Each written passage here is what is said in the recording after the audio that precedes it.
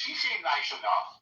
But again, it's just not. I do have a question, and the serious question will follow the flippant one, and that is, how do you know that a porn star is unintelligent just because of her profession? Would you not agree with my assessment and that of the people who I referred to earlier, the Israeli experts, who say that it's impossible that the initial decision to go after Hezbollah in that enclave of Beirut was done not in a vacuum, but with the acquiescence of the president? And if that's true, how do you account for the president telling him to turn the troops around? Well, yeah, I have thought this through, and I think it's a brilliant question, not least of all because I think I have a really good answer. And that is that Trump is quieting he is enthralled to Bibi, that he's wanting to Bibi's Torah, so to speak, which is a Jewish, what's the word I'm looking for? I cursed him out. I bawled him out. I scolded Bibi. See, I'm not marching to Bibi's Torah. That's what I think. I think probably Trump. So you think that was leaked by the White House purposely in order to appease the conservatives? Absolutely. That's an interesting observation. Yeah. By the way, thank you for that, Norm. I will say this since Norm brings up Tucker Carlson. It gives me an opportunity to say that YouGov, YOU.gov, is that what it is? How it's spelled? No, it's not .gov. YouGov, isn't that the name of the organization? They did a poll released today of populist people and their influence and their the perception people have of them. The person most trusted on their list was the Pope. The person least trusted on their list was Tucker Carlson. So I think that sexual proclivities of presidents. Recall in the '60s, it was John F. Kennedy, who's apparently a Lothario of sorts. Yeah, John F. Kennedy. He couldn't read. He was screwing a movie star. And yeah, she wasn't a porn star, but come on, let's face it, Marilyn Monroe. Whoopie-doo. What talent do you really have other than her boobs? Come on. Well, I mean, this is a guy who faced down the Soviets. Impossible. He was having a relationship with Marilyn Monroe. How could that be? Anyway, I'm not doing it either, but to presume that a person, if they are attracted to a sexually expressive individual, has bad judgment. It has nothing to do with your ability to lead or not, in my opinion, but there are probably those who agree with the caller who says that there's some kind of cause and effect. Probably she feels that, and other people probably agree. I recognize other people would agree with her comment. Yeah, and the press sort of gave presidents back then kind of a professional courtesy with regard to their personal lives. You met females, but when it came to drinking, they protected the babe because he was kind of an icon, and by the way, he was still the babe when he got up to the plate, and that's all anybody cared about. They didn't care that he was flying high, and so that didn't stop him. Of course, he wasn't a leader of the free world, but it didn't stop him from making important judgment decisions on a split second on the football field, for gosh sakes. I'm not saying that it was behavior that one should be proud of. I'm just saying, what does one have to do with the other? I don't get the argument. Well, it's how one treats the pair of opposite sex. It's more important than what she does for a living or whatever. But that aside, I definitely the midnight tweets, Trump's really becoming unhinged. Whether or not Norm's comments are speak to a pandering to the right, and I've got this BB guy under control, that I'm going to take down. I think ultimately he's got to be frustrated and angry, Gary, because he's not a strategist. He's not an operative. He's not knows intelligence that we can best any foe on the planet. I think some of that was bought hook, line, and sinker in the war room. he's talking to Bibi. And I think Trump really thought that, yeah, I'm getting sound advice, and I'm going to be the big victor. I'm going to be the big, celebrity here when I bring the RGC to heel. And folks, it's fodder for, and the right wing is very important here, Gary, because, Israel is counting on our legislators to somehow say to Trump, listen, Trump, I got to win next year, and midterms are coming up. He's going to, somebody has to, more behind the scenes, or if it needs to be public, because of the voices are starting to grow louder and louder in this country. After his enemies there, which is an anthem to what we're trying to achieve with Iran, because they have a big investment over there. So it's not it's a united front on some level here, and I think we got to get that situated somehow. So, and to be honest, Gary, Trump's the crazy one here, and it's not Bibi. Bibi's saying, "Hey, I got a crazy guy here. How do I control him?" And I think at the end of the day, that's the problem here, is that we're dealing with a guy that's, again, unhinged. Look at the tweets. He's out of control. He's probably saying, I'm not cutting the deals that I thought I was going to be able to cut. He cut deals before this incursion with the Gulf states. You got a $400 million airplane. You got a $1 trillion investment by the Saudis. You're seeing a lot of that money dry up. You're seeing the Saudis back away from some investments and ventures that they were behind, like the Live Golf organization. They pulled out of that. And so then a shuffling of the deck. UAE falling out of OPEC. So that's my analysis, and MAGA's going to have to do something to figure out who they have here, because the midterms are coming up very fast. The oil prices continue to rise, and nobody believes that there are peace talks. And I'll end there. I don't know that nobody believes that there are peace talks. I think there are indications that they've even used the term texting. So maybe there are peace texts that's going on right now. I don't know. But what do you think? And I don't know that you were in the room when I quoted a retired Israeli military intelligence officer who's an American and who is a huge Trump supporter, has been, and who is MAGA all the way, and who now says he's angry as could be with the president for not finishing the job in Iran, and that, basically he's saying what Bolton and General Kane are saying and what Bibi Netanyahu is saying is the proper way to go, and he doesn't have the fortitude because he's listening to too many people and he's concerned about the midterms so much that he's backing off. And this guy is really angry with the president. What do you think of that analysis? Well, that's a person who has absolute confidence.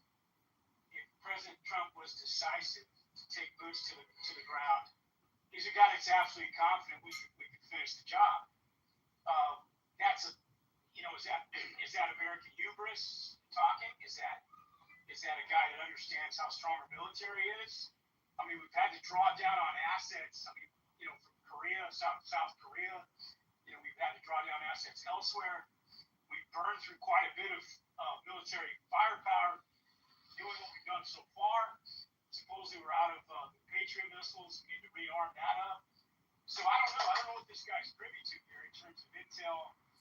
Like you said, we had a family friend who was in the CIA, and he never really got out of it. And anytime there was a situation, I think we had a family friend who had a missing persons issue, and he was able to make phone calls and do some help there. So, maybe we could have finished the job, but the appetite, when the first 500 to 1,000 deaths come home or more, depending on how much we lose in that first round of boots, I mean, who's going to pay for that? Who's going to pay for that politically?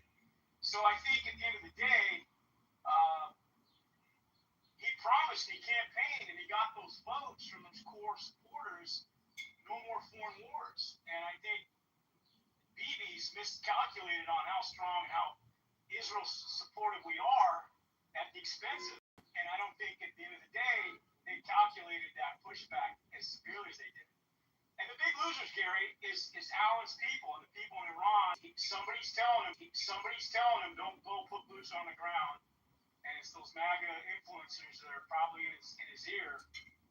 And they're probably going to wait till after the midterms, if anything. I don't know. It's a good question. Thank you, David. By the way, in my conversations with these people, there's been no discussion of boots on the ground. I just want to point that out. Mayoral followed by Beth. Porn star first, or is that just guy talk? What's that? Should I talk about the porn star first issue? Hey, it was brought up by a female, not by a male. I just responded to what she had to say. So it's, it's a full opportunity discussion for all genders. You just compare Joe Namath to Trump. Okay. No, you don't call him. He was reelected, so. But it is not smart. When you are a leader, it is not smart. It's not smart to have affairs, period.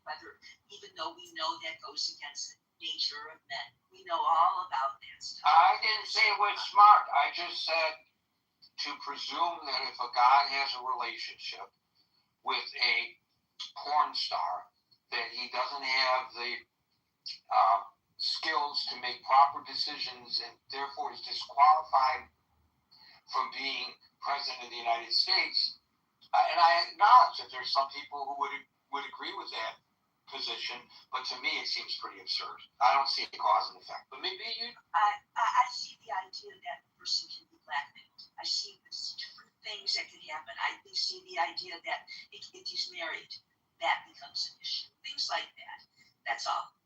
Well, so does that disqualify a gay guy from running for office because maybe he might get blackmailed? I mean, people get blackmailed for all kinds of reasons. I think that's a bad issue to bring up because I don't think that we're not going to have a gay president because we're not nice enough. We're not decent enough. Yeah, but that's not the question. That's not the question. That's not the question. People do things that they can be blackmailed for all the time. It's not just because... And if they're open about the fact that they're having a relationship with somebody who happens to be the star of the big screen. We're talking about the president. We're talking about leaders. We're not talking about private people. We're talking about leaders. It's not a good idea. Sure. So fine, I agree with that. And maybe based on morality and ethics, one would say this is a reason not to vote for a person. But to suggest because a person had an affair with a stripper makes him disqualified from being president of the United States, I will guarantee you he's not the only one. I knew a woman who was a former high-class hooker in Washington, D.C., and she's damn smart. She's put together quite a career for herself. She's a business person, so I wouldn't say that about that. The president thought she was put together pretty good. The reason why it wasn't smart. Okay, now on the phone conversation, my first reaction truly was, fortunately, that are anti-Israel right now, and that troubles me a lot. But it's true, and that troubles me a lot. But it's true, and Trump, White House, it wouldn't have surprised me if the whole thing was even made up. It wouldn't have surprised me if the White House made up a story and leaked it and said that Trump had this conversation with him to make it look like that Bibi's doing something that Trump doesn't approve of. And Trump's not going along with it. That was my first reaction, is I wonder if this is true, and I wonder if this was a made-up story by Trump. And if not, then it would be then only, I wouldn't find it logical that Bibi would do something unless he and Trump are at odds about things. If they've had some conversations and it's not boding well between them, the two of them, they're one is one over. Here's Trump saying, I need this peace plan. I need it now, and you got to stop doing what you're doing. That might be an issue between them, and Bibi might just be saying, that with this I have to do what's good for his country, and Trump is being Trump. So the only way I would find it, if Trump called him up and was swearing at him, it's got to be because the two of them are at odds about something. It's not about him. It's not about Israel in Lebanon. It's about Israel and Lebanon now. Can't you wait? Can't you wait till I get my peace deal? I don't know. But my first reaction was, I thought it was a made-up story. But I thought it was made up by the White House, by Trump, that he wanted it leaked so that he could say, I don't do what Bibi tells me to do. He does what, that he was angry about it. That's what I was thinking. What I'm thinking is that there's great hope for a peace in the Middle East. And the reason I say that is you just articulated what Norm said. And if Norm and Mayoral can agree on something, anything is possible. Wait. Back that up. Did I agree with him? Really? Yeah, he just goes on the stage and said. I got to change my mind. I got to change my mind. Please. By the way, you said that the president said, or were you trying to say, you may have misspoke, that people are claiming that the president is being controlled by Bibi. You actually, the words you used were that the Trump has said that Bibi talked him into it. Is that what you meant to say? No. The original story was that Bibi came in and made his presentation. Then Trump met with General Keane and met with Marco Rubio, that people said why they thought that it would not be over in 4 weeks, that they gave him advice and he chose not to follow it. I don't know that he followed the advice of Bibi, that he did it because it was Bibi or because it's Trump. And I personally blame Trump, that it's Trump who listens to this and listens to that and then says, no, my better decision is this. And then he just does. And I'm not saying. I just wanted to clear that record because I thought you misspoke yourself. So the president actually posted to Truth Social when this issue was raised. Israel never talked me into the war with Iran. The results of October 7th added to my lifelong opinion that Iran can never have a nuclear weapon. Did. And maybe grammatically a little off base. But maybe Stormy Daniels helped him write it, and that's why it's off base a little bit. No, but Trump has taken. But unfortunately, there are people that are so anti-Israel right now, and Trump hears that, and people are ringing that in his ear also. Yeah, but as I pointed out here, I actually quoted him. I went back and I researched and I quoted him all the times that he went as a private citizen, long before he announced any candidacy for office. And he went on national television at least 3 or 4 times that I cited, including with Barbara Walters and I can't remember who the other people he was on with right at the moment. And he said that Iran cannot be have a nuclear weapon. That has consistently been his position. So if anybody has been listening to him for all these years, they would know that that is absolutely true. That has been long before any association he had with Bibi Netanyahu. That has been Donald Trump's position, and he is consistent about that. Well, one thing I would say though is that the problem he has now, I think you could say that Iran's can't have a nuclear weapon. I feel sorry for the next person who's going to be president because I don't see Trump being able to get a deal that will prevent them from having a nuclear weapon in 5 years. See, here's the thing. A lot of people would say nobody can make a deal with Iran to eliminate its nuclear weapons. The President Obama tried with the JCPOA, but nobody, but a lot of people believe that it's meaningless to negotiate with these guys because sooner or later, no matter what they agree to do, they're going to build a nuclear weapon. So the argument that is made, and I think Alan has made this often, and Alan, if I'm representing you, please correct me, and that is now finally there was an opportunity to maybe make it possible that the issue could be forced, and then the president backed off for whatever reason and went back to negotiations, which on the face of it we all want. We don't want war. We don't want people dying.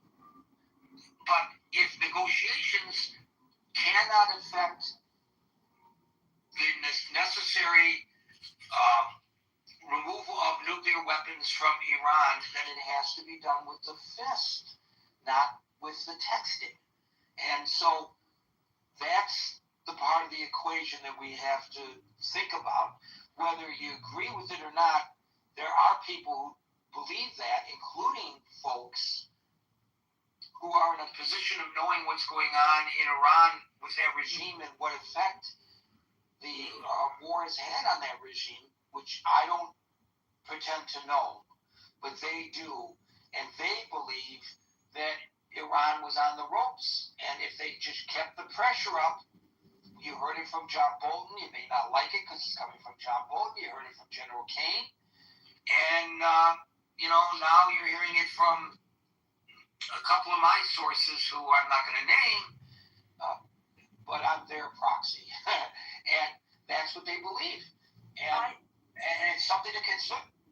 I listened to retired generals, people that were involved in intelligence, and they know Iran, and they are all saying the same thing. They are saying there's no way you can do it without boots on the ground. They're saying you've already tactically won this war. You've done, you can bomb and bomb and bomb and bomb and bomb. And that's not going to get you what you want. And it does involve boots on the ground. And I think Trump was told that. I think he made a decision and then got scared about that decision. Well, let me jump ahead and skip over Ben and go to Amir. Amir, I want to ask you specifically, please, sir.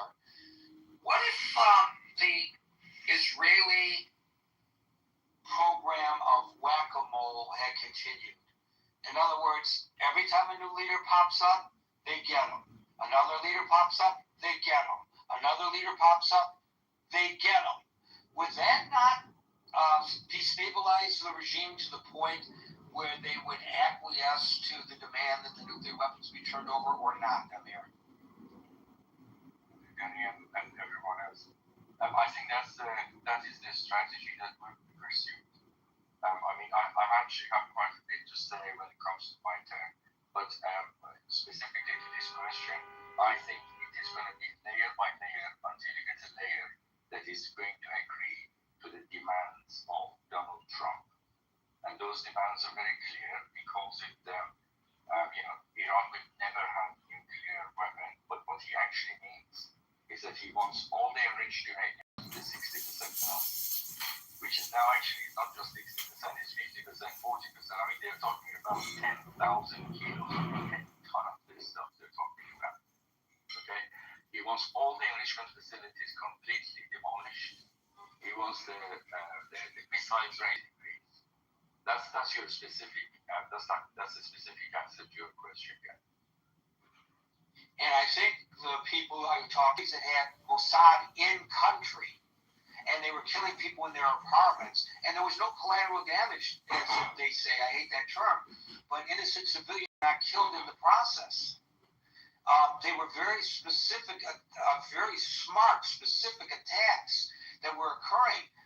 And then when the joint operation started, it was the Israelis going after the heads of state and their and the folks around them. The same way they went after Hamas and Hezbollah. And that's the Israeli way of doing things. And the guys that I talked to now, I realize they're saying it from an Israeli perspective, they're frustrated that the president put the reins in on their program. They believe, and look, the Israelis have the folks on the ground right now in Iran. We all know this. I'm not saying anything that has not already been revealed. They know what's going on, in all likelihood, in the inner circle of the Iranian regime are Mossad spies. And the Iranians know that. They don't even know who to trust. That's why when they send messages to the new supreme leader, Baby Khamenei, they do it through courier and they switch them up. It's not just one, take a message, Garcia. It's a bunch of runners that they run it through so that it can't be traced back to where he is in hiding because they're afraid he's going to be the next one to be eliminated. I think that if Bibi had his way, this would have been over by now without putting boots on the ground. Now, I could be wrong. I'm not a No, you're not wrong. Don't say that, Gary. You're not wrong. You're absolutely right. As Mr. Amir said, this operation had to be layer by layer by layer. The 12 days hit by Israel, it was so significant. This regime didn't lose his head from his ass. And we didn't need any boots on the ground. You had 80 million people. There was 1 million people that were dancing on the streets of Tehran the day Khamenei got hit. Come on. There was no place in the history this thing happened. We didn't need any put. Iranian, they would do the job. But right in the middle of this most sensitive time, all of a sudden you hear ceasefire. Ceasefire. What did it get us? The Strait of Hormuz got shut down. Kuwait got hit. Qatar got hit. And the rest is all history. You all know. Why? The same thing you're saying, Gary.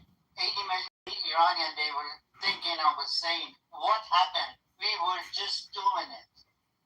Because the Basij, they were lost. We don't have enough, we don't have army. It's all bullshit when they say army, we have group. And now we're all talking about peace talk. There is no peace in here. It's all blood. Hit the nail on the coffin. And also you do. So, if one were to take that position, that what you just said is accurate, then I would suggest that perhaps it would be. No, I said I'm fine. I'd like to hear. No, I said I'm fine. I'd like to hear what he has to say. Okay, good. Yeah, you were not coming through there for a second. You're fine now. Amir, it's all yours. I just have to say that there was certainly an element of surprise in the initial attack. I did think that this would be finished very quickly, and it does take basically what Iran proved is that they have this matrix management or mosaic type of management in the military, and they call it atash be ikhtiyar, and basically what that means is that every group can have their own little organization, and they can fire at will, and that is going to make it very difficult to sort of to assume that you can hit the layer at the top and everything will fall.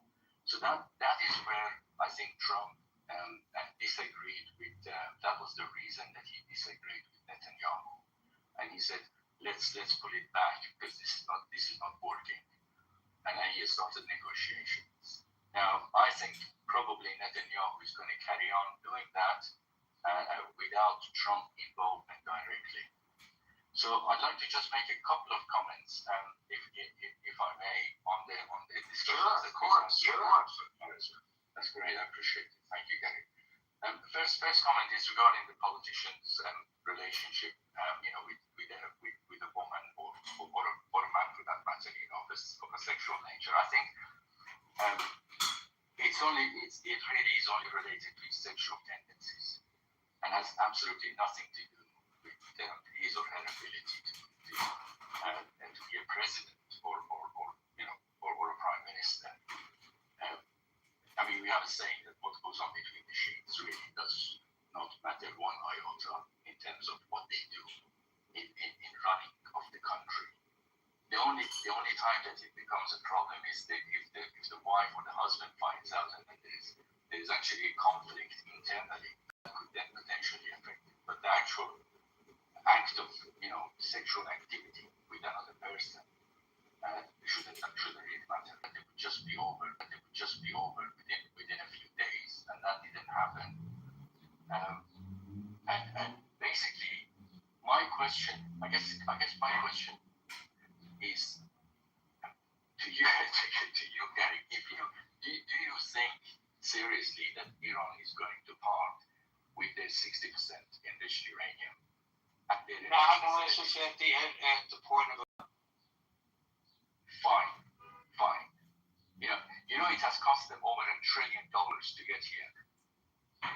Okay, so that's very important to understand that these guys are not going to part with that. They're just not. I mean, negotiations in total is a red herring. The negotiation that one side says, "Give me everything that's cost you $1 trillion, and I give you 18 billion back," is a ridiculous stance. It's just a non-starter. How do you negotiate with something like that? I mean, this is the whole thing. I think the whole thing is the negotiation and blaming it on Netanyahu and all the rest of it is a red herring. It's a clear red herring. Neither side are going to. Iran has been saying for 3 days now that we are not negotiating. That Trump is talking bullshit, basically. We are not negotiating. I don't know who is negotiating with. So what's actually going on here? I think it's basically the only solution, I think, is exactly what Trump is pursuing. He's tightening the blockade and at the same time, he's on this premise of the negotiations, he's tightening the blockade and he's keeping that. And that is the story that's staring us in the face. And what he's hoping for, that Iran eventually will go to the war by itself. And then the people will take care of the government. That is what he's hedging his bet on. And I bet you it's not going to be just till the 19th of July. It's going to be till the 3rd of November. If he can keep the price of oil to where it is roughly around about $90 and he carry on the status quo until Iran will sort itself out, I think he's going to be a happy man, and I think he's going to go down in history as one that stood on the right side. And thank you for the time. Sorry. No, thank you, Amir. As we close, I want to report to you that my hands have been properly slapped by somebody in the main chat. I always say that if I'm wrong about something, I want to be corrected. And I'm going to stand up for that. I'm going to put my money where my mouth is, and I'm going to read this admonishment from Ronit. And I'm going to read it verbatim. Marilyn Monroe was highly intelligent. She was typecast by Hollywood studios as a dumb blonde, but she was actually a voracious reader and shrewd businesswoman who actively fought for better roles and control over her career. Folks, we're here Monday through Friday at 5 o'clock New York time, so until 5 o'clock New York time tomorrow. For the next edition of the Critical Thinking Forum, everybody be safe, be well, and peace out.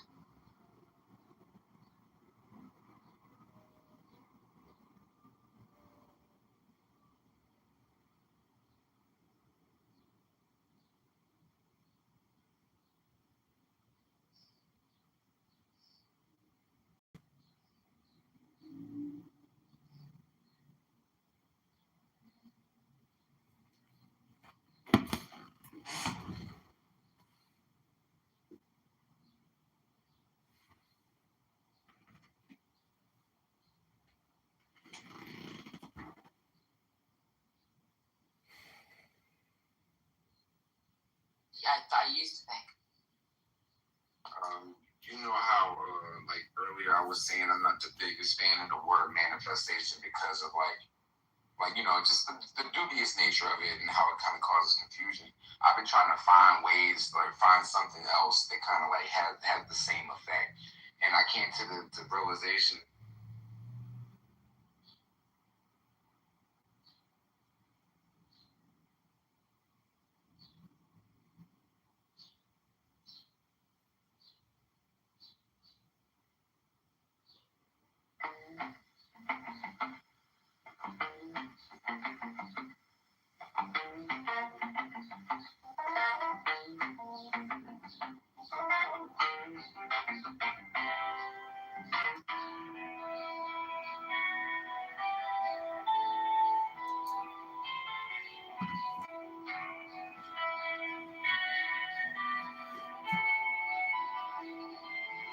I am the charioteer of the east, Lord of the past and of the future.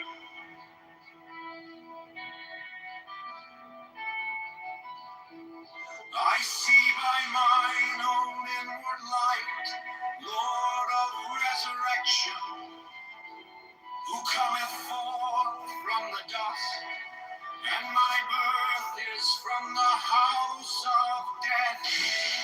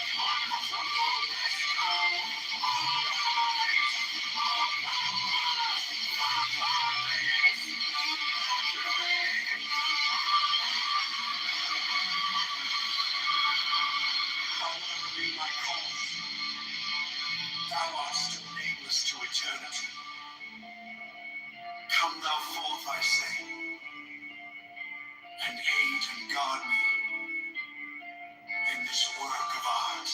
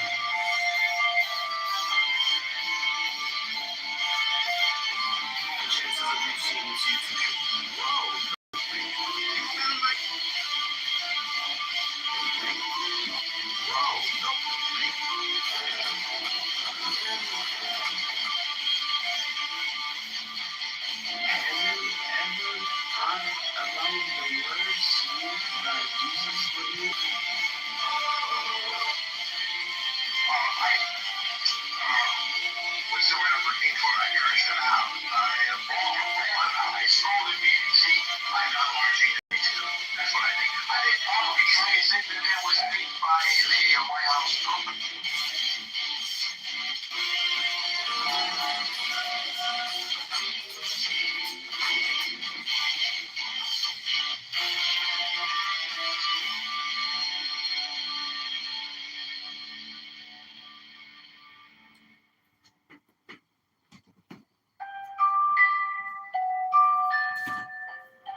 Mine is the head of the hawk. Abrahadabra. And ends. 6. I bear the rose and cross of life and light. Abrahadabra. Giving the sign at each Abrahadabra. Remaining in the sign. The invocation concludes.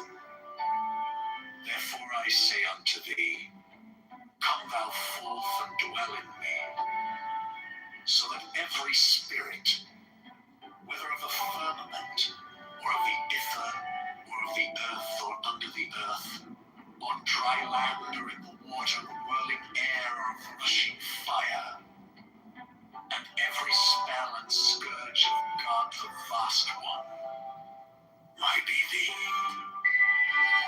Abrahadabra. The adoration. Impromptu.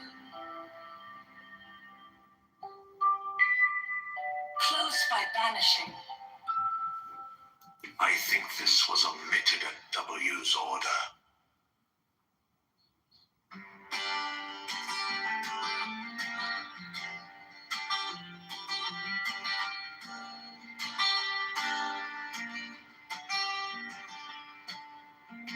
The letters around the rim are Enochian letters, facing outward in the illustration, including the corner letters facing toward the outer point of each corner. The two overlapping equilateral triangles shown in the interior of the figure are composed of thin, solid lines and somewhat closer in their bases to the top and bottom of the square than shown here. In the illustration, the base angles touch the fourth edge letter from the corner in each instance. The rectangular grid with Enochian letters in the center of the diagram has been adjusted to align with the edge letters of the original illustration.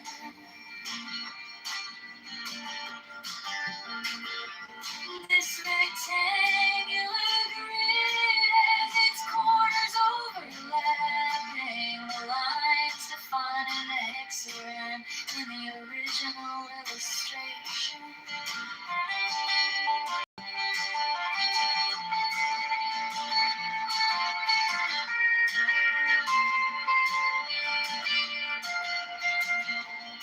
There are 7 small devices 5 squares and 2 circles symmetrically arranged in the pattern of a 7-pointed star with point upward.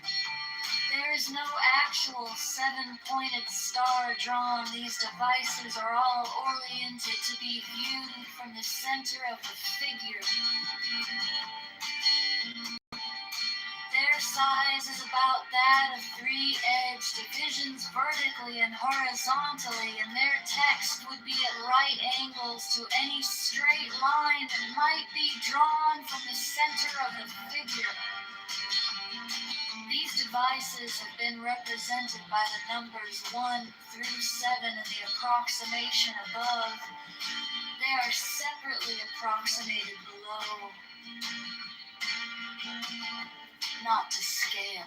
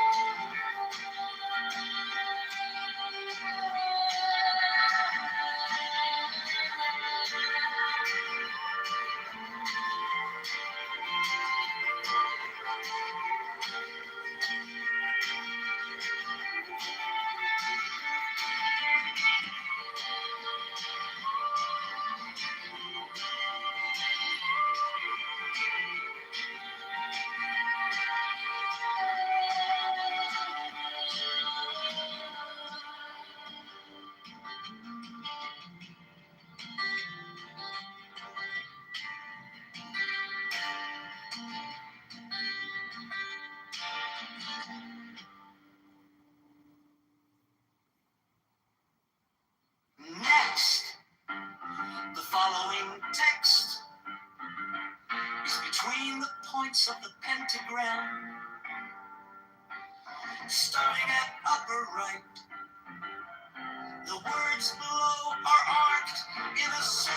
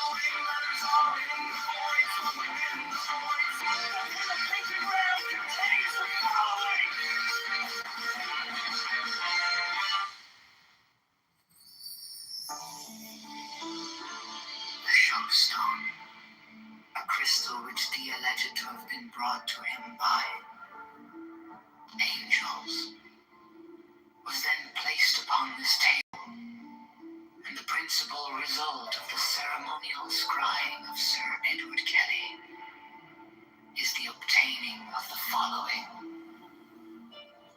diagrams, plates, viewing. He symbolized the 4th dimensional universe into dimensions as a square, surrounded by 30 concentric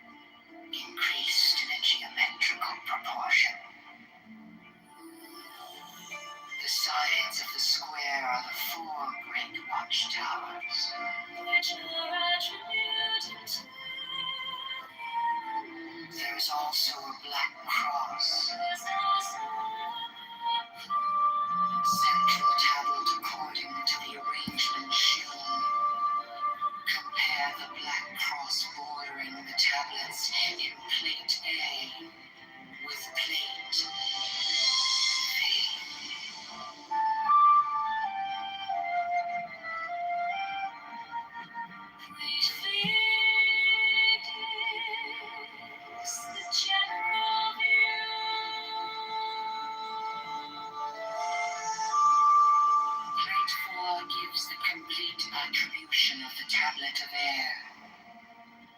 The sixth file is called linea patris. The seventh file is called linea filii. The seventh line is called linea spiritus sancti. This great cross divides the tablet into four lesser tablets, the left-hand top corner being air of air, the right-hand top corner water of air, the left-hand bottom corner earth of air, the remaining corner fire of air. Each of these lesser tablets contains a Calvary cross of 10 squares, which governs it. Plates V, VI, and VII are similar for the other elements. This is the way in which the names are drawn from the great tablets.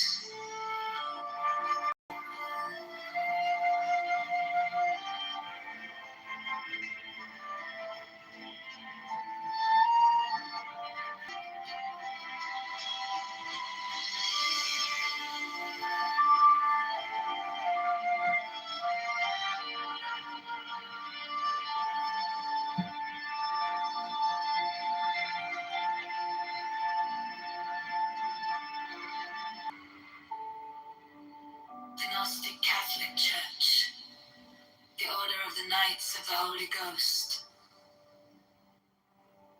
the Order of the Illuminati, the Order of the Temple, Knights Templar,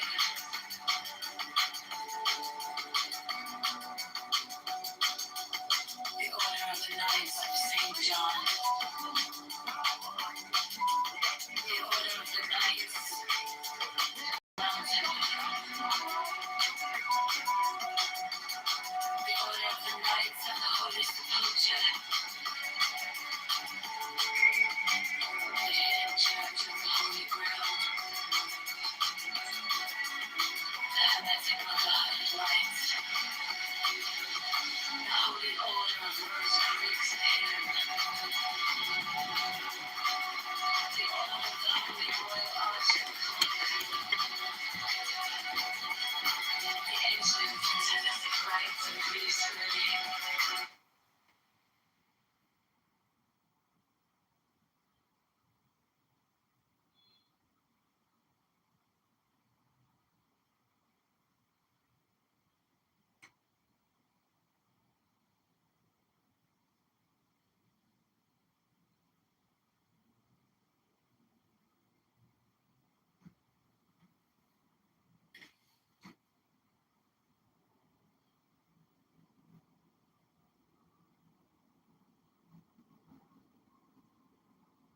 If God, if there's a God, but it's still going to be whoever it is, right?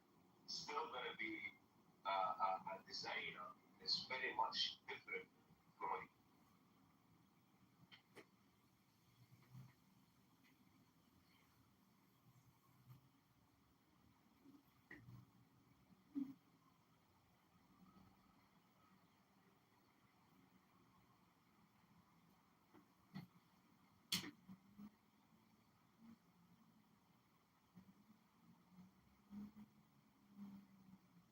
people who were like, it was like the dude like made a virus to cure his dog's cancer. Fucking Wuhan or Mohan?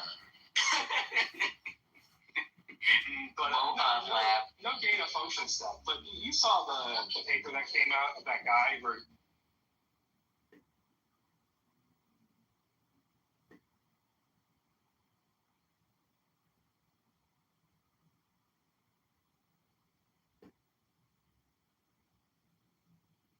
sorry about that. Whatever. May I break in with breaking news? Yeah. I don't really know much. Yeah, about you probably it. know. Give me one second. I'm not Please do. in I'm not in rooms with him. Okay, and the and all shut up. Yeah, Wow. get the illegals out. So the U.S. has attacked Keshim Island, Iran, and Iran is attacking Gulf neighbors right now. I mean, they're going. I haven't worked for them yet. I've only heard Kuwait and Bahrain. I don't doubt you don't go work there.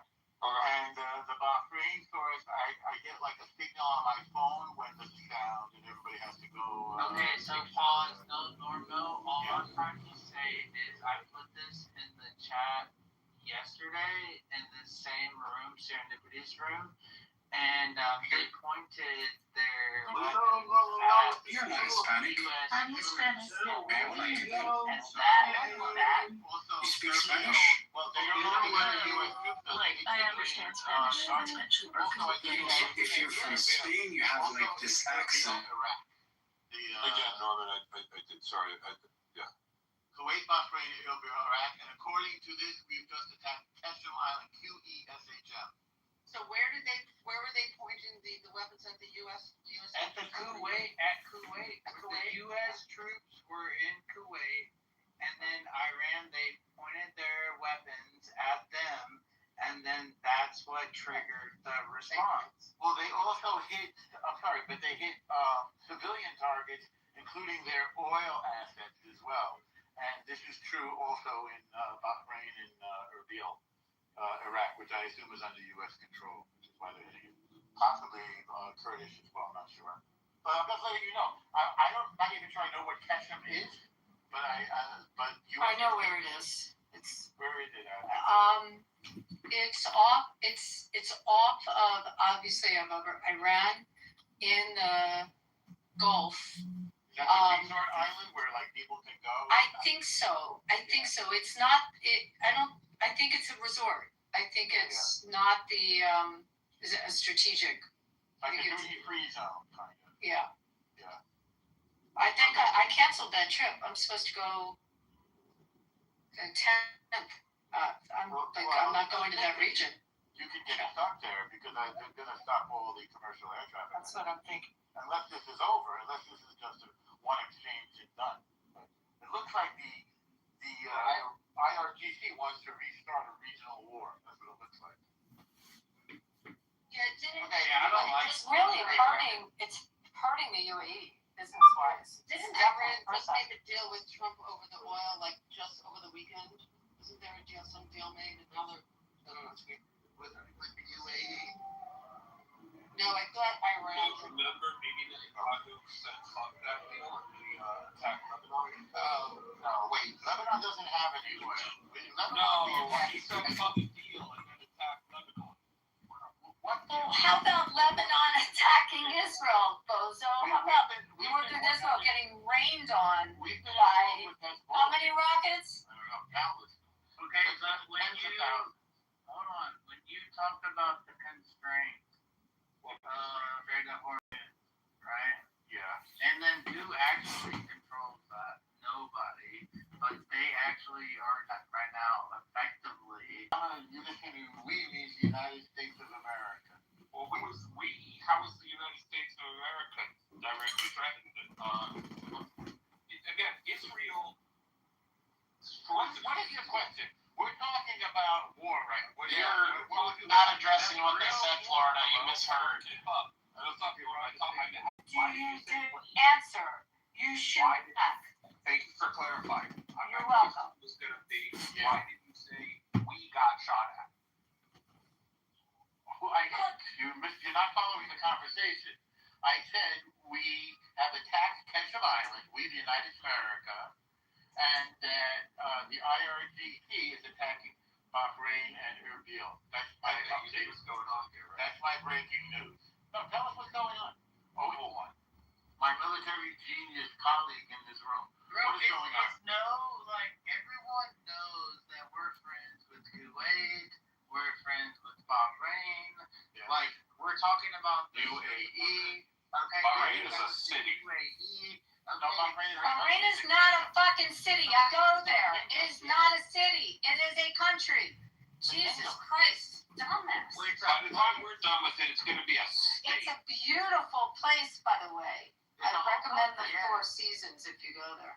Oh, okay. I've been there. They got American Alley down there. It's really nice. Yeah, the old bar is, the old area is really Somebody tells me right now that they have some freaking princess ship that has made it through there, then I don't want to listen to you.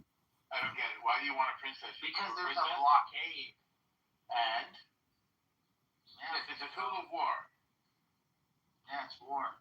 Yeah. So what's the new? I don't get it. Why Why would would it you be not? bad if they end up basically making it so that nobody can cross through the Strait of Hormuz unless they want them to? Well, why would you let the people they want to cross the Strait of Hormuz? Then the entire world will make war on them because the entire world will be hurt by their trying to take control of the Strait of Hormuz. Even China's on our side with this one. I'm telling you from the people that I know that I just went to a wedding at a chapel. Just leave it at that. Yes. Yeah. It's What not you know? happening. There's going to chapel and going. Which one do you know? Classic, Abby. Classic. So, Abby, I Skip thought that song. you were talking about the NBA I was thinking that too, Robbie. website, or the NBA finals. No, the NHL. The NHL. Sorry, Hey, I'm Brian. calling you that for Boston first. Yeah, I know. It's bombing Brian. the NFL. Excuse me, Brian. Is somebody saying something? Yes, I am. Dumpster. What? Yeah, what? So do you follow PBR? No, not very closely. I was going to say, hopefully Grimbler maintains number one. I mean, the Australian fielder, he's number two, so this.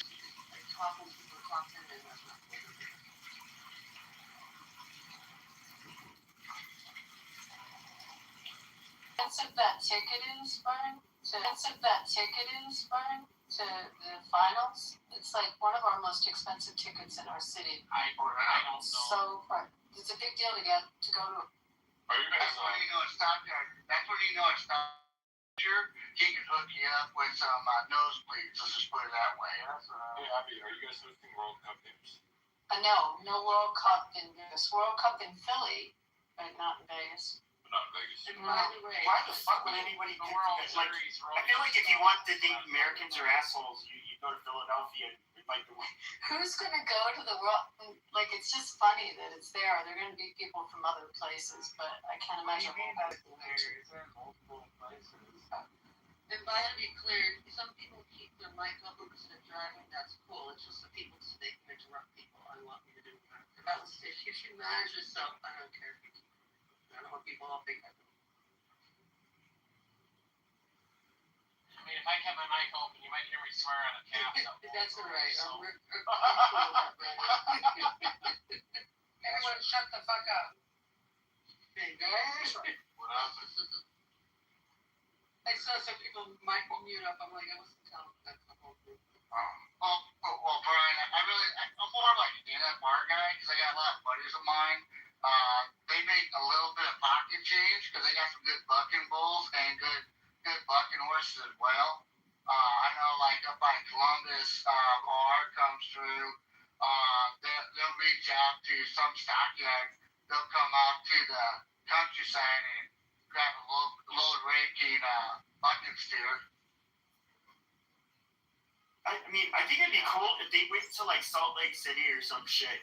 Like have like this World Cup there because like everybody's kind. I don't know. It's like a wholesome, at least for a city. It's like Yeah, but it'd be a good image for there. Well, so there was a big issue. They were supposed to go to they were supposed to have a World Cup match between Iran and I forgot who the other country was. It was supposed to be held in Seattle. Somebody could fact check me because it might have been Portland, Oregon. This is a story that came out a few months ago. They wanted to have it during a Pride celebration, and the teams were like, I think it was Morocco. It was another Muslim-dominant country. Yeah, I think both countries or both teams were like, hey, we're actually not okay with what you guys Yeah. have. I agree, and I think like I don't know, just as a regular like American citizen, the World Cup coming to America, like I don't know how to embrace that. Like there's I'm a Slavic. large amount, like people care about this shit, and we call it soccer. Y'all call it football. But now we have to be the host. Well, yeah, I mean, I follow club soccer, and club soccer is getting increasingly more popular in the United States. Like professional soccer popping up all around. Like I said, I follow Liverpool. Like I'm a big Liverpool fan, so I like European soccer as well. So What was a big tournament we had in Vegas, I don't know, 2 years ago maybe? It was like the Latin American finals like CONCACAF or something. something like that. And it sold out. It's hard tickets to get. Are you going to any games then? Am I going to any games? World Cup. No, I'm not. Because I can't afford. Yeah. Yeah, I look at the prices. And I don't think they What are the prices for It's like over $1,000. Yeah. what just to get into any of the seats? Just to get into any, particularly because there's one in Foxborough. They're not calling it Gillette Stadium because they don't allow corporate advertising, so they're calling it either Boston Stadium or Foxborough Stadium. It's not really Boston, so I think they're calling it Foxborough Stadium. And then I forgot it's two teams that even if it was the United States, if there were USA games, it would be crazy expensive. But just to go watch two random countries play doesn't really excite me at all. Yeah, I was looking at, I think US and Australia are playing up in Seattle, maybe. And it looks like, not worth the money. Yeah. Like a Super Bowl prices, Beaver? What are the prices? I mean, probably on par with Super Bowl prices. Like, what's the cheapest to get into a Super Bowl? Well, let me see, was it $3 or $4 grand? Yeah, pretty much. Upper, to go to the upper bowl. I mean, face on them is $3 for the upper.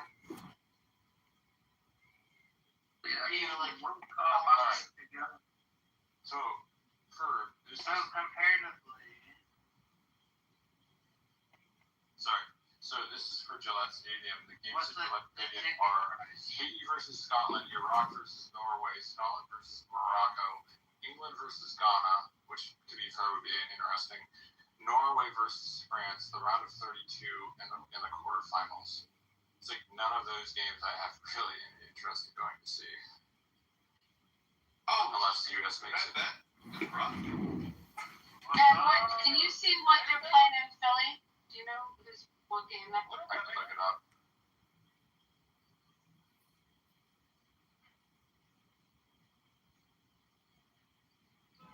UFC fight's going to be a very hard one to get because it's mostly military that's gone. There's 6 games in Philadelphia. That's a lot. Yeah, Ecuador versus Ivory Coast, Brazil versus Haiti, France versus Iraq, Curacao versus Ivory Coast, Croatia versus Ghana. I love the World Cup because you get so many random matchups.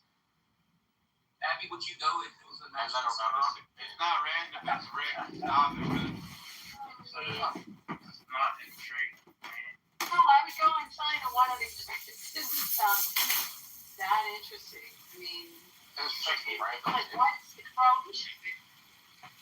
If Brazil was playing Iran, would you go and watch them beat the hell out of Iran, 10-0?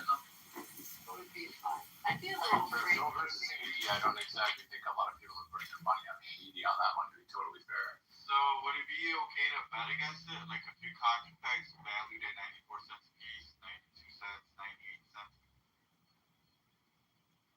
I mean, I'm sure lots of people are betting on the World Cup. Yeah, I'll be betting on it. World Cup. So this is from SeatGeek, Abby, for Philly. Yeah. SeatGeek, Ecuador, Ivory Coast from 7:31. Brazil, Haiti from 8. What do you mean? The group stages are. against who? I'm sorry. Who's competing against who? Like the tournament is set. Yes. All the Yes. games are already matched up, yes. Yeah. Yes. For the group stage, correct. For the group stage, yeah. Yeah. So then that's where you make your money. You're right. I guess so. I mean, So my question to you would be what do you know that I don't know? I don't know shit about soccer. Final's gonna be Portugal versus. I'm not going to tell you how to bet on. I'm not going to advise you betting on Alright, the reason being is like most of the time when I predict things in sports, I get it wrong, and so therefore I do not bet on for sports. Hey, let's hear a song, Greg. 100% guaranteed or your money back. I'm sorry? Wait, let's hear a song, Greg. Go ahead, The Songbird. finals will be Portugal versus Mexico. Cristiano Ronaldo. The final, no, first round. I just want to know a first round. Well, he told you the two that are getting to the finals, so bet on them all the way up. Like, I'm trying to load up on the front end. Yeah, man. Like, you're. Brock, he gave you the two teams to bet on every bracket. The final four: Brazil, Mexico, Portugal, possibly Germany.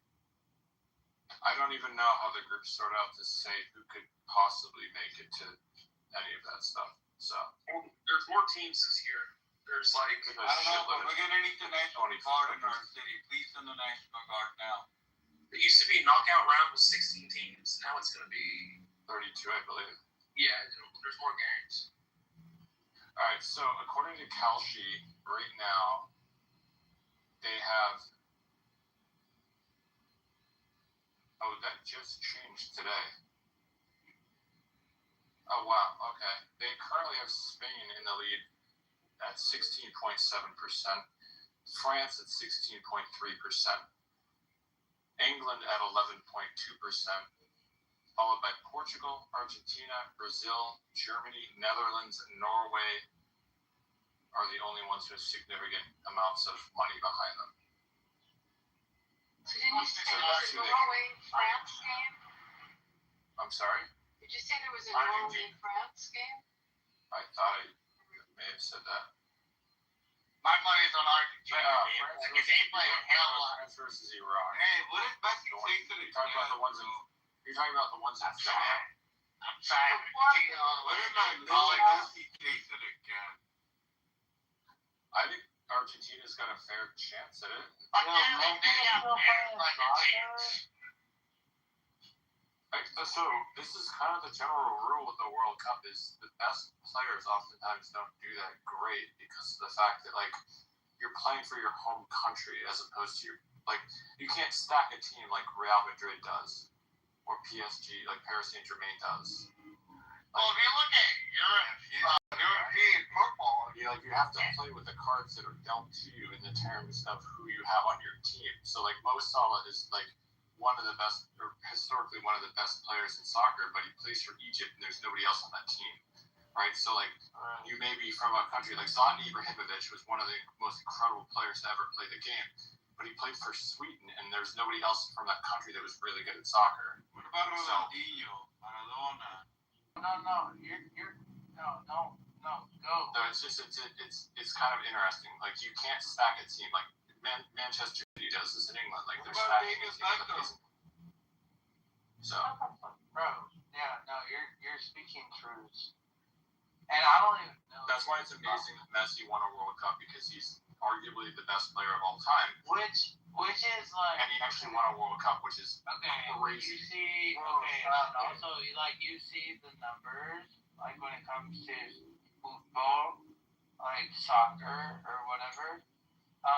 But then you relate that back to like American sports, like dude, like look at freaking NBA, like what a fucking joke, bro. Like it's not the same.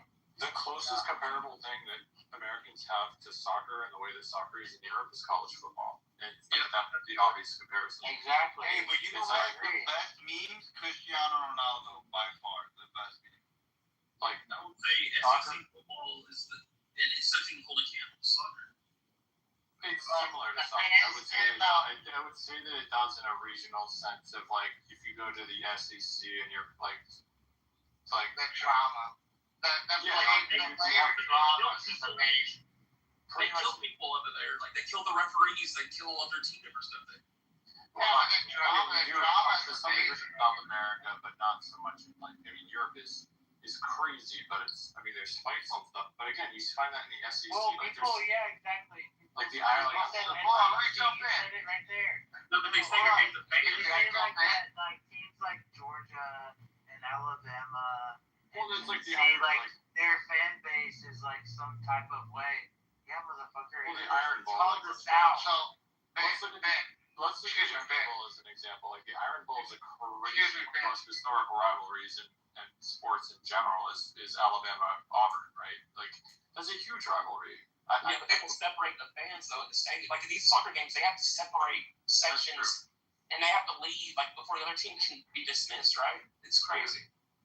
Well, I did what football did for you. It gets a little crazy. Field drama, like Maggie's really good for. He's over dramatic on a slight switch. That's my opinion. Yeah, he's really dramatic. He's never been known. Messi's never been known for being dramatic. Hey, Like Messi was of the Messi versus Ronaldo. I think you're thinking of Ronaldo. Ronaldo has always been the more flamboyant of the two. It's not particularly close. Messi's always been the more conceited, like the more quiet, close to the chest kind of a player. Yeah, Ronaldo cried. He started crying like a little baby. Ronaldo is always the one with the slick hair and the hot girlfriends and this and that. And like Messi's kind of like the quiet Argentinian guy who doesn't really speak English. That's why I like it. Guys, this just in, crypto stocks crashing, major sell-off. We're fucked. Okay, but no, when it comes to I'd say Argentina, the reason why is they play a whole different style. They like if you look at okay, I'm hoping so. I'm hoping it's so. That's why they go to South Europe goes to South America for a last play. But it's with England. Like, and again, I'm not saying that to talk crap about England. It's just that's just the reality. England has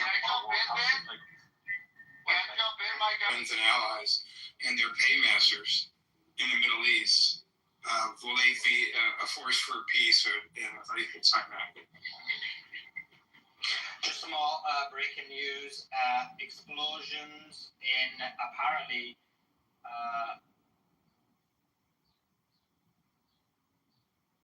on the explosion on the U.S. base in the UAE as well. Game of Thrones, jump in. Yeah, I just wanted to say to follow up, Doc, good to hear from you, sir. And, we grew up in a time, honestly, that if you didn't learn from the Vietnam War, I mean, Korea was a little early. I was born in 55. But Vietnam should have been a wake-up call to everyone from our generation as to the heinous bullshit of funding both sides of any war, all of the crap we've endured as Americans, the higher taxation, the higher property taxes, all of this bullshit. And, the longer I live, the more I realize and appreciate the fact that we're doing this to appease a bunch of Ashkenazi, excuse me for the language, but they really, it's gotten my gut. I can't take this shit anymore. I cannot, okay? I went when I was 14 years old in 1969. I remember floating in the Dead Sea as the missiles were going over to the Golan Heights. Okay? I went over there with my family. I was a kid. I was 14 years old. All right? To go back now would be like suicide. But I'm one of these boomer generation Christians who grew up thinking that Israel was Israel. You can't talk about Israel. You can't this. You can't that. Even my dad was caught up in this shit. All right? I lost my dad. He died of cancer. He was a survivor of World War II. I lost my dad in 1987. It was 83. Shit. I was 26 years old, almost 27. If you don't learn from this kind of crap, breaking news. Okay, I've got lots. Explosions shake the bases of the Americans in the UAE.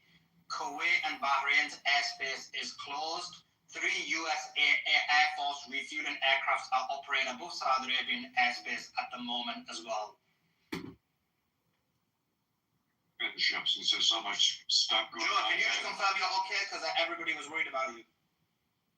Yeah, I'm not in that area. So are you okay though? Are you fine though, bro? I'm fine, but the sun, look what got hit. Has it been hit by an energy depot in Iran by America? In which country? In Iran. Sorry? In Iran. It was the Kashmir Island. I don't know what was actually hit. Kashmir Island is it's all energy infrastructure. The whole island is. Yeah, but they've been true. Well, I mean that's what all those islands are across the Strait of Hormuz. So anytime you hit anywhere in the Strait of Hormuz, that's going to be that. Yeah, but what I say, if we do hit, it's going to be limited and it's going to be energy infrastructure. Watch. That's what I've been saying since day one. What happened? Okay, bro. I'm telling you, it's energy. Yeah, of course. So 1 second. So when they hit the telecommunications a couple of days ago, was that energy as well? Or not?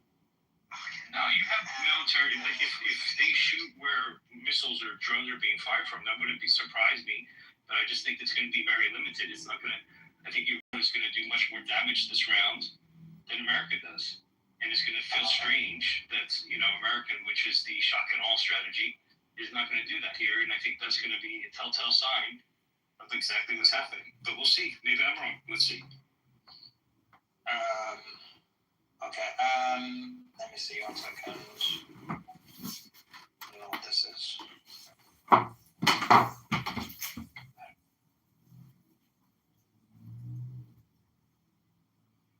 sorry. I'm just looking at the news at the same time.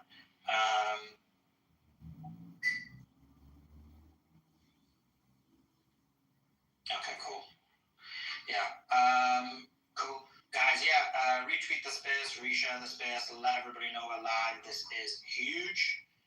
We're not going to be ending the space, obviously, as you know, sometimes we do, but we're not going to be ending the space. We need to continue running the space, but I will be going live in YouTube as well at the same time, so I'll be giving news on both. And yeah, that's the latest. Sorry, was somebody speaking when I interrupted? I can't remember now. It's okay. I was almost done. That's fine, Sully. Carry on. Appreciate it. I'm sorry because I'm trying to organize the interviews as well. I was trying to get someone in earlier, but unfortunately I couldn't. But we'll be back at the normal time. Okay, let's go to Matrix Resist. Can we emphasize on something? I think there are going to be two reasons, or probably more, why Iran is now retaliating throughout the region.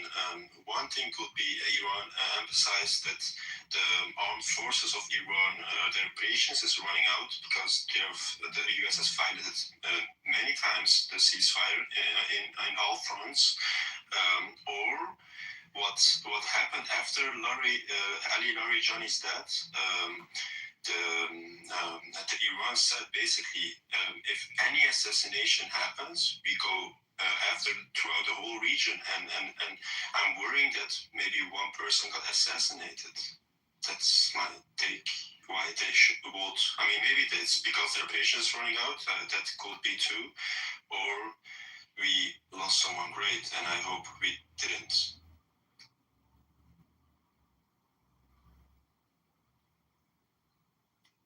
Sorry, Andrew. The reason, because you're a former Navy veteran, the reason why the US is attacking Iran islands, instead they could just if they go tit for tat, they can just attack some of Iran entrances of their missile cities, so they remain trapped, and the next day also remain trapped, so Iran does not have hundreds of tunnels, entrances open when a greater war restarts again. Why do they not bases throughout the whole region? It's and expanding your missile interceptors and still Iran hitting. Yeah, it's way better. Hours of preponderance of evidence with military experts. Yeah, but we can't get inside and given intelligence. Yeah, we can't do anything. We can't get, if we actually go inside there, I'm talking because we only have 3 weeks left of standoff weapons, 3 weeks, and in 3 weeks max. So now we got to go in with dumb bombs closer in, and they say, oh, they'll fly higher. Doesn't matter. They can bomb and bomb and bomb with the dumb munitions, but they're not going to at all have any effect on the underground bunker complex systems, complexes. Do we know if they were dumb bombs, or if they were rockets? Oh, that one's right. Don't know. It's probably standoff. I don't have anything, Joe, on anything substantial on how they did it. Probably my assumption probably be tomahawks or something like that. Andrew, given the U.S. intelligence assessments themselves, they reported like Iran has 70% of their launches left and 80 or 90% of their missile cities remain functional. And now Iran has cleared out all entrances. So when a full war restarts, we could expect another time 300, 400 missiles in just 24 hours, just like the first day, if you remember. But the first day, the U.S. was way more prepared. The U.S. fired 700, 800 Patriots in just 2-3 days. But this time they cannot just fire the 500, 600 Patriots because that's what they prone the whole region in total. So I mean,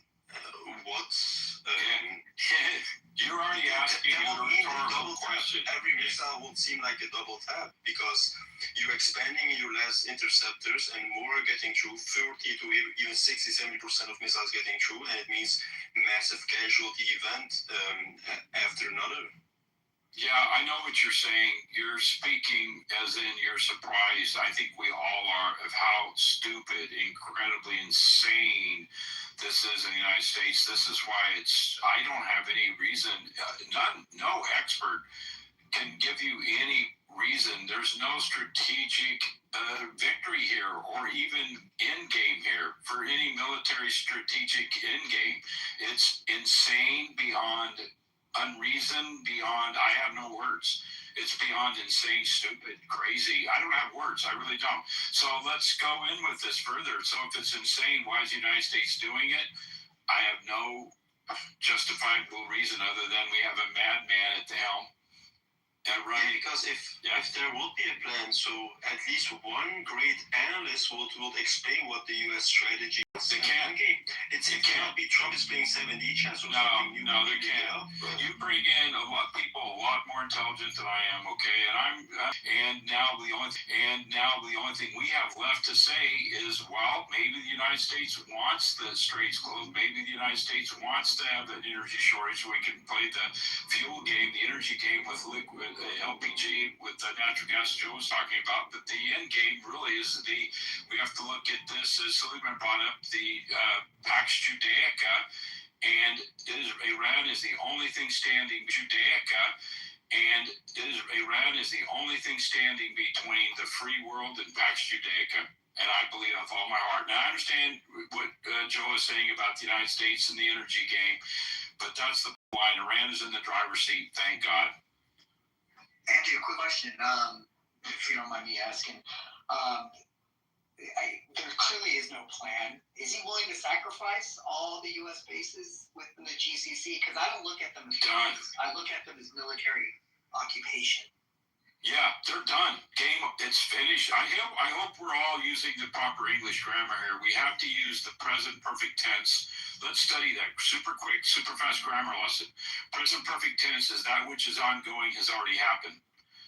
It's already done. The United States of America has lost the war in Iran. Iran won the battle. We have no more military presence because if you don't have a naval force, you have no naval forward presence. All Navy doctrine is based on any global presence. If the strongest country in the world has to have the #1 Navy in the world, do the math. I was trained in that. I know Alfred T. Mahan's law of the sea, how that works. Naval power projected. We do not have any forward naval projection power in the Middle East. That's gone, and it has been established over 90 days now. And there will be no more reestablishment of that. And someone says, oh, it'll come back, make America great again. Okay, well, go keep drinking the Kool-Aid. We're now in a new multipolar world. That is past tense. As Simon Dixon has said, we've all said this, we're seeing Suez Canal. Breaking news, let's not mention people on space. U.S. forces successfully defeat multiple Iranian ballistic missiles and drones, conduct self-defense strikes on Qasem Island in response to attempted attacks by Iran across the Middle East on June the 2nd. Iran launched several ballistic missiles towards regional neighbors, however, all failed to hit the intended targets. 2 missiles fired at Kuwait fell short or broke apart en route. 3 missiles launched at Bahrain were immediately intercepted. Moments earlier, CENTCOM forces shot down 3 one-way drones launched by Iran towards civilian mariners that were transiting. No U.S. personnel were harmed. Well, that's just fake news, isn't it? No one believes that. What else have we got?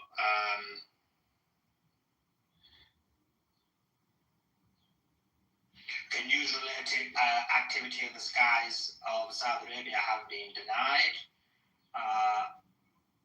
Military vessels of the coast of the UAE have been fired at as well, so lots of news coming through there as well. Let me see the last thing I posted. Did you see the air sorties, by the way, Salman, between the border of Iraq and Iran? Say that again. They just want to take the hit. It's about a $6 fluctuation in oil price for the day. Has it gone up? I thought the market's closed though, isn't it? Is it not? Well, it seems like they knew something was coming. It probably went up like right before Market did today. Say it again, sorry? I said the whole market predicted something was going to happen because all made. Yeah, exactly. But it goes to show oligarchs know, right? The Epstein class knows, and they move their money before it happens. It's But like we don't get the memo. We don't get the memo. It's because Netanyahu cut off the ceasefire. So to the market, that was like, okay, with the ceasefire again. Okay, guys, listen. Also, if you're on the second channel, we're going to be in case I missed it because it's very important.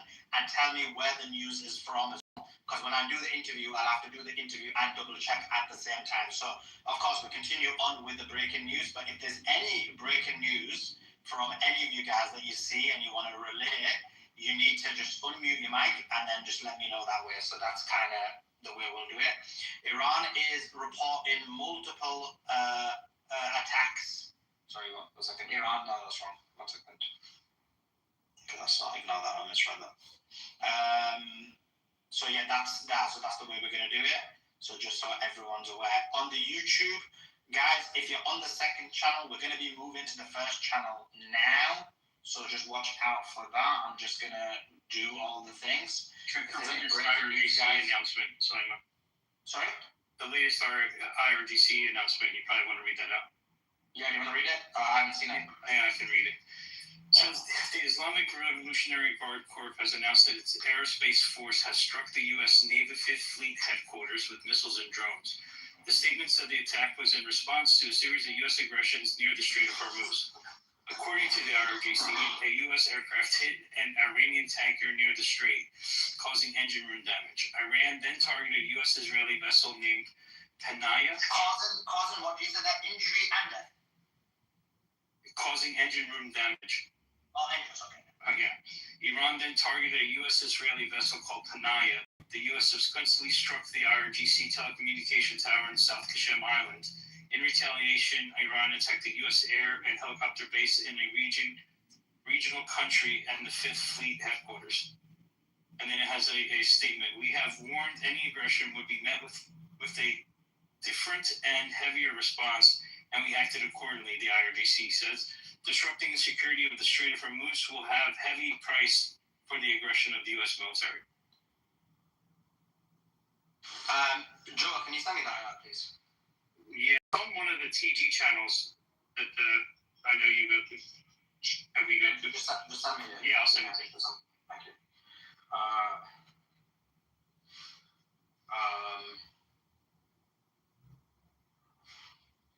Okay, so that's how we're going to do it, guys. So that's on.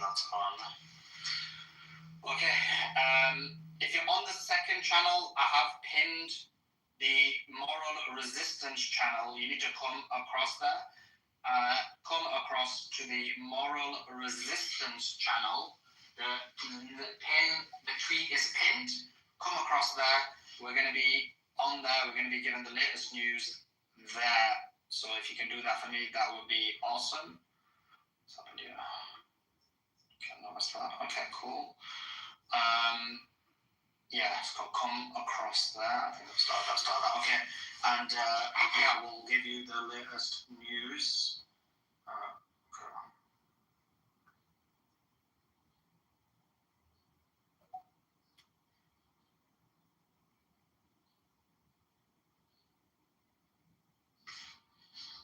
On that regard.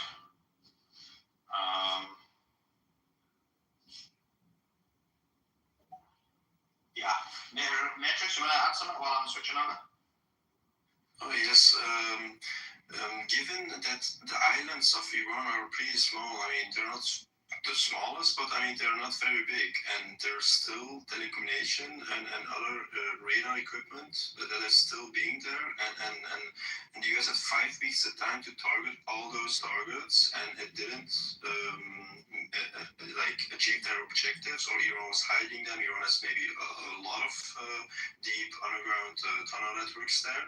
I think maybe there is another reason why the US is still trying to attack those.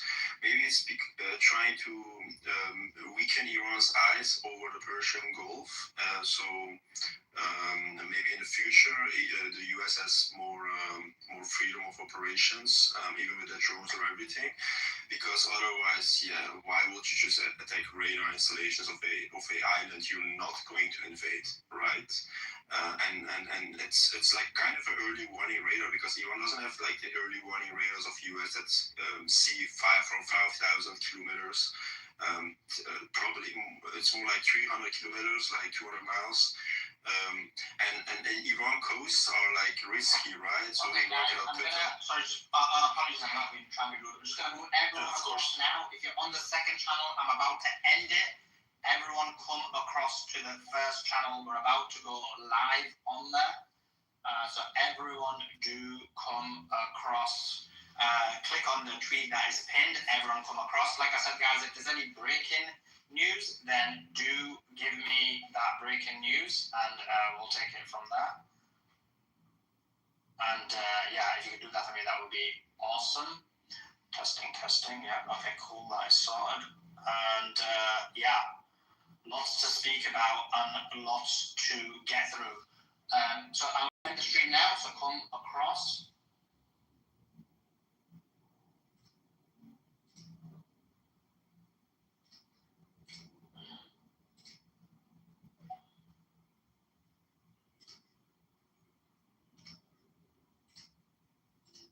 Sorted, and we're going live now. Okay, guys, let me know if the audio's working on the YouTube.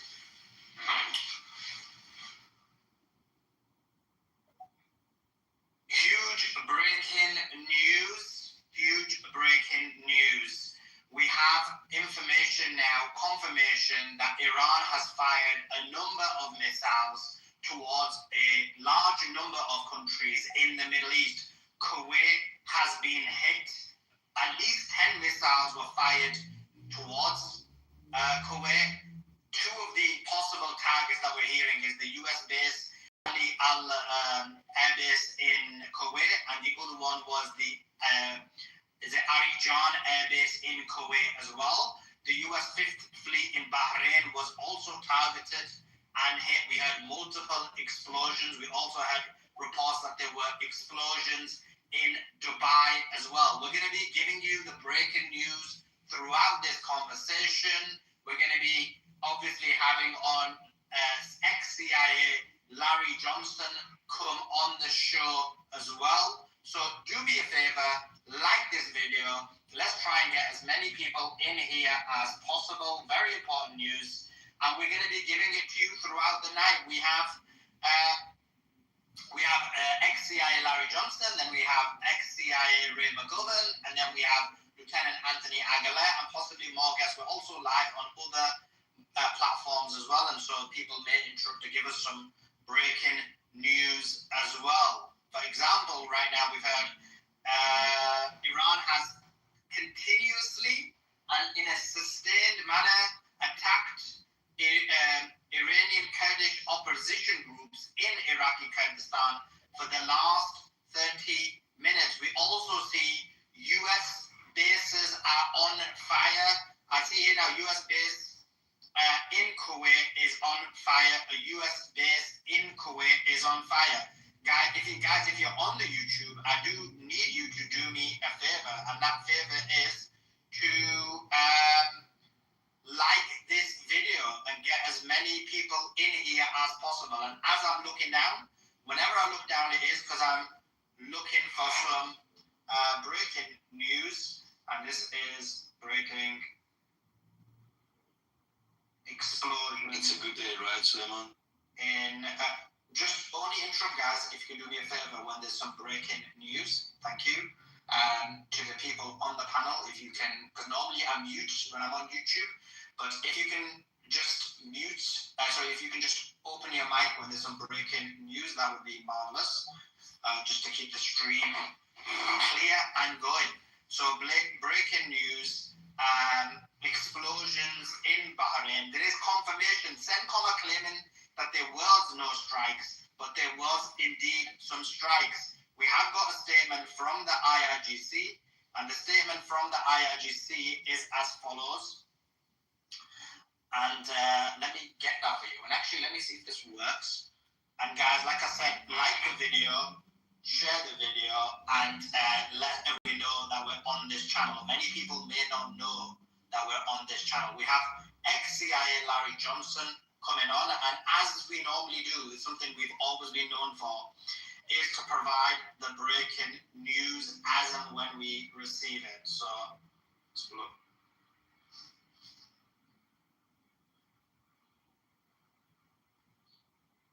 So yeah. So there was explosions in Bahrain, Kuwait. We've had some that there's explosions in Dubai, and also alerts in Saudi Arabia too. Now, there also was a report that airspace in Bahrain and Kuwait. And as I said, do let everyone know about it. Like this video. We've got Larry coming on in the next minute or two. So we're going to continue on with the space in case anybody thinks that we're not. We are going to. So if there's any breaking news, we'll continue to give you it on the space. If anybody wants the link to the YouTube, I'm going to put it in the nest at the moment. And let's get into it. There's going to be a lot of news to speak about, a lot of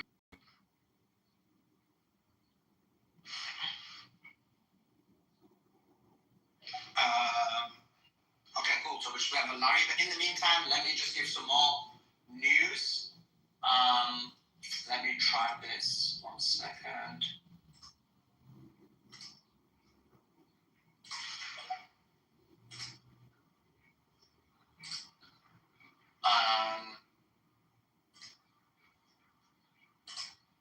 Okay, so I need here we go.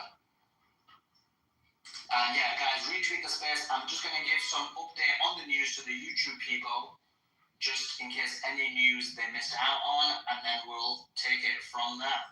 So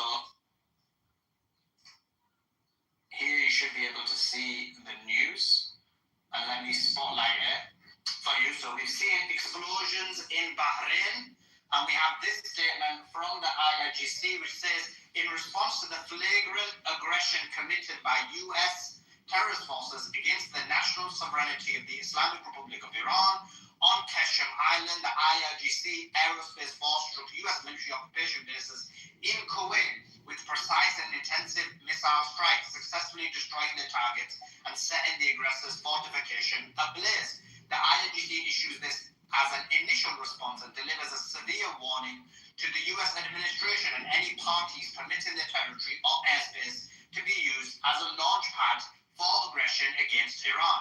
Any acts of aggression or any move against a single inch of our borders and sovereignty will be met with seismic crushing and decisive response that goes beyond existing boundaries. Our forces will not hesitate to turn all enemy positions and interests in the region to ash. The era of hit and run is over. So that was the statement by Iran. Obviously, we'll continue to give you the news as and when we receive it.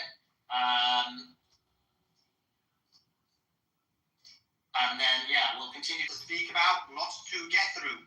Let me just give you some more news. Obviously, some of the news we've been tweeting out, but that statement talked about explosions in specifically Kuwait. But we know there's been explosions confirmed in Bahrain. We know there's reports of explosions in Dubai. We know that there's alerts in Saudi Arabia. So this is a significant, and also Iraq. Iraq has been explosions happening throughout.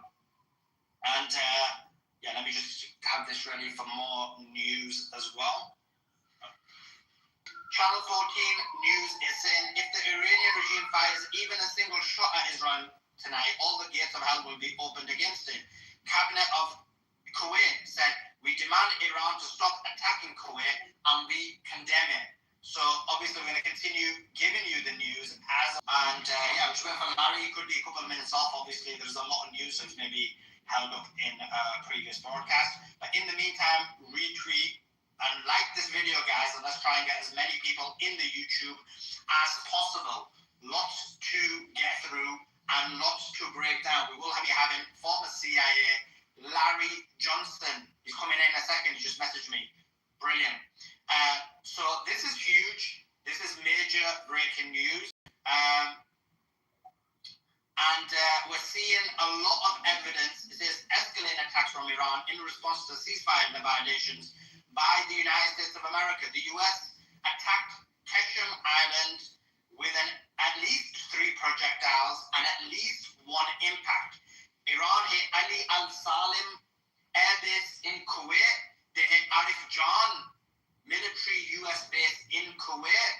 They hit U.S. Navy 5th Fleet base in Bahrain. Targets within the UAE, apparently an American base in UAE. Possible sirens in Saudi Arabia. There was sirens in Saudi Arabia, but we don't know about if there was any strikes. And also, Separatist HQ in Erbil in Iraq were hit as well. Multiple strikes and multiple hits.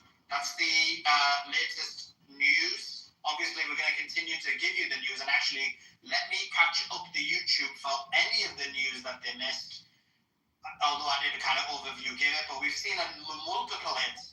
CENTCOM are denying that any of these visuals were hit, but they've done that in the past. They've done that in the past where they deny strikes, and then we find out that strikes did indeed hit. We're going to have Larry Johnson coming on. He's going to break all of this news down with us as it's coming through live. The only thing I ask of the YouTube audience is if you can like the video.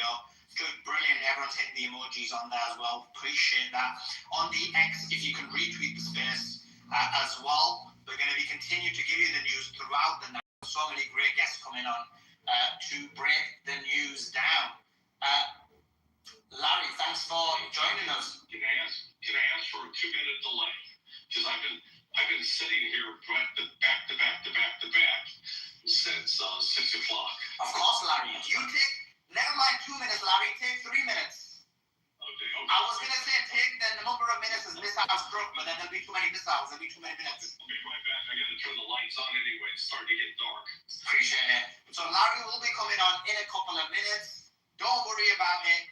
I was going to say to Larry so many minutes. So I changed my mind and I didn't say that to him. But let me continue to give you the news as this is happening. Was mentioned earlier in the space as well. But the IHC said the US struck an Iranian oil tanker near the Strait of Hormuz, damaging its engine room and IRGC telecommunication mast south of Keshem Island. In response, the IRGC says it targeted a vessel at least. A US air and helicopter base in a regional country, they targeted those. US HQ of the US. So we have a huge amount of breaking news coming through. Obviously, we'll continue to give you it as and when we receive it. Okay, the IRGC, just some more information. I just mentioned this, but the IRGC to these attacks quite clearly. This is a major escalation and major aggression by Iran in response to multiple strikes on their locations. Guys, make sure you subscribe to this channel as well and put your notifications on. As you know, for many years we've been the #1 place on X breaking news, and now we're doing the exact same thing on YouTube. We have a huge number of people on X, and we've got a huge number of people on YouTube as well. So let me just see what else we've got here. Iran is hitting Kuwait very hard with major bombardment. The fact that the United States of America are saying that they're not going to respond, that the ceasefire remains in place, is interesting to say the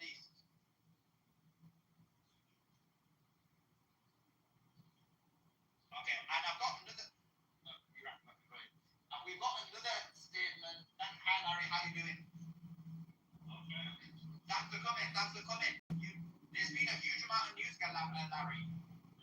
I know you're aware of it. You've been on a number of podcasts. What's your thoughts about what's happening? Well, this is, let's go back to the news that they asked for yesterday. We received intelligence last Thursday, and so we're getting it like Thursday. I'm getting it midday Thursday. It's already Thursday night, and maybe it's early Friday morning in Iran. But the Iranian Supreme National Security Council had met, and they met in response to the attacks that had been taking place on Qasem Island in Bandar Abbas, and the attack on two Iranian naval speedboats. And so the message, they made a decision, and they directed President Pezeshkian to contact Foreign Minister Sharif of Pakistan. And Pezeshkian delivered the following message to Sharif. Remember, this was last Thursday. Said, one, we're going to withdraw. We're breaking off the negotiations. The United States is violating it. They've attacked us. They blockaded us. And the Israelis are attacking Lebanon and are attacking Beirut. That is a complete violation of the ceasefire. We're pulling out. Second, we're going to withdraw from the non-proliferation treaty. And third, we will then, at some point after that, as a demonstration to show that we do have a nuclear device, we will detonate a nuclear device in Iranian territory in order to say, okay, this is now, Iran has upped the pressure. And what happened, then Sharif turned around and to his foreign minister and said, okay, get on the phone or get with Marco Rubio as fast as possible, let him know this. So the United States was informed of that. I think it'd be natural to say, okay, that's what they're saying, but they don't really mean it. And then 10 o'clock Eastern time yesterday, 10 a.m. Eastern, Iran announced, we're done. The negotiations are over. The United States basically is not trustworthy. Now, within that, it's conditional. And if the United States turned around and began complying with the agreement, doing what they said they'd do, then Iran, I think, would reconsider. But until the United States does that, they're not going back. And the point you're making that the United States is saying, oh, the ceasefire is still in place. That tells me that part about the nuke, that's also true. Because they don't want to go there. The United States does not want that to happen. The minute Iran detonates a nuclear device, shows that it has one, Donald Trump is going to be proven the ultimate buffoon. It was under his watch that this whole thing fell apart. So that's where we're at. And I think right now what Iran is doing what it said it would do is targeting these attacks that have taken place on Iranian territory came out of Kuwait. So they're hitting Kuwait. They're not hitting Saudi Arabia. They're not hitting Qatar. The next one, they're reportedly also hitting Bahrain. And they will probably hit the UAE if the UAE continues to provide support to U.S. military operations. So, this is escalating. How far it will go, we'll have to wait and see. Larry, just on that, and by the way, guys, we are going to give you the breaking news as and when we receive it as well. So I know a lot of people here for the breaking news. I guess the question is, who or how did Iran get the nuclear bomb? Was it something they produced themselves? Was it? For my friends, I think this was a Ringo Starr moment. And without identifying the country, let me just point out that Iran has very good relations with Russia, China, with North Korea, and with Pakistan. What those four countries all share in common is they all have functional nuclear weapons. And Iran is aligned with them not to use nuclear weapons as in an offensive manner. And I think, if Iran ever decided to use a nuke, they would use it against Israeli military bases, Israeli military facilities. They're not going to use it against civilians. That's still, they walk that fine line within Shia theology, and I'm sure it's sure within Sunni theology too. Just not among the Wahhabis, the Diamandis, and the Salafists. But for the majority, the vast majority of Sunni Muslims, the idea of killing a non-combatant is haram. So, the Iranians, they don't pay lip service to that. They believe that. In fact, we noticed that how many civilians in Israel were not killed, and in Saudi Arabia, and in Qatar, and in Bahrain, and in Kuwait, and in UAE during the first 5 weeks of this war. Iran actually went to great lengths to not inflict civilian casualties. They made sure they were hitting strategic economic targets and military targets. Now, did they kill military personnel? Absolutely. Well, that's fair. That's not dishonor. Killing civilians, dishonor. And I'll add a note to that we had to listen to the Israeli ambassador to the United Nations Security Council yesterday complaining about Hezbollah attacks in Israel. And I just wish somebody at the council would have said, excuse me, how many civilians has Hezbollah killed in Israel in the last 4 weeks? And I think Danny would have had to say none or a few. And then somebody say, well, Mr. Ambassador, how many civilians has your government killed in Lebanon and in Gaza in the last 4 weeks? That answer is thousands. Women, children, men who are not military, elderly men, thousands. So you tell me, who's the threat? No doubt. I totally agree with you. Like, I only believe in defensive law as well. I think that's very much clear in Sunni and Shia theology. Now, Larry, you mentioned 4 countries that possibly could have given Iran a nuclear bomb. Which country was it?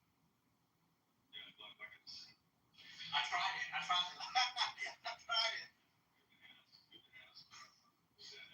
When I was asked the question, I thought, should I have a smile or not? I thought, let's have a serious face. Iran has the engineering capability to build the device on its own. So it is not really important. It has to go bang for this. But to be put into a position where they can now say with incredible threat that don't trip, since yesterday, it's sort of anti-Trumpian, if you will.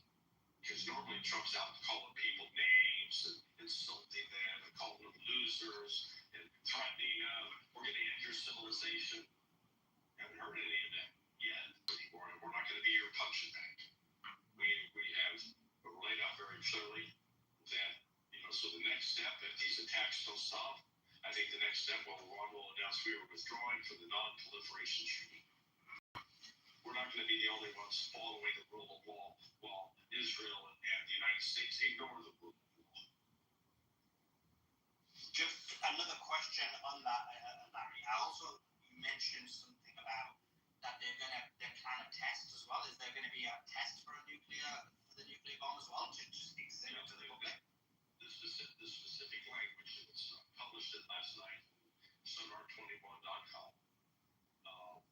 And I said, is Iran going to get the new question mark? And they said the answer is yes. And within that, they made it very, very clear that they're not using this as an offensive weapon to attack someone. They're going to do it as a demonstration. In other words, to have a detonation, probably underground, because I don't think they're going to do an above-ground detonation that would risk contamination with radioactive material. But they're going to do it in such a way that there will be no doubt, at least among Western analysts, that they've now joined the nuclear club. Okay, and in terms of this possible nuclear demonstration they're going to do, is this, I'm presuming based on the information that you've given, this was after the assassination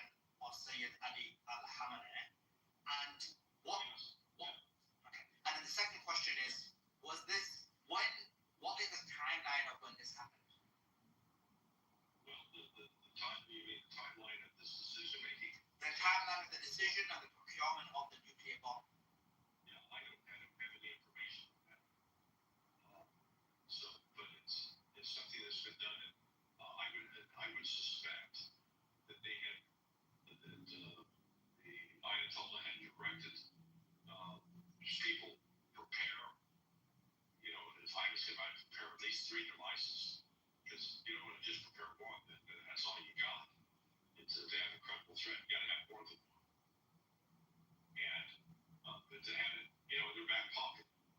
You know, would Iran return to the table and say, okay, let's negotiate that we don't have a nuclear weapon? Yes, I believe they would, because they want to live in a situation where they're not under nuclear threat from Israel, and that they're not under threat of being attacked at whatever moment by the United States or by Israel. Because the history, despite all the Western propaganda, the history of Iran for the last 47 years, is they've not been out attacking their neighbors. They haven't rallied armies to attack Saudi Arabia, Kuwait, Bahrain, UAE, Qatar. No, they stayed at home.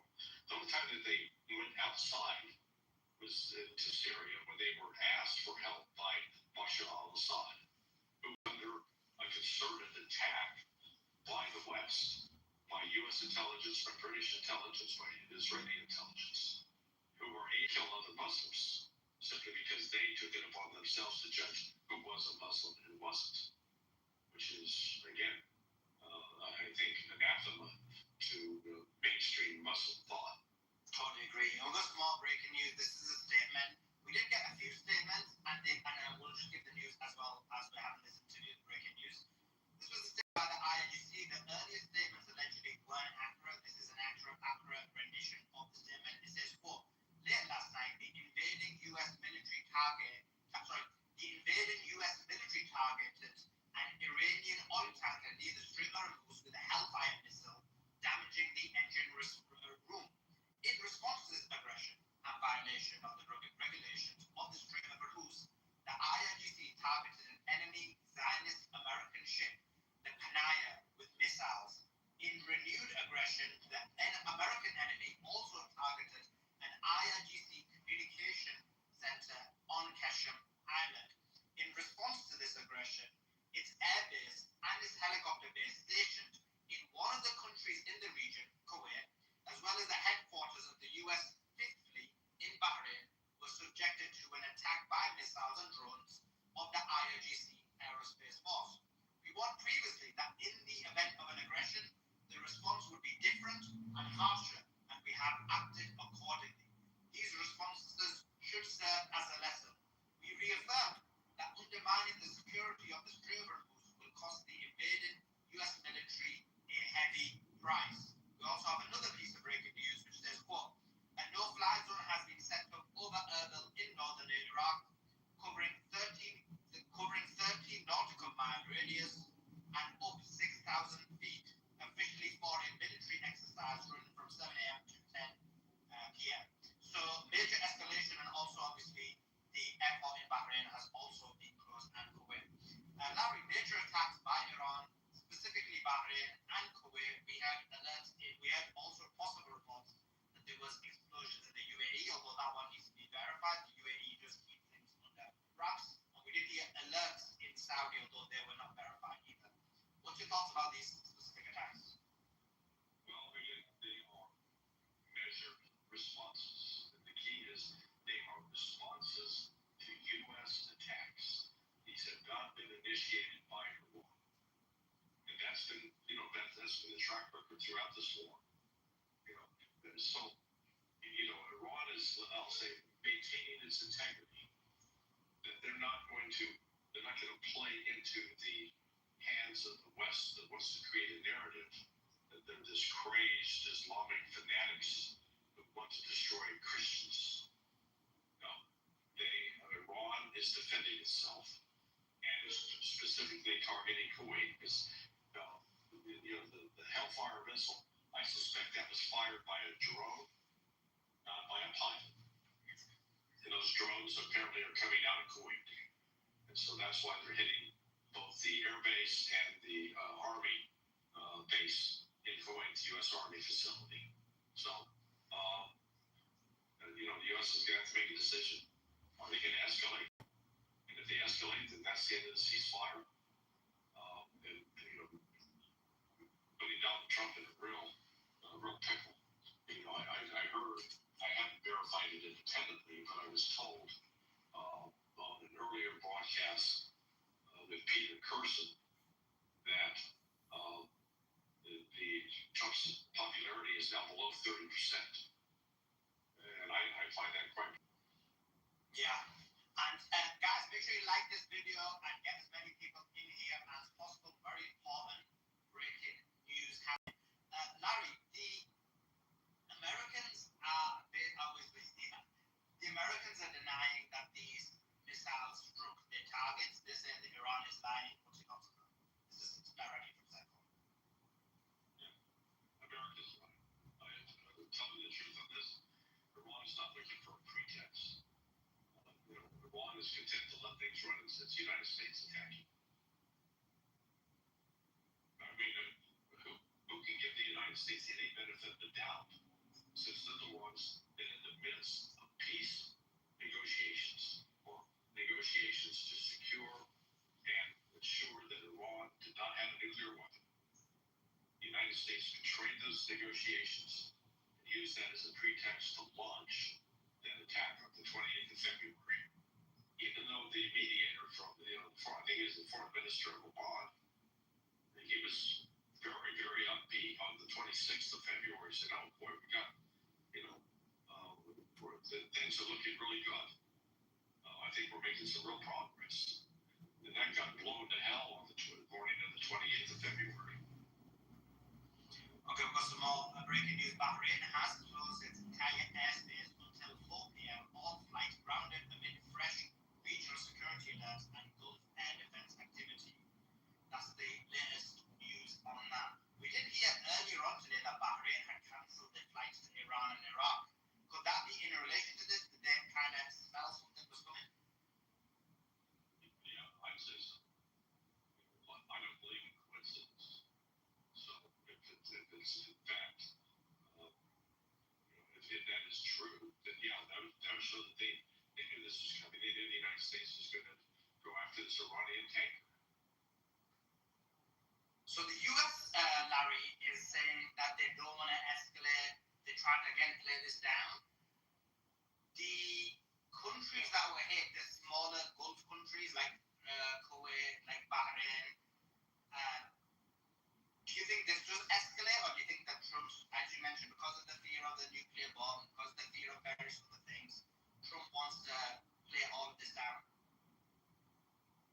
Yeah, well, I think he's trying to play it down right now, because of that message that is delivered to Marco Rubio, pointing out that this could advance to a demonstration that Iran has a nuke, and I think Trump and company want to avoid that embarrassment. I mean, that would be a completely. The questions that would be coming up at the press conference was, wait, you said you obliterated their capability. Now, of course, it turned around and said, see, we told you all along Iran was going to do this. But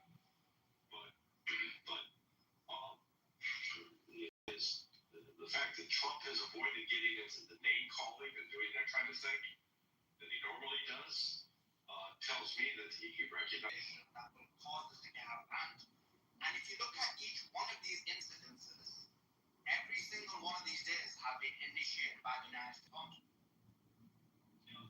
think that the continued test, I'm not certain that Iran means what it says, and that's why Iran is responding as it is. Yeah, we absolutely need to trust us. And, we're not going to talk. We're going to do our talking with missiles. We're not going to do our talking with words.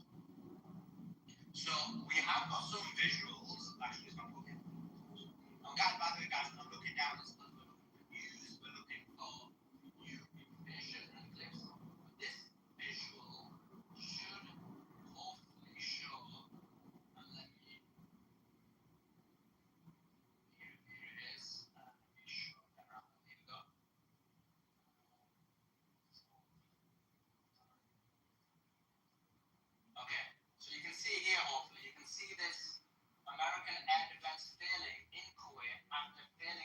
destroy Iranian missiles. You can see the Iranian missile does end up striking. So this kind of debunks the claim, Larry, about them stopping the missile. Are you suggesting that the United States is lying? Oh my goodness. Yeah, I mean, Yeah, you are, and they are. Okay. yeah, this is. We intercepted everything. Yeah, sure. Well, that's the people on the ground.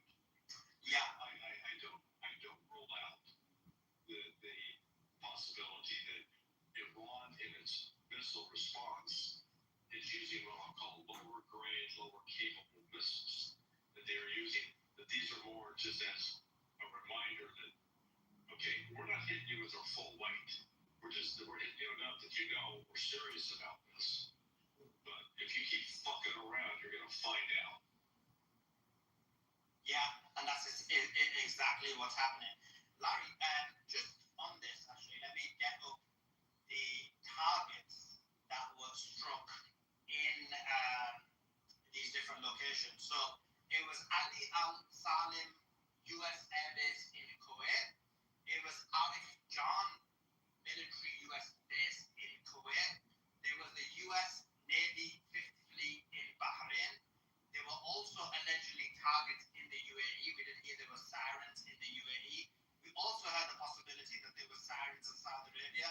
And then we also heard that the separatists HQ, which is called Mossad HQ in Erbil, also received consistent attacks as well. What your thoughts about those locations and why those specific locations were targeted? I don't see Iran attacking doing anything against the Saudis unless the Saudis allow their airspace to be used for attacks, and I don't think the Saudis are. In fact, not as well. They're not. They've got the major airbase in the area now, Al-Adid, but apparently that airbase is not being used for any kind of offensive operation against Iran. As far as Bahrain, there is no Fifth Fleet there anymore. Where the Fifth Fleet used to be located, where the Fifth Fleet headquarters used to be. But now those buildings, I understand, are basically empty. So the United States is not in a position to really do much damage to those. So if the fleets are empty and non-operational, why would Iran waste the time attacking it? Well, it's the West claiming that it's attacking, not Iran. I didn't see the ROGCs that were hitting targets in Kuwait, as well as the headquarters of the U.S. Fifth Fleet in Bahrain, was subjected to an attack by missiles and drones of the IRGC aerospace force. Well, they're attacking an empty shell. Because the Fifth Fleet Command is not active in Bahrain. It may say to be active. They don't have any protection. So do you think that this attack then, this specific attack on the reason they may have targeted that was because the Panaya that Iran hit. So the tit for tat. You hit our ship, we'll hit yours. Yeah.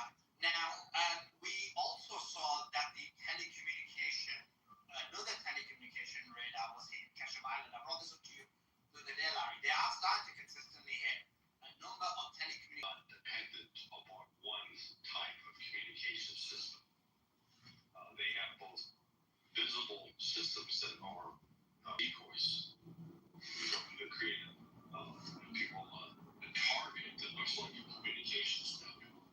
Turns out that it isn't. Because I'm not the chatter that you normally would hear that if that kind of major operation was planned, then there would be activities undergirding it that would be underway right now. And I'm not seeing or hearing that.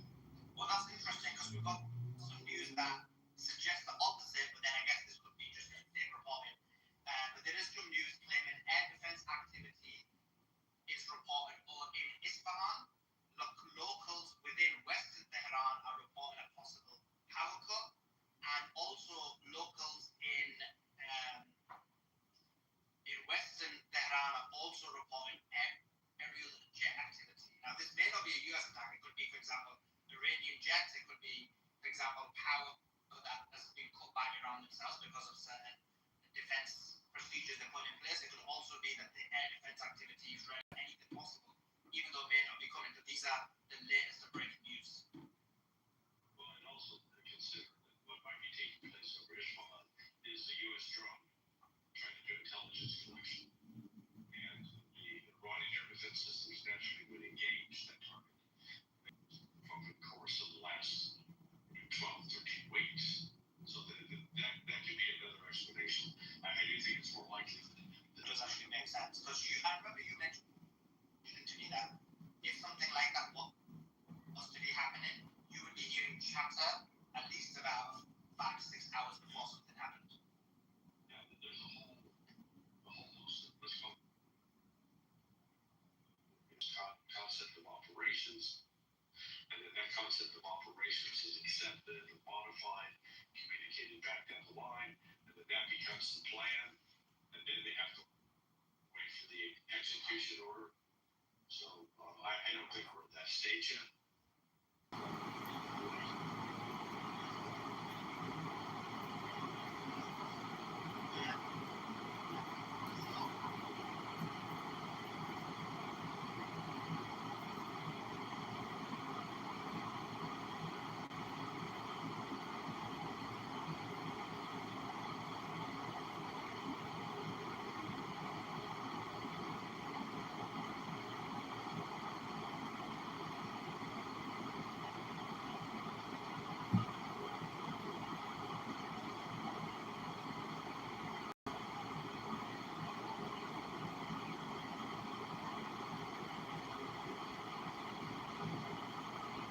So it's really just you have to get eligible. There's a clear time for it, but you don't. Okay, you heard it here. Okay, next one's about karma ratings, and I know we're purposely kind of ambiguous about what goes into making karma, but this person wants to know if it's possible to include karma ratings for your comments. They say that they're an active participant in Clubhouse. They would love it if participants were rewarded for their comments. Well, I'm pretty sure they are. Like, I think that when you make comments, I think that.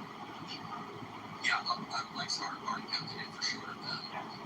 I think this is maybe about the tone of what you're posting as a comment. I think we have the ability to interpret positive and negative.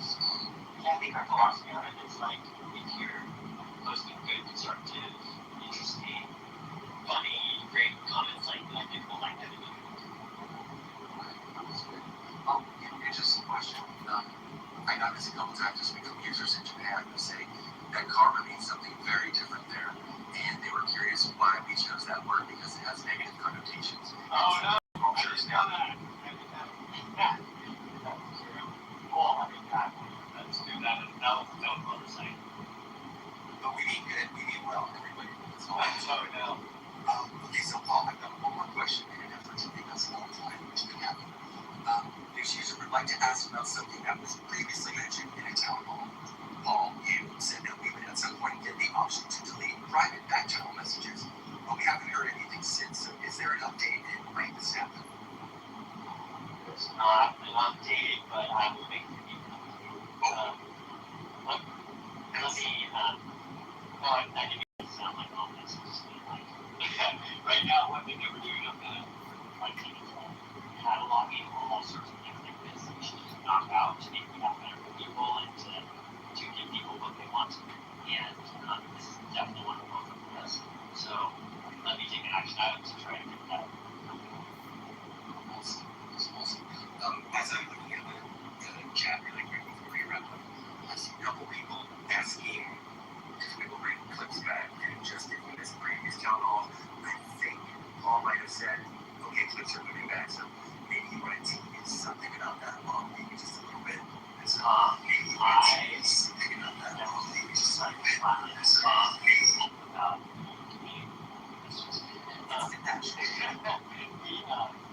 Clips are gonna be cool. So like, and they'll start off pretty simple, and like, but there's all sorts of stuff that probably gets you like text to automatically suggest great things for you. If we that video, you should check video clips. Like, there's just a lot of really cool stuff.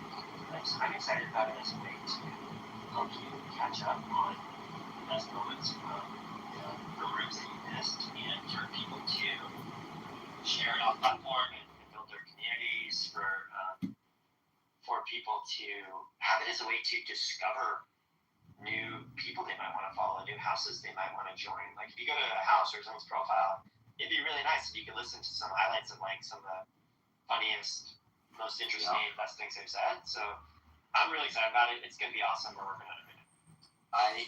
As you know, I get asked about clips a lot. It's been kind of pandemonium in terms of great feedback.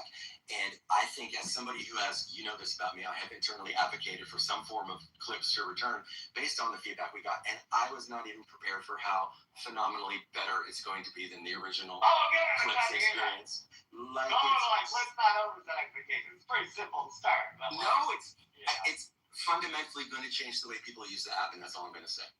Oh, that's awesome. That's cool. Yeah, well, I'm super excited about that. Hopefully people like them.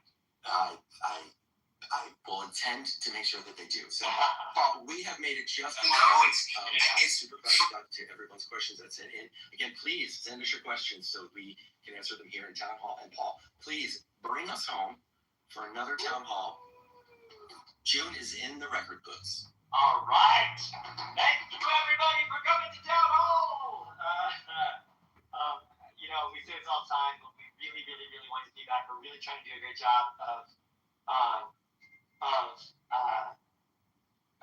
building what you want and building what you're asking for. So please tell us what you want more often, and we're going to see how quickly we can get it out to you. I'm really excited about the big things that are coming up that we've talked about, and also ones that we haven't talked about. And see you in just a couple weeks. I think June 2nd. Wait, what's our next town hall? July 7th. July 7th. Okay, perfect. We'll see you, I guess, July 7th, which is not in a couple weeks, but we'll make sure to drop a ton of updates, and more importantly, a ton of new product updates. Good evening, wherever you are in the world. And as we like to say here at Clubhouse, we'll see you in the hallways. Thanks, everybody! Big thank you. Bye.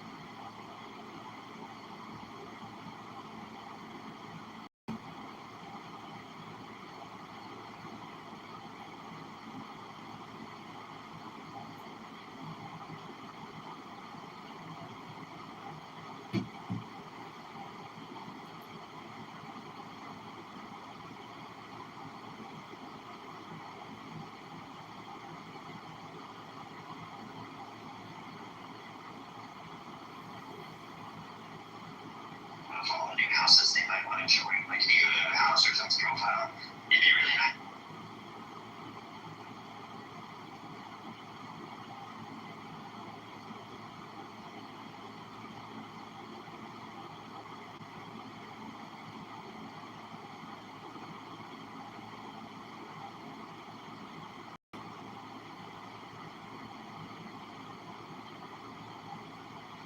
For a new house.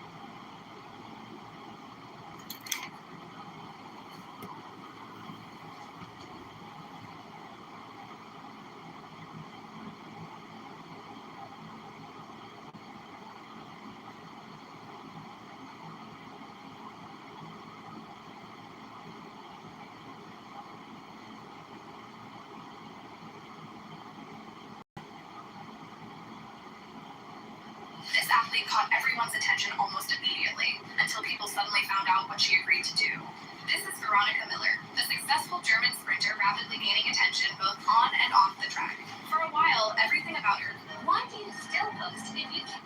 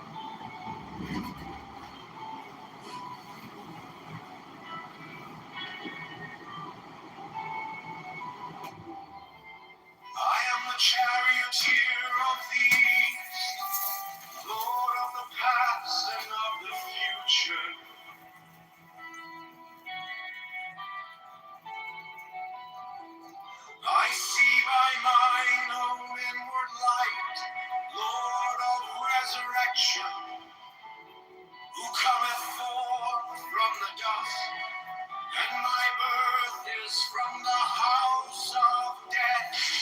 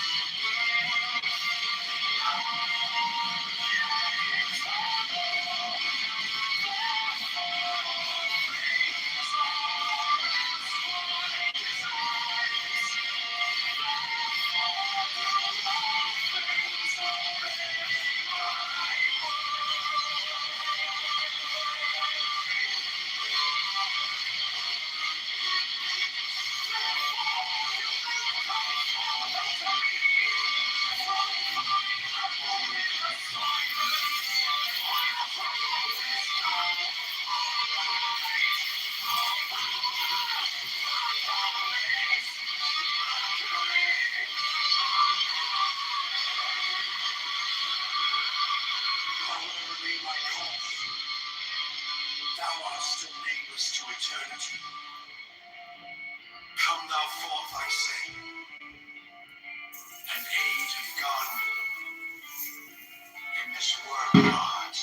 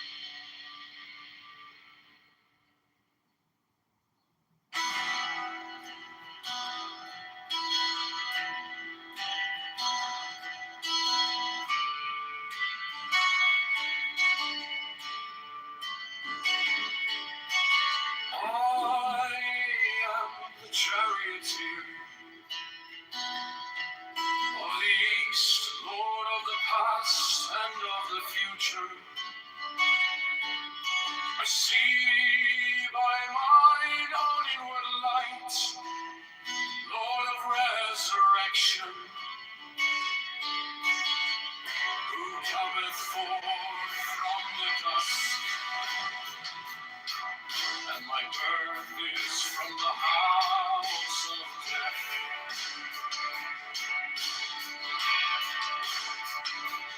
O ye true divine hearts upon your pinnacles, who keep watch over the universe, ye who come by the mere to the house of rest, who guardeth the ship of wrath and sing onwards to the heights of heaven, Lord of the shrine which standeth in the center of the earth. Behold, he is free, and I in him. Mine is the radiance, wherewith all from the heaven above. I travel on high, I tread upon the firmament of new. I raise a flashing flame with the lightning of the new, ever rushing on in the splendor of the daily glorified light, giving my life to the dwellers of the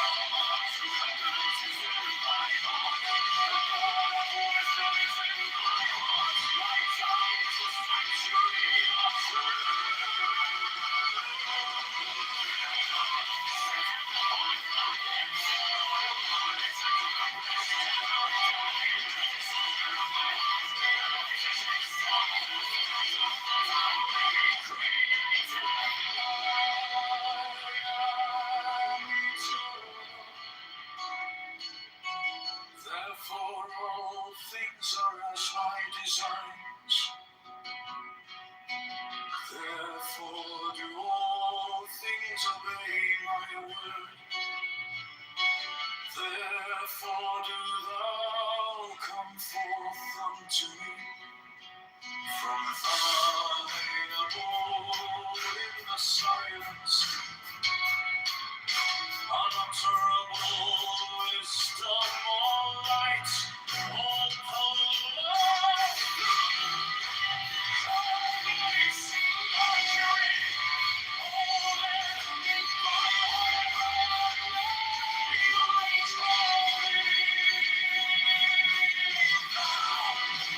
all still neighbors to eternity.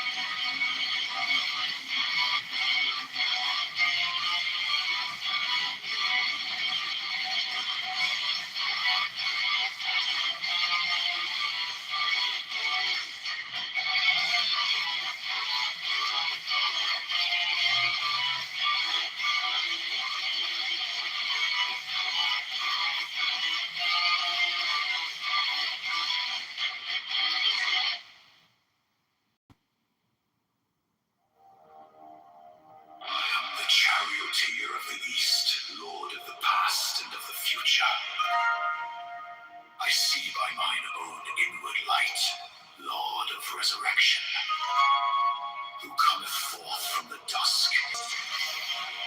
Who pilot the ship of Ra, advancing onwards to the heights of heaven. Lord of the shrine, which standeth in the center of the earth. Behold, he is in me, and I in him. I am the charioteer of the east, Lord of the past and of the future. I see by mine own inward light, Lord of resurrection, who cometh forth from the dusk, and my birth is from the house of death. O ye two divine hawks upon your pinnacles, who keep watch over the universe, ye who accompany the bier to the house of rest, pilot the ship of Ra, advancing onwards to the heights of heaven. Lord of the shrine, which standeth in the center of the earth. Behold, he is in me, and I in him. Mine is the radiance, wherein Tar floateth over. The temple being in darkness, and the speaker ascended into his place. Let him begin by a ritual of the enter, as followeth. H vivo preopum, o procul exte profani, bahasti, ompera. In the name of the mighty and terrible one, I proclaim that I have banished the shells unto their habitations. I invoke Tahuti, the Lord of wisdom and of utterance, the God that cometh forth from the veil. Oh,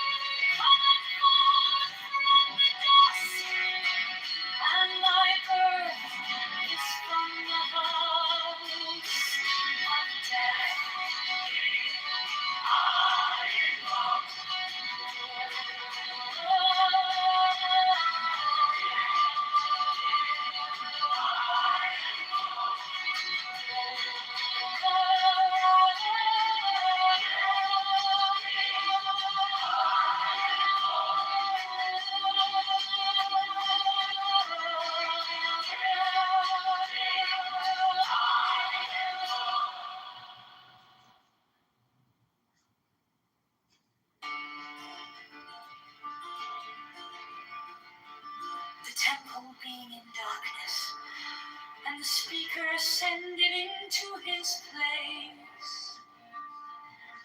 Let him begin by a ritual of the enterer, as followeth.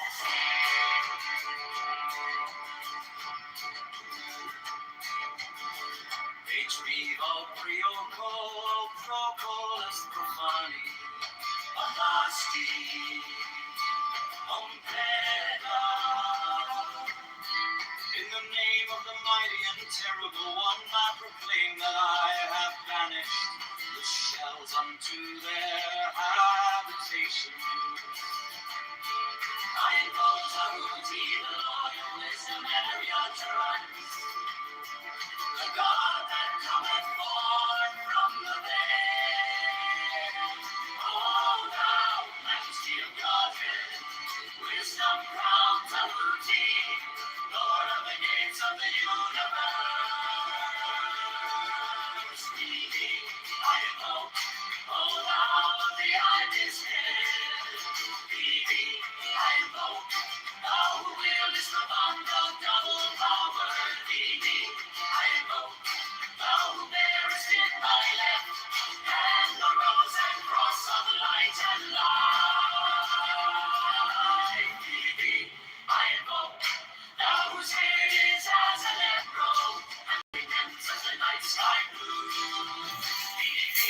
I invoke, thou whose skin is a flaming orange and the whereof the gods are sprung, which is as life unto the dwellers in the watchtowers of the universe. I am the charioteer of east, Lord of the past and of the future.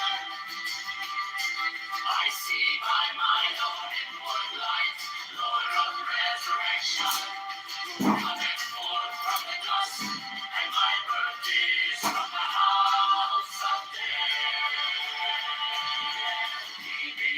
I invoke, O thou of the ibis head. I invoke, thou who wieldest the wand of double power. I invoke, thou who bearest in thy lips and the rose and cross of light and life. I invoke, O thou of the ibis head. I invoke, thou who wieldest the wand of double power. I invoke, thou who bearest in thy left hand the rose and cross of light and life. I invoke.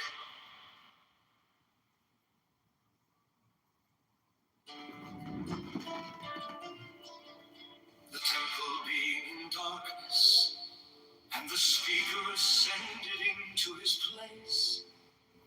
Let him begin by a ritual of the enter, as followeth. Priocu, o proculeste profani, Alasti Omega. In the name of the mighty and terrible one, I proclaim that I have banished the shells unto their habitations. I invoke Tahuti, the Lord of wisdom and of utterance, the God that cometh forth from the veil. O thou, majesty of Godhead, wisdom crowned Tahuti, Lord of the gates of the universe. The temple being in darkness, and the speaker ascended into his place. Let him begin by a ritual of the enterer, as followeth. Vau prioco, o proculas de profani, Alasti Omega. In the name of the mighty and terrible one, I proclaim that I have banished the shells unto their habitations. I invoke Tahuti, the Lord of wisdom and of utterance, the God that cometh forth from the veil. O thou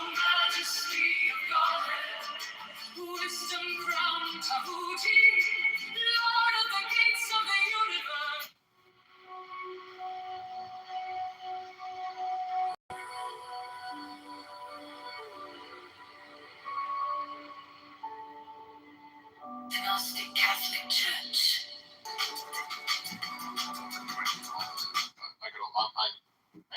Hello? 1 hour, no clubhouse at 1 hour before bed policy. So That's smart, Ben. But I got a question for you, Ben.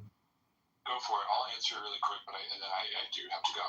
What do you think what's your best and smartest response for a solution to what we consider a cultural problem in America? That's too vague of a question for me to answer. Can you be more specific? I'm not trying to not answer your question.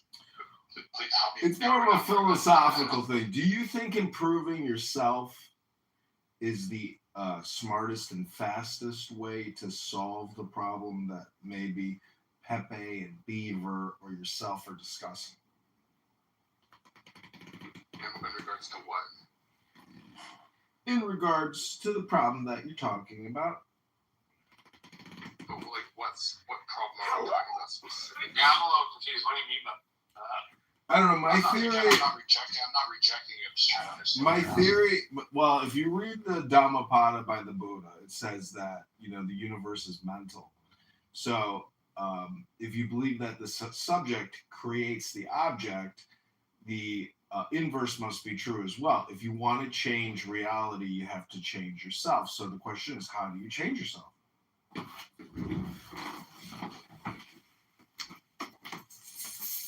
still don't understand. What is your question? Yeah, dude, be specific. Otherwise, it's really hard to answer what you're asking. I think I see what you're getting at, but it's too vague for me to give you a concrete answer. Respectfully, and again, I'm trying to hear you out on your question. I'm just trying to insult your question. It's very vague.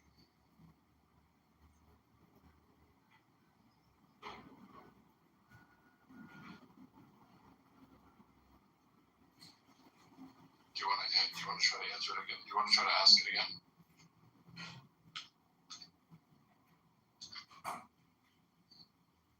Going once.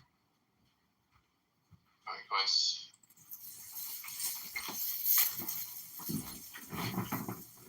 Hello? Do you want to ask your question again? Well, I was in a room earlier today with all African Americans, and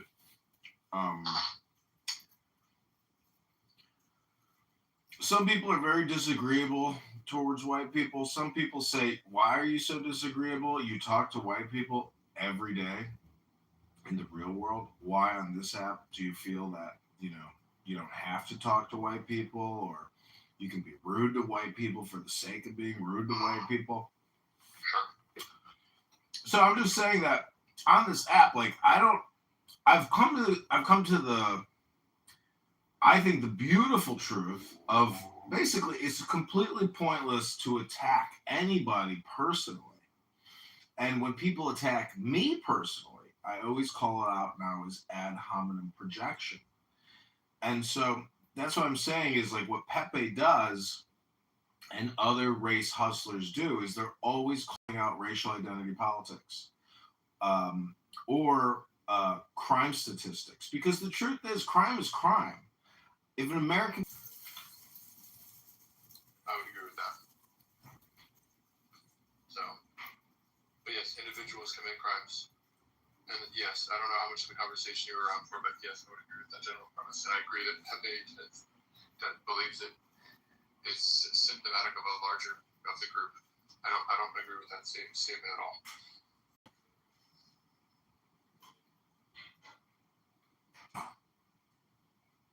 But I'm logging off. If you want to continue this conversation, it looks like I'm just going to book the room.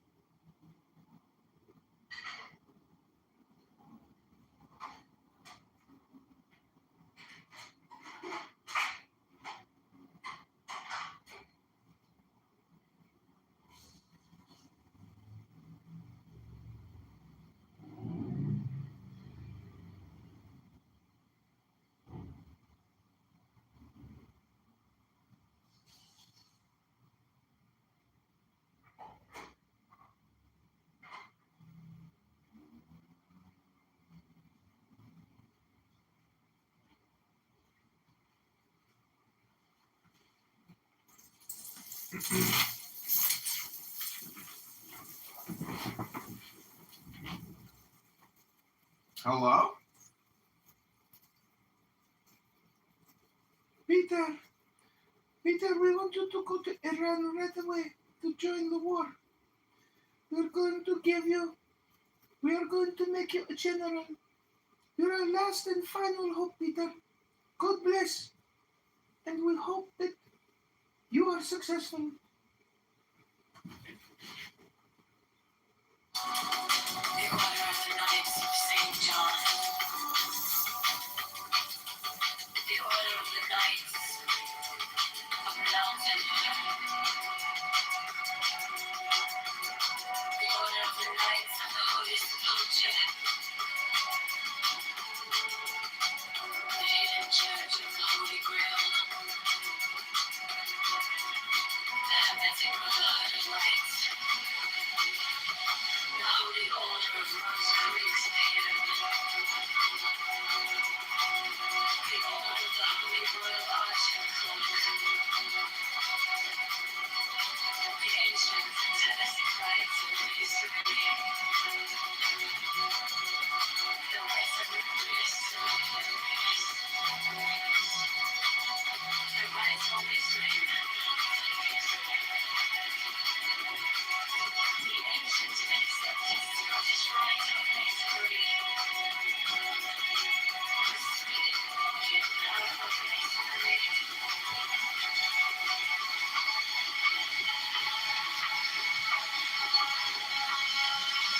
The Order of the Martinists.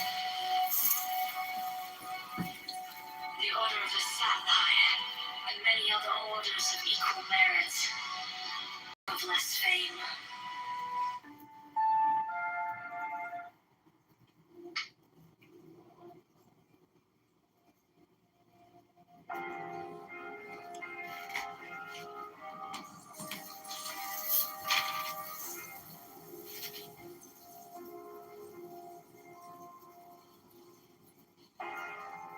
My object all sublime, I keep it in my mind.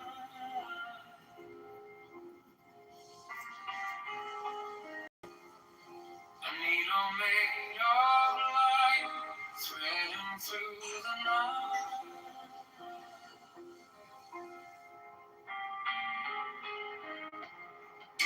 I mark the hidden sea, I sharpen up the dream.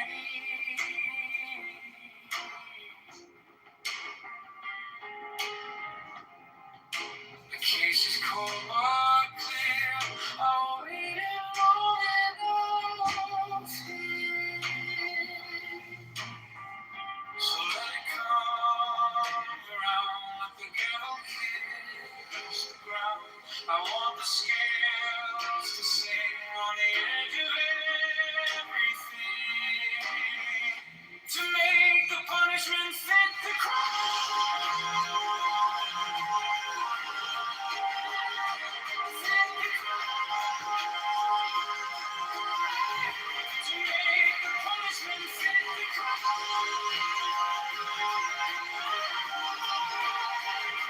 Fit the crime. My object all sublime. Shadows evening time.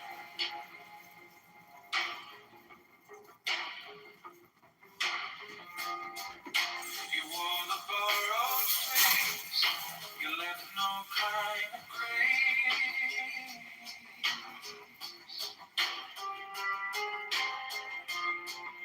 But every lie you spun turns back beneath the sun.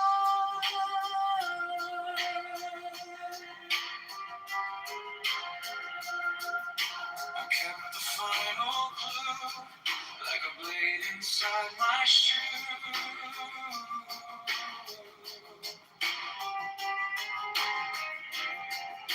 Now every step you take feels like the earth might break. So let it come around, let the gable kiss the ground. I want the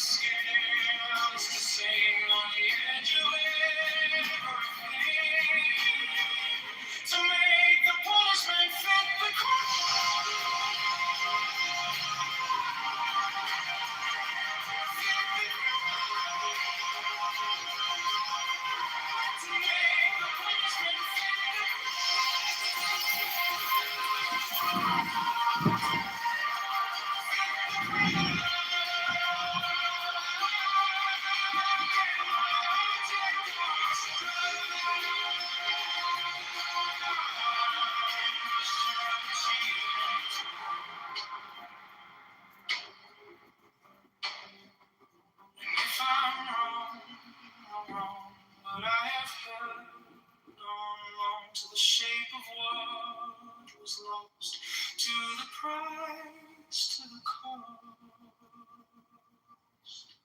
to make the punishment fit the crime.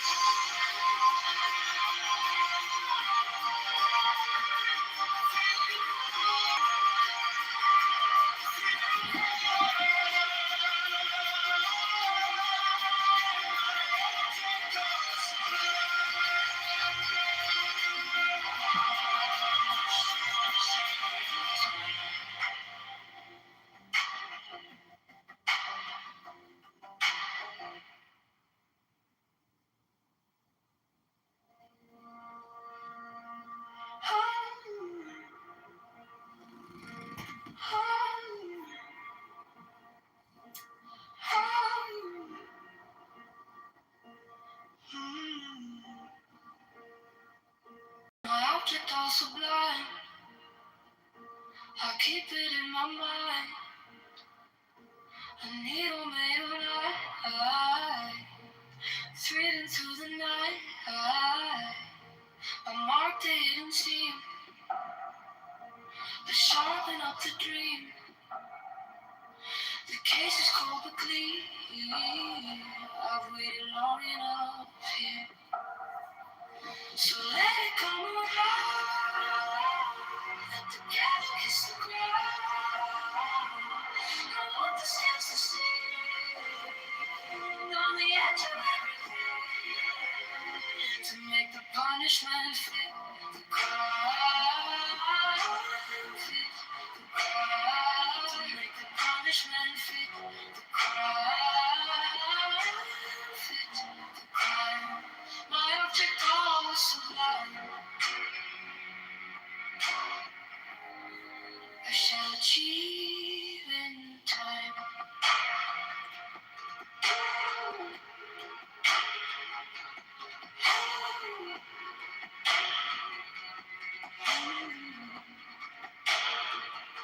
You wore the borrowed face, you left no kind of grace, but every lie you spun turns back beneath the sun. I kept the final clue, like a blade inside my shoe. Now every step you take feels like the earth might break. So let it come around. Together kiss the ground. I want the scales to sing on the edge of everything, to make the punishment fit the crime. To make the punishment fit the crime. My object all sublime. I shall achieve in time.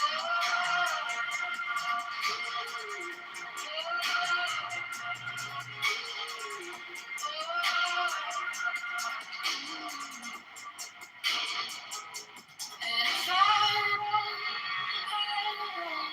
I have held on to the shape of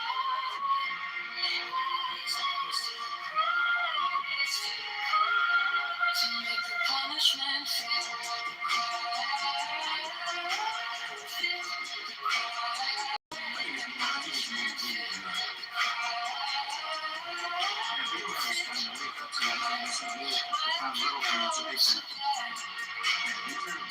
At some level, I'm not saying it's all one like cohesive like military operation.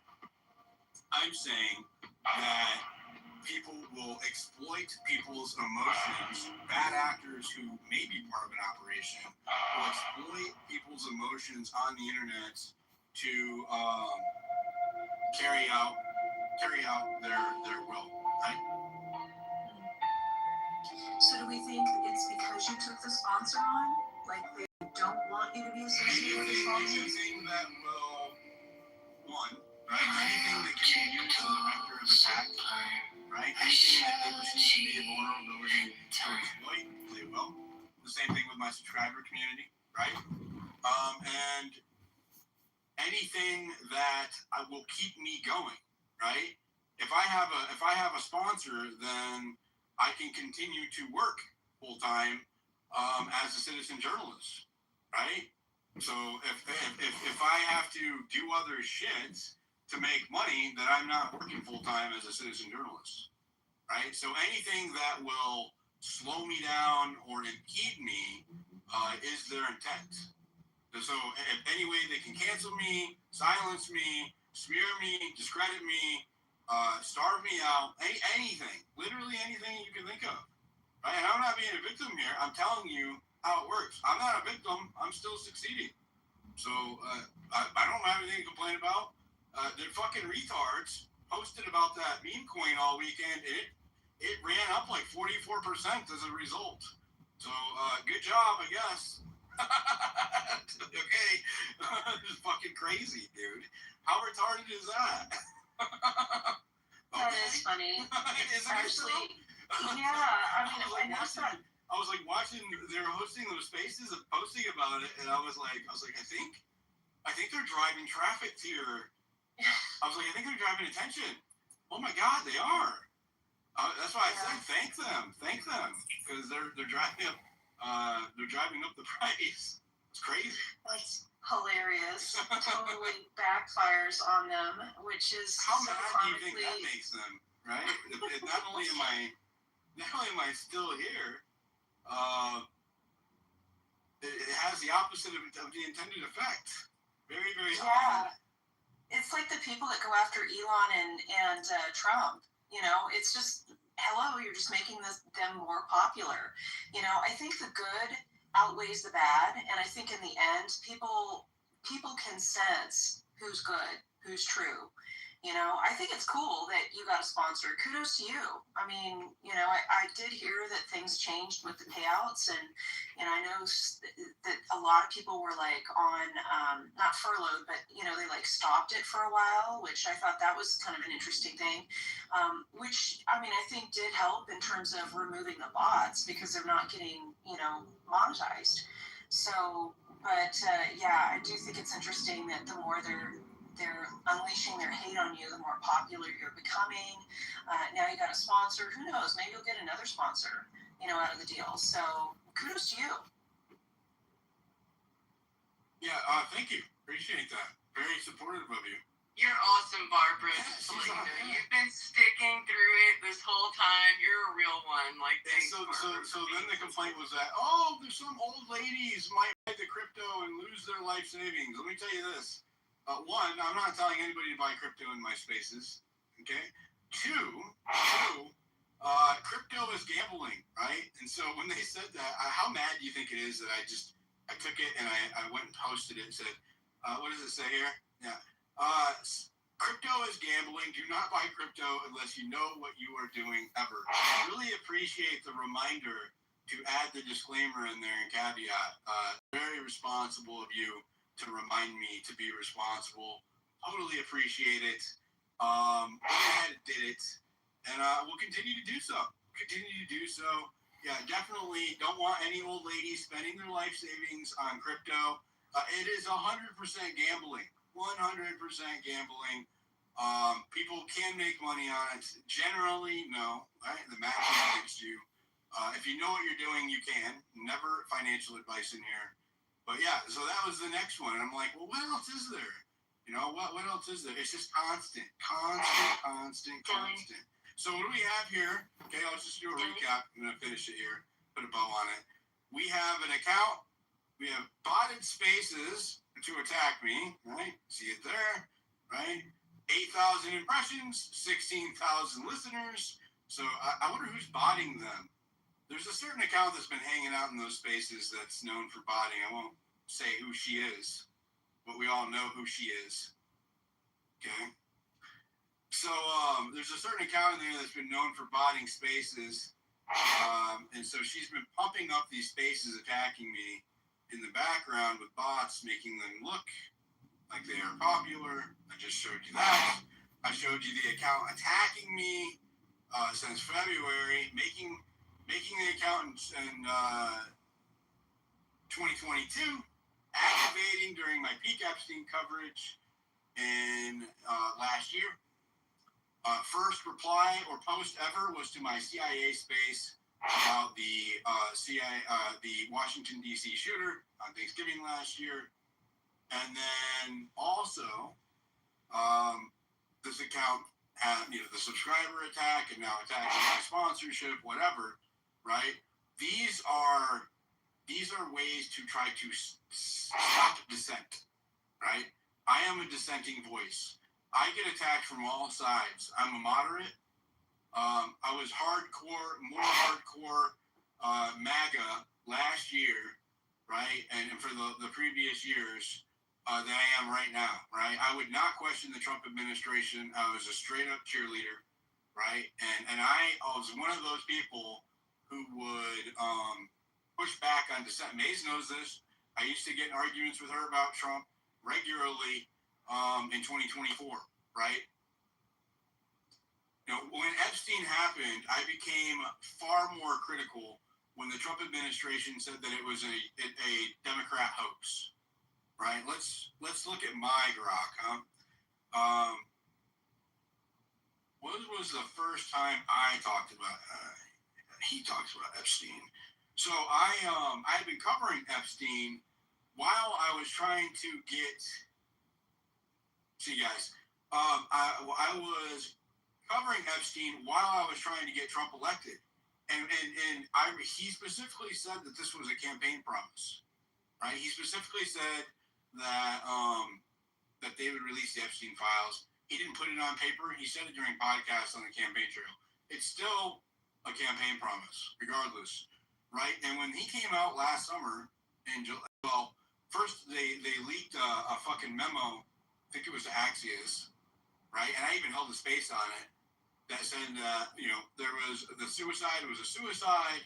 There was no evidence to charge anybody else, and they were closing the case, right? Leaked memo. And I was like, no way this is real. We held a head space on it all day. Like, there's no way this is real. And then the next day, they had with my core principles, and I couldn't do it. I could not reconcile that with my political views. That's when I started catching heat from my own side on the that was my first big cancellation, right? Huge cancellation from the right on that one. Most brutal attacks I've had online ever. Doxing attempts and death threats and all kinds of shit from all kinds of people. It was also the first time that I openly criticized the CIA in my spaces. And like I said, that was just happened to be when that account activated. Right? I'm not saying that they activated her, but the timing is there for anybody to go see. Right? July of 2022, they verified, had never been active for 3 years, and then decided to activate during my peak Epstein coverage, right? And my criticism of the CIA for their role with Epstein.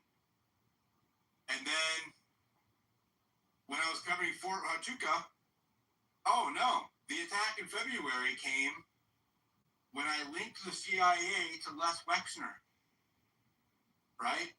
So that reminds me, the February attacks from that account, they coincided when Wexner was doing his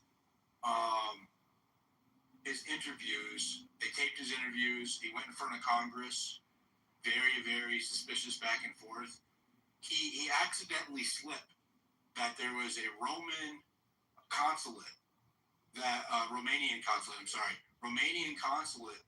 that was brought back to his house by Epstein and managed his house for him, right? So I did what I do and investigated and figured out who it was. Well, I posted that and it went fucking ultra viral, right? Well, that same week, at that same time, the first attacks from that Katie happened. The very thing, that whole fucking thing activated that same time, right? So the account activated during my peak Epstein coverage. It became verified during this is all verifiable. Go check yourselves. Do your own due diligence. Or go back and watch it. I showed you. Okay? The account created in 2022, it activated. Did you say do your own diligence? Became verified in July of 2022 during my first peak Epstein CIA coverage, right? The very first time that it posted or replied was to my CIA space on Thanksgiving, right? The first time that it attacked me openly on the timeline was in February during my peak CIA Wexner coverage, right? This is the pattern.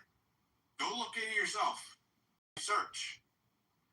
Search for Wexner on my timeline. Look at the video when I was scrolling through, or search the mentions of me on that. When was the first time? I know I'm just doing this because I want to show you guys.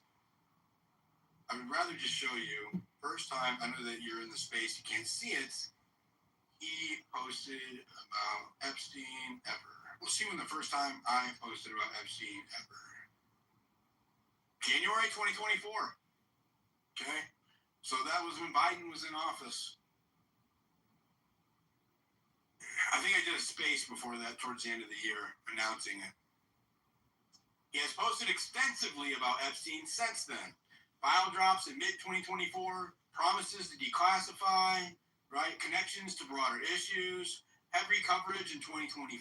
The accounts focus on it as a nonpartisan rogue government issue started building from those initial 2024 file drops, right?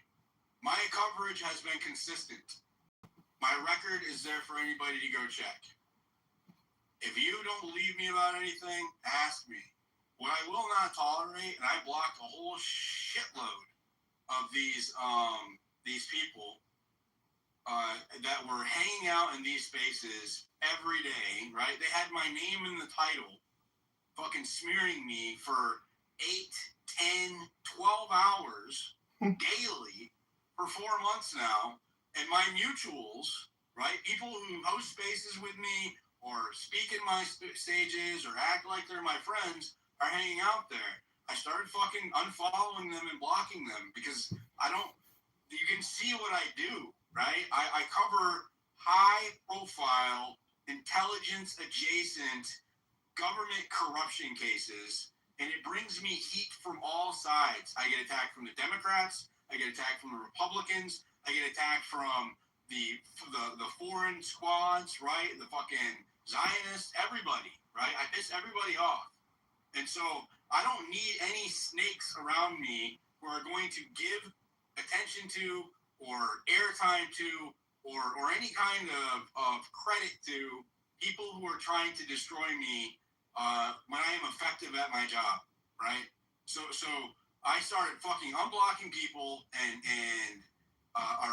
unfollowing people and blocking them just to kind of cut out the noise. Because I have a limited amount of time to pay attention to what I research and work on all day. And half of the time, I am getting DMs about these accounts, posting about me, hosting spaces about me, whatever, right? It's constant. It never fucking stops. I eventually had to tell people to stop messaging me about it, right? They're like, oh, I didn't mean to do anything. Fucking just stop. Stop sending me that shit. I don't fucking care, right? I'm doing this one space to address all of this shit because I'm ignoring it going forward, but I'm also highlighting what these people are, what they do, right? Who are they? What is their intent here? Do they have an agenda?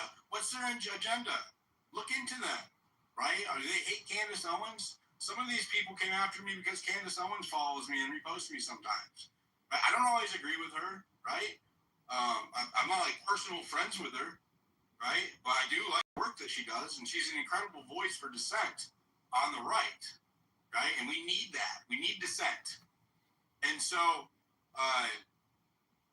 they will swarm me just for that fact alone, right? Just if she reposts me once, all of her fucking haters will swarm me just for that fact alone. Outside of that, whenever I get really viral content, these fucking Fed accounts, literal like Fed accounts, right? Enrique Tarrio, for example, who I've never engaged with, right, worked as a Fed under the Obama administration, federal informant, will start working together, reposting each other, quote posting me, replying to me out of fucking nowhere. Anytime that I go viral about intelligence or Epstein or Charlie Kirk, anytime I hit a fucking nerve, this is the response, right? And so if you are claiming to be my friend or acting like you are a friend and you are like helping these people either passively or directly, I do not want you around me, right? That is just a fact. It has nothing to do, it's nothing fucking personal, but that is going to be the case. I don't need any fucking snakes around me, man. I get enough.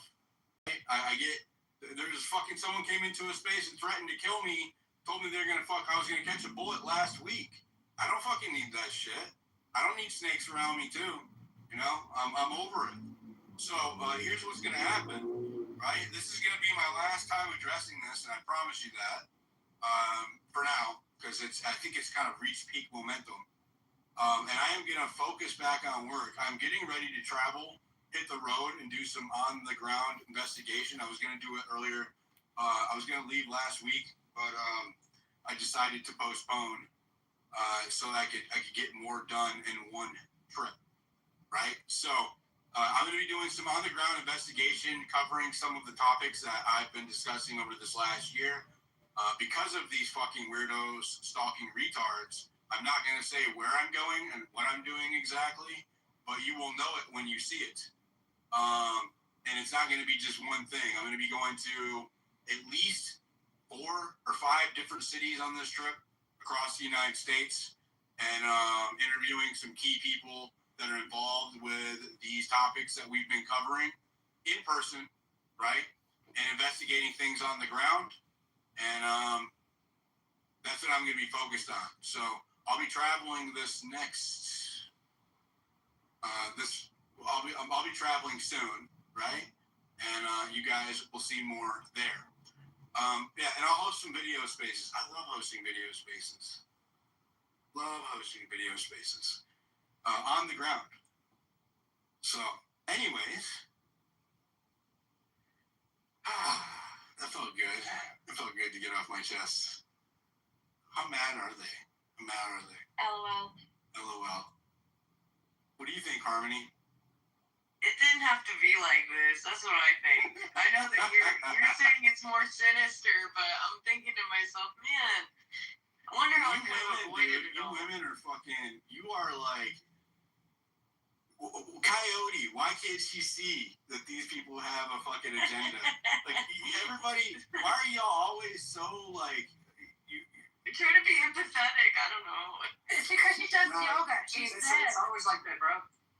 They'll say that we're going to be wrong. I think it's compromising your ability to think. No, I'm seeing what you're saying. I'm just digesting it. You know what I'm saying? Like, you kind of have to, you think someone's one way, and then you see how they act, and you're like, wow, you really were nothing like how. They think I'm crazy? No, bro. This shit's happening. Well, And May just said, you're fucking lucky I can't speak. like, May's everybody. It's like, fuck, I don't know what we're going to do. What are we gonna do? What's crazy is the ones who are like, I don't know, man. Like the Zionists coming after me for Epstein. I'm probably one of the most moderate people on the right that's critical of Israel. Right? I'm never say it's the Jews. I believe in individual accountability. Right? But if I have a problem with Israel being involved with their politics, I'm not gonna be quiet about it. Right? It seems like our fucking country is hijacked for the benefit of a foreign country. I have a response, and somebody who has a vested interest here, my legacy and my kids and their legacy, right? To make sure that our country, he doesn't support the integration of the technological and intelligence aspect of our military with Israel's an official. That's the same thing, right? You can't call somebody a racist because they have an objective opinion about their future. Right? Like, what is that? Hey, I don't think that a foreign country should operate our military. You're a racist. What? The fuck is that? That is a psyop. Listen, anytime somebody tries to emotionally manipulate you to make your point, if you're pointing out something objective, the tactic I was talking about, this account that's been attacking me for fucking months, and then when I point out your tactics or your activation, say, oh, he's attacking me, right? That is an emotional response to an objective claim, right? That's like calling me a racist or calling me whatever, because I'm saying something. And if you accuse me of something, I'm going to be transparent about it, right? Good, bad, or indifferent, ugly or not, and then I'm going to point out your shit, right? Who you are, what you're doing, why you're doing it, when you started doing it, right? And there's nothing wrong with that.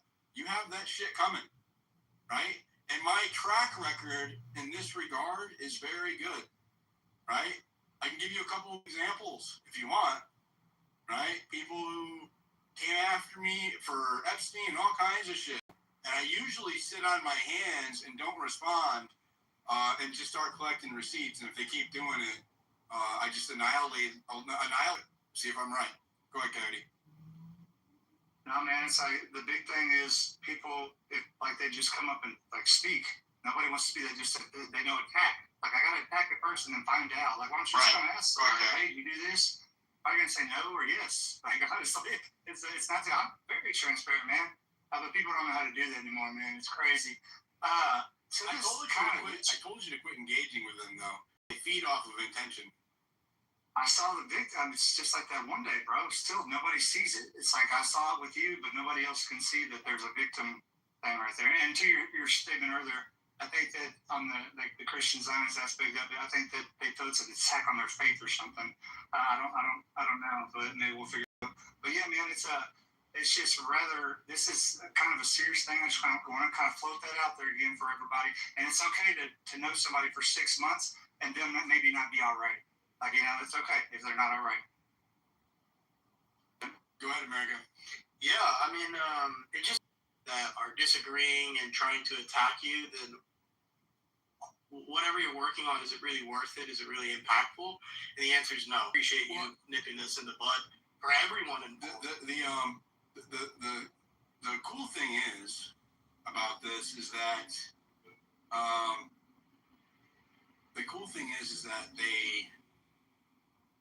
they kind of flush out the snakes, right? Like you see people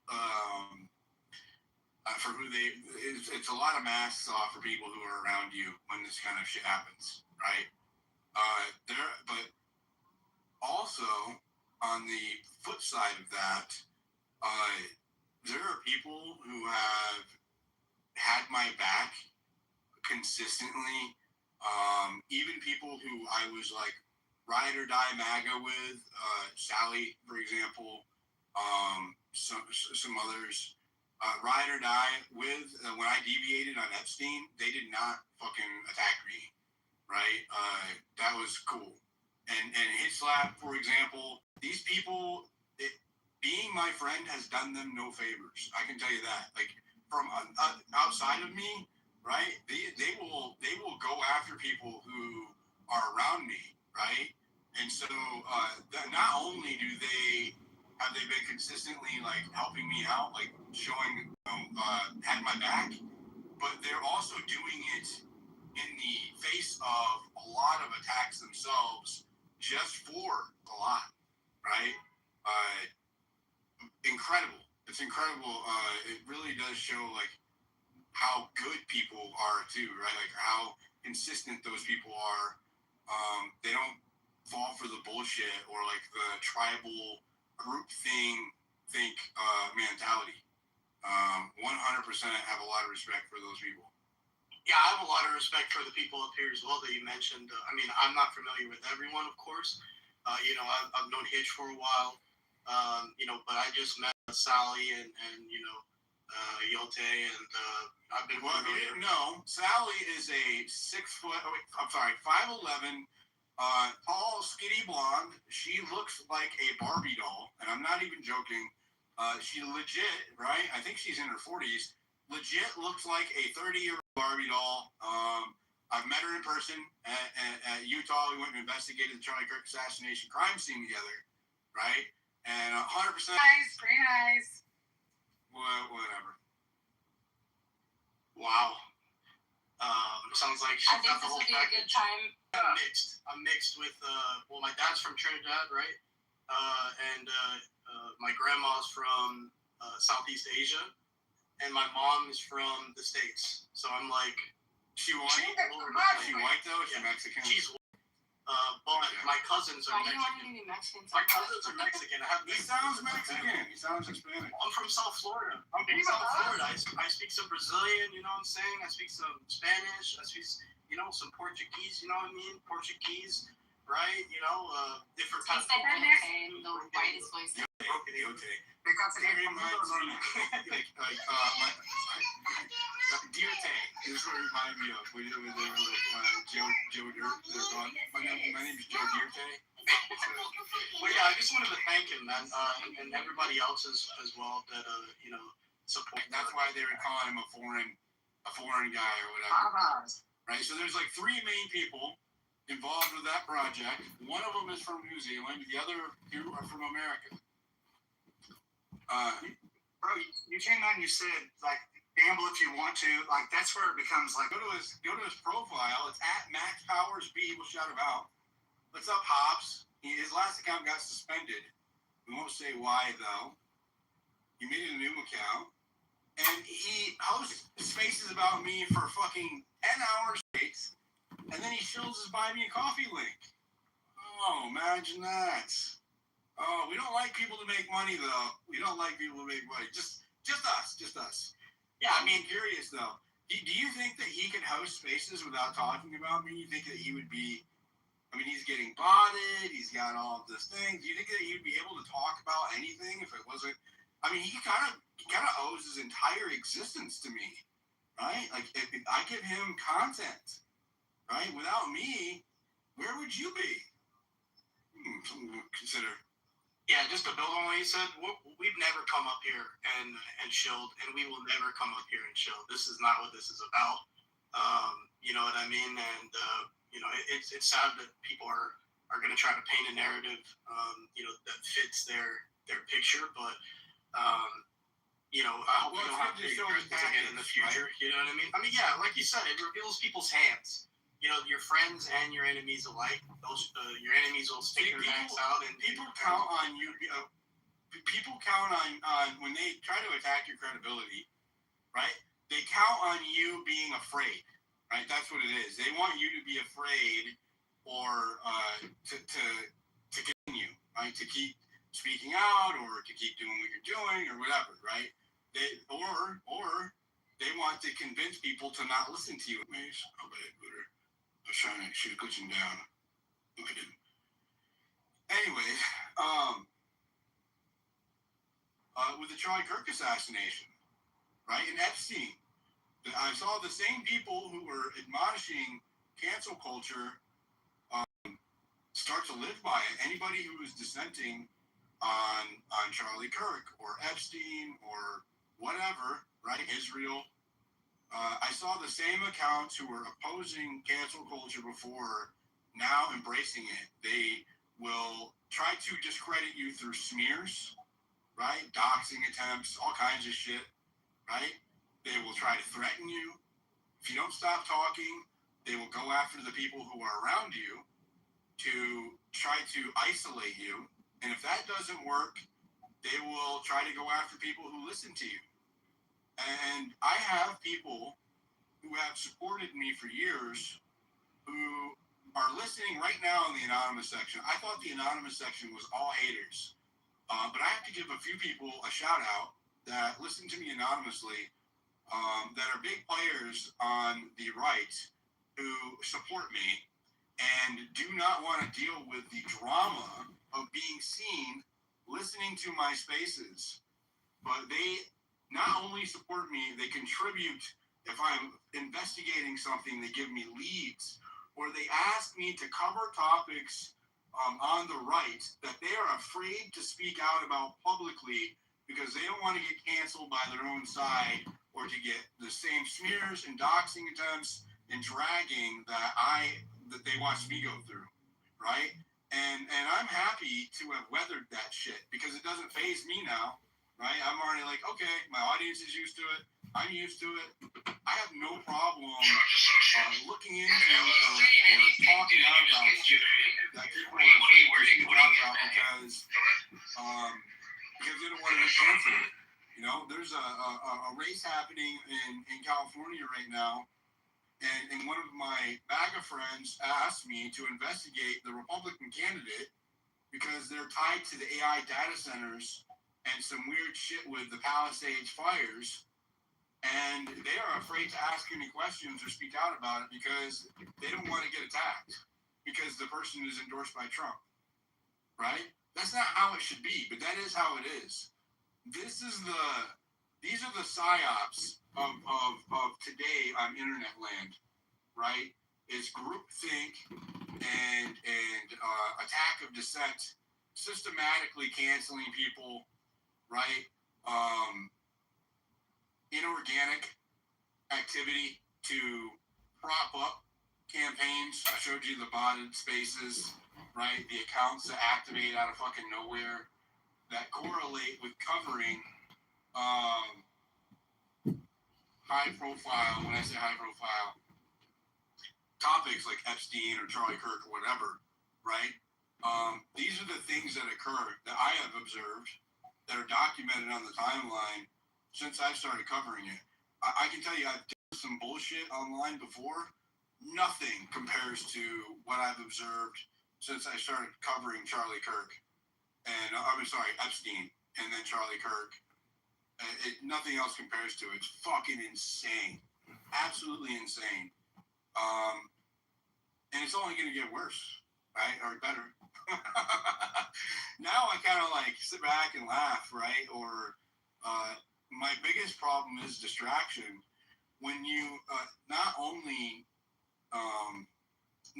are the attacks meant to like discredit you or maybe even scare people, my pattern has been consistent. When you come after me, my response is always to double down and with receipts every time, right? It's just how I'm built. I'm stubborn in this way. It's not always a good thing, but that's my pattern. Right? Every fucking time they come after me, I double down. But also fighting back, right? Arguing, dealing with the attacks, it distracts you from the work, right? And so what can happen is, and this has happened to me a few different times, right, is that you ignore it long enough to the point where like you reach like this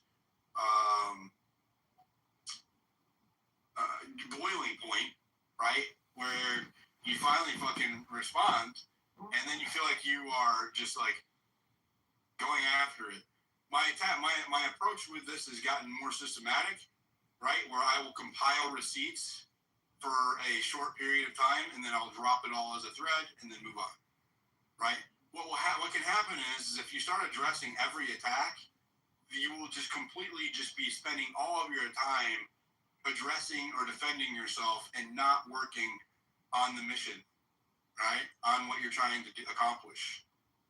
And so I always have to try to balance that, right? I always have to try to balance, do I need to address this? Do I need to defend my credibility? Do I need to spend time,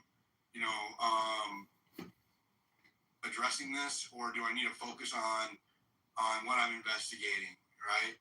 I think I've done okay. I think I've spent too much time addressing this. But the problem for me is that spaces are kind of my weak link here, right? Is because I am a leader in spaces, and I love the people in spaces. I have a lot of friends in here, or quote unquote friends. A lot of people I do like in here, and want to build the community up as a whole, right? And when that happens, when this shit bleeds into spaces or starts in spaces, I feel more compelled to address it because there's an overlap between people that I care about and the attacks, right? And that's when I feel like it's I feel more compelled to respond. So this is going to be my break from this. After this, I wanted to address those couple of things that have been the smears on the timeline. And I'm going to be focusing on, so I looked into, I'll share a couple of things I'm working on. I've been looking into the scientists, particularly Melissa Cassius. She's the one that was found this last weekend in a few miles, One of them is from about the other 7 miles from her house, a couple hour walk. And she was found with a handgun next to her that was not her own. And she was an assistant at the Los Alamos Laboratories, which is the common denominator between all of these missing scientists. A lot of them highlighted, and she did have top secret. I learned today she did have classified clearance. Now she lost her clearance for a brief period of time, and got it back. But what I didn't look into the first time I was investigating it was her husband. Okay, her husband is a level 3 supervisor at Los Alamos Laboratories. He rode with her. He's been there for years and years, like she was. And he also rode with her every day to work. They carpool to work. Sophisticated. I pay a lot. Like I have one that is a subscription service that does comprehensive analysis and data mining on like anything from an email to a name to a username to anything you can think of about a person. And this guy, the wife's all over there, but I can't find shit about the husband. It glitches out. There's bleed over, right? And so I'm thinking maybe this case has more to do with the husband than the wife. You know, that's where I'm at with that one. That's what I've been working on. I haven't made any posts about it because my findings are very odd. There's some other stuff that I'm working on with Charlie Kirk's assassination. I do talk to one of the family members of Tyler Robinson, and so I haven't shared the latest I've heard with that because I've been kind of waiting to see what happens. I have to walk a fine line there because I don't want to interfere with the case, right? If something is shared that's publicly available or that they say is okay to share, I share it. But I don't. I'm like I have to walk a fine line there journalistically. Also on Epstein, right? The last time I did a big post about Epstein, which I think is really kind of odd. I found 5 emails for Jeffrey Epstein that were not publicly disclosed otherwise, right?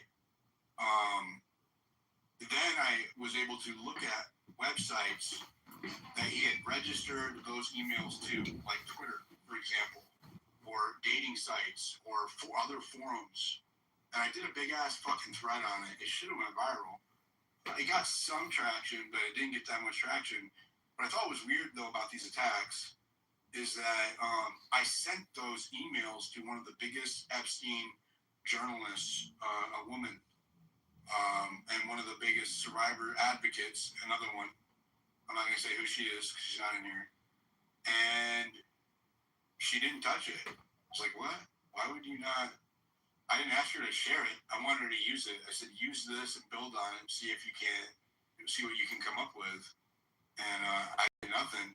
But then I saw when this Haiti account was attacking me yesterday, I saw that same Epstein journalist reposting that content attacking me. Isn't that funny? So this shit that we do here is full of fucking very, very wishy-washy people, bad actors, snakes, agent provocateurs, opportunists, and good people too, right? It's all kinds of crazy people. But if you can think, act, or be pragmatic and not jump on an emotional bandwagon when you see somebody trying to invoke. I gave you a bunch of examples throughout this entire space with the Trump BB thing, right? With Luna and Tyler Robinson being linked to some Cuba fucking organization, or Charlie Kirk's assassination. I'm sorry, right? These are all things to invoke emotions from you, so that you won't think critically, right? Every example I've given you tonight is a tactic to invoke an emotional response from you, and then that emotion will cloud your judgment, and you won't think critically, right? Not a you per se, but that's the intent there, right? When people say, "Oh, Charlie Kirk was killed by this guy," people who care about Charlie Kirk or MAGA or Republicans on the right are going to feel some type of way about that, and they're going to accept the next thing that's said because they're angry and they want someone to blame, right? Realize that that's a manipulation, right? That you are being manipulated. That is a psyop.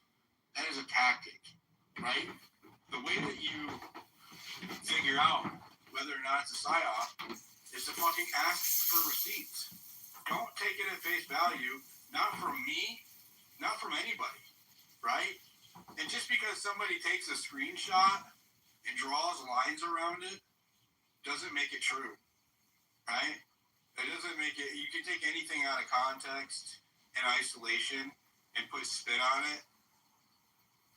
I can add a lot of narrative to one thing out of context, right? I can take one benign thing in isolation and then and that thing may be true, right? And then put a lot of spin and bullshit around it to build a story or a narrative, right? And then make the whole narrative look true, right? The way that you see through that is to ask for specific things that prove it's true, right? Not just the one thing. Say, hey, where does this connect to this? Show me exactly how this connects to this, right? Ask the question. And if people don't allow you to ask the question, they have an agenda, period. Right? If you're not allowed to ask questions or to point out something that doesn't make sense logically, they have an agenda. If you try to ask a question or point out something that doesn't make sense logically, and then they give you an emotional response like, oh, well, that's a bad person, or they're bad, or I'm a victim, or they're a victim, or she's a victim, or he's a victim, right? Instead of answering you, that's a manipulation tactic, right? Anytime someone deflects to emotion, that is a manipulation tactic. But why is this important? Because it happens at scale with our governments, right? With corporations, with organizations. It happens with Democrats. It happens with Republicans. It happens with foreign policy. Iran does it. Israel does it, right? Anybody who wants to change the way that you think employs these tactics, right? That's why having evidence is key, right? If someone is saying something in a space or on a video or in the news that is making you feel some type of change, and ask yourself, pause for a moment and say, why? Why am I feeling this way? What is this true, right? Because often the bad actors have figured out how to manipulate humans in this way psychologically, right? That's why they call it a psyop, psychological operation. If I say the word, let's just whatever, right? It doesn't matter whatever the word is. If I say a certain word that so-and-so doesn't like, or this person that Democrats don't like, let's just say I say trans violence, right? Democrats, whatever, right? They might call me a bigot or whatever. That's I know, right? And so do actors know that's going to trigger them and piss them off. Well, if you get them in that state, there's a lot of things that you can do afterwards because you've altered their emotional and psychological state. This happens on the right.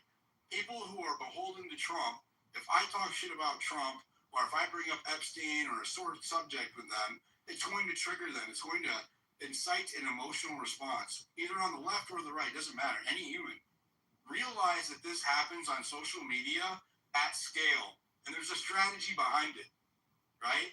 You need to be able to identify whenever your emotions are getting triggered in spaces or on timeline, right? And everybody does this, and we do it because the only way that you can have a voice on here is if you use that, right? The whole thing is built on dopamine, right? The whole fucking social media model is built on dopamine, right? And using this to perpetuate information. The reason why I put you decide the narrative on my account is because I would rather focus on giving receipts to people, and this is why I love spaces, because we can decide together, right? And let them fucking decide. Do I have my own thoughts and opinions on shit? 100%. Do I have biases? 100% I have biases, right? But people should be like, I will tell you that, right? A lot of people won't tell you that. They're not going to tell you that they're biased. They're going to tell you that they favor one side or one thing more than the other, right? They're going to tell you something as if it's objective truth, and act like they don't have a bias. This happened with the legacy media. It's happening with the new media, right? Some of them are getting paid and not telling you about it, right? Some of them you are. You decide. But maximum transparency is always the best approach, right? Asking for receipts, but not just screenshots, but actual receipts is always the best approach. You know, making sure that there's context around it. You know, don't just take everything that people say at face value. Not about me, not about anybody else either, right? Don't just take anything at face value. And because the lowest approval rating in history has a 90% re-election rate, right? How does it fucking work? Our representative, our Congress, has the lowest approval rating on both sides in history. It's below 40%. Yet they have a 90% re-election rate. Why? Because we're focused on bullshit, and it's not all our fault. They're manipulating us into focusing on bullshit, right? They're throwing out issues that we care about, you know, protecting our kids, and Democrats may want to protect their fucking neighbors or whatever, right?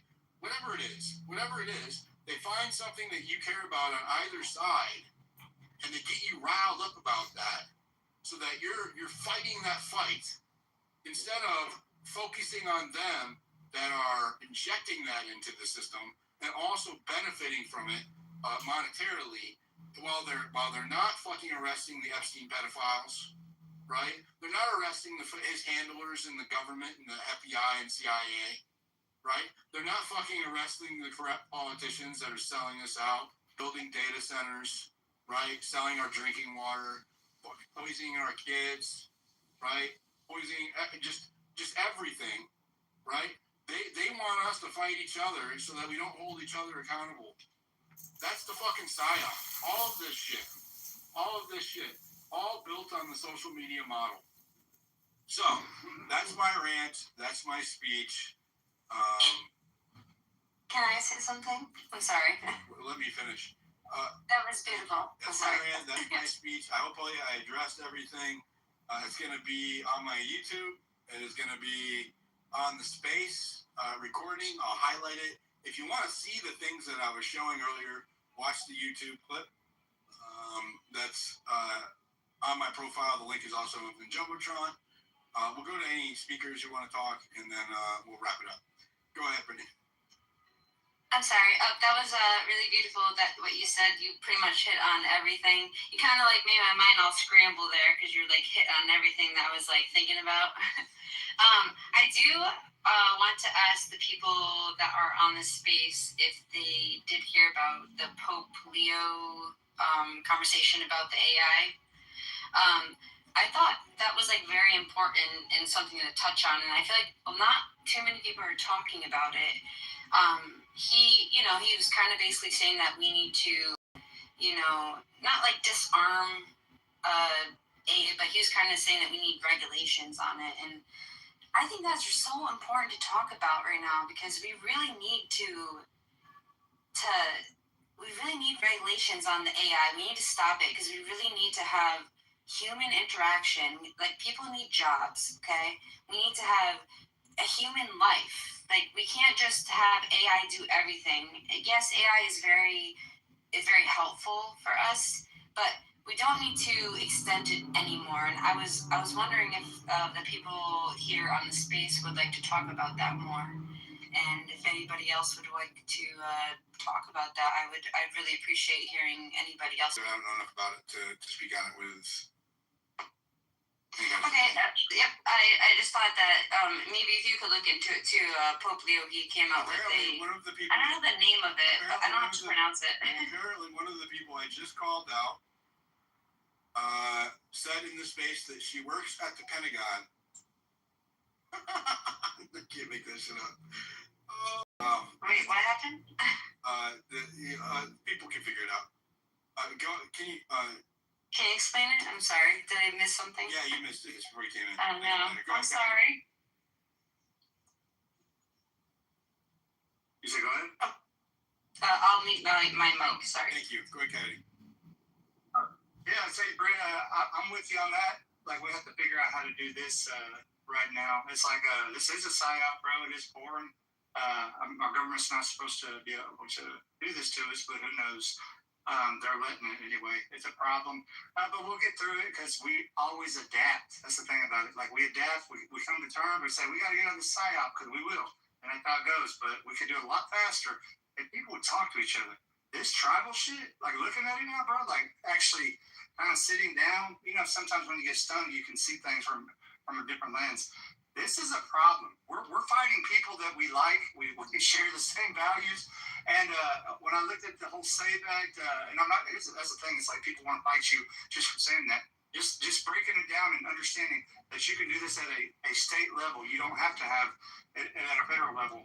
That gives people, they get pissed or whatever, and they're willing to give their state right away to do that, knowing that basically it goes to the filibuster. But nor here nor there, man. We got to get to that point. I wanted to say why I did that with that as far as this. It's the Spaces host. I've always believed that I mean, it's never had a chance really because people get attacked, and I get it, but I don't. But really, he backed me up one time whenever I was kind of going through a little bit of the same time. And that's a little bit of loyalty. And there's nothing wrong with that when it goes, because it's like, you don't forget it when it gets there, because it's lonely, bro. Like, people don't, they talk free speech and stuff, but they ain't about that life, bro. Really, they're not about that life. But I hope we get about that life, because we have to fix this, man. This is not working. Being silent and not, and you know, is being complicit, is it not? Yeah, no, Coyote, you bring up a great point. There's going to come a day where, like, the children and their children will listen back to what you said. I'm glad Diligent has these recorded, because they're going to look back and be like, what did you guys do? And I know that I, stood at the table and was able to have at least a conversation that was as real as it can get. You know what I mean? It matters to me. It's having your face up sometimes. It's just the big picture. Your face, you get to do those reaction videos. Are you talking about the videos? The triangular? I did call that one. I called that one. Yeah. I knew something was wrong. Yeah. Diligent, did you talk about the Trump BB silence? They started with it. We can talk about it again. We didn't get into. I thought you did, like a little bit. I did touch on it, but we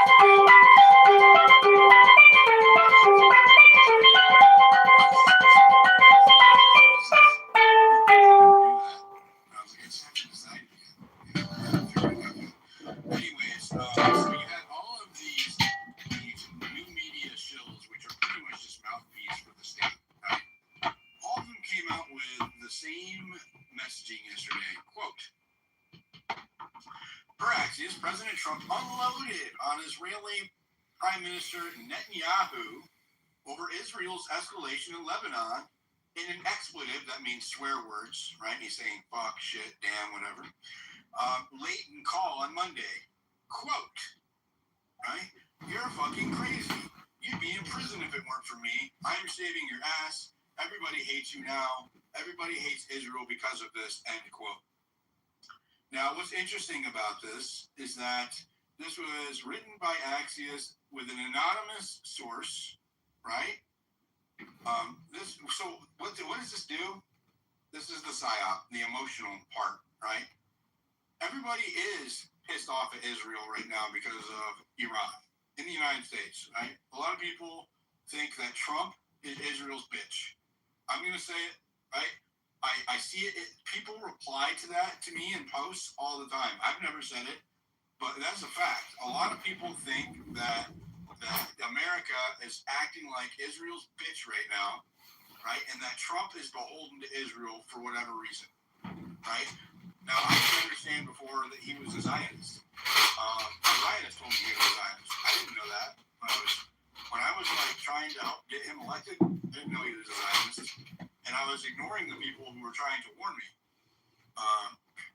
Shout out to Maze and Destiny and many others, right? I got sick of the fucking whole October 7th battle between it's the Jews people. You know, sometimes I would be talking about shit that had nothing to do with the Jews, and people were bringing it up. So I'm just gonna throw that out there. But right, this is a PR move to make Trump seem independent, right? To make Trump look strong as an American leader when it comes to Israel. That's what the intent is here. It is a psychological operation to invoke an emotional response of loyalty from you, right? And if you don't believe me, right, I'm going to most viral posts spreading this did the same thing. They all have the exact same F word, completely start out exactly the same, right? It's verbatim. There we go. Verbatim. So, look, the bolded titles are what hit. The bolded search terms are what are exactly the same in every post. So Andrew Colvin used the search term. Look, you're fucking crazy. You'd be in prison if it weren't for me. Blah, blah, blah, blah, blah. Jackson Hinkle is saying it, right? These are people who are opposed, typically. It's so weird to see all of them, the mainstream media, right, the legacy media, the Democrats influencers, the Republican influencers, I mean, all of them, almost all of them, even though typically Jackson Hinkle does not typically agree with fucking TPUSA. But here he is quoting the same fucking thing. Why? Right? Why? And not just yesterday. He posted this today, 13 hours ago. It doesn't make any sense. Spectator, and look at the views, okay? 3 million views on that post of this. Can you read it again? It says, Axios reports that the Trump told Netanyahu in their latest phone call, look, it's bolded. It's the same script, okay? The same 3 letters are censored out in the same spots on this post as they are on the other one. On Andrew Colvin's. They literally took this talking point, copied it, and pasted it on all of the major influencer accounts on X. And if you don't know how it works, X isn't the biggest platform, but information starts here. Okay? It's a brevity-built platform. Information propagates. I'll tell you something scientific that makes me a good citizen journalist. Why I'm good. Okay? If you understand the fundamental of how Twitter operates, when it was Twitter, it was a text-based app that allowed for the quick propagation of information in a way that no other social media platform does. It makes it unique, right? And because of the timeline and how it's all speed and time based, right? It's not about really long fucking form content. It's all about how fast you can get accurate information, because bad actors put out inaccurate information this way. It's about how fast you can propagate information. So think of Twitter or X as the fountain, right? Or the source of the water. And all of the information water flows out from here down to other social media news app on Apple, right? So if you understand this and you put your and you use that for that's, you can use that as a journalist or as a researcher, right? To understand how to propagate information or understand how the information propagates, you can see the psyops, right? And that's what I was saying. All of these accounts will, some of them are opportunists that see a viral story and they're taking an opportunity to get in on the action, right? So these are not all, because I did the same thing when I was a cheerleader for Trump, right? I would take cues. They're cues, right? Cues, CUE.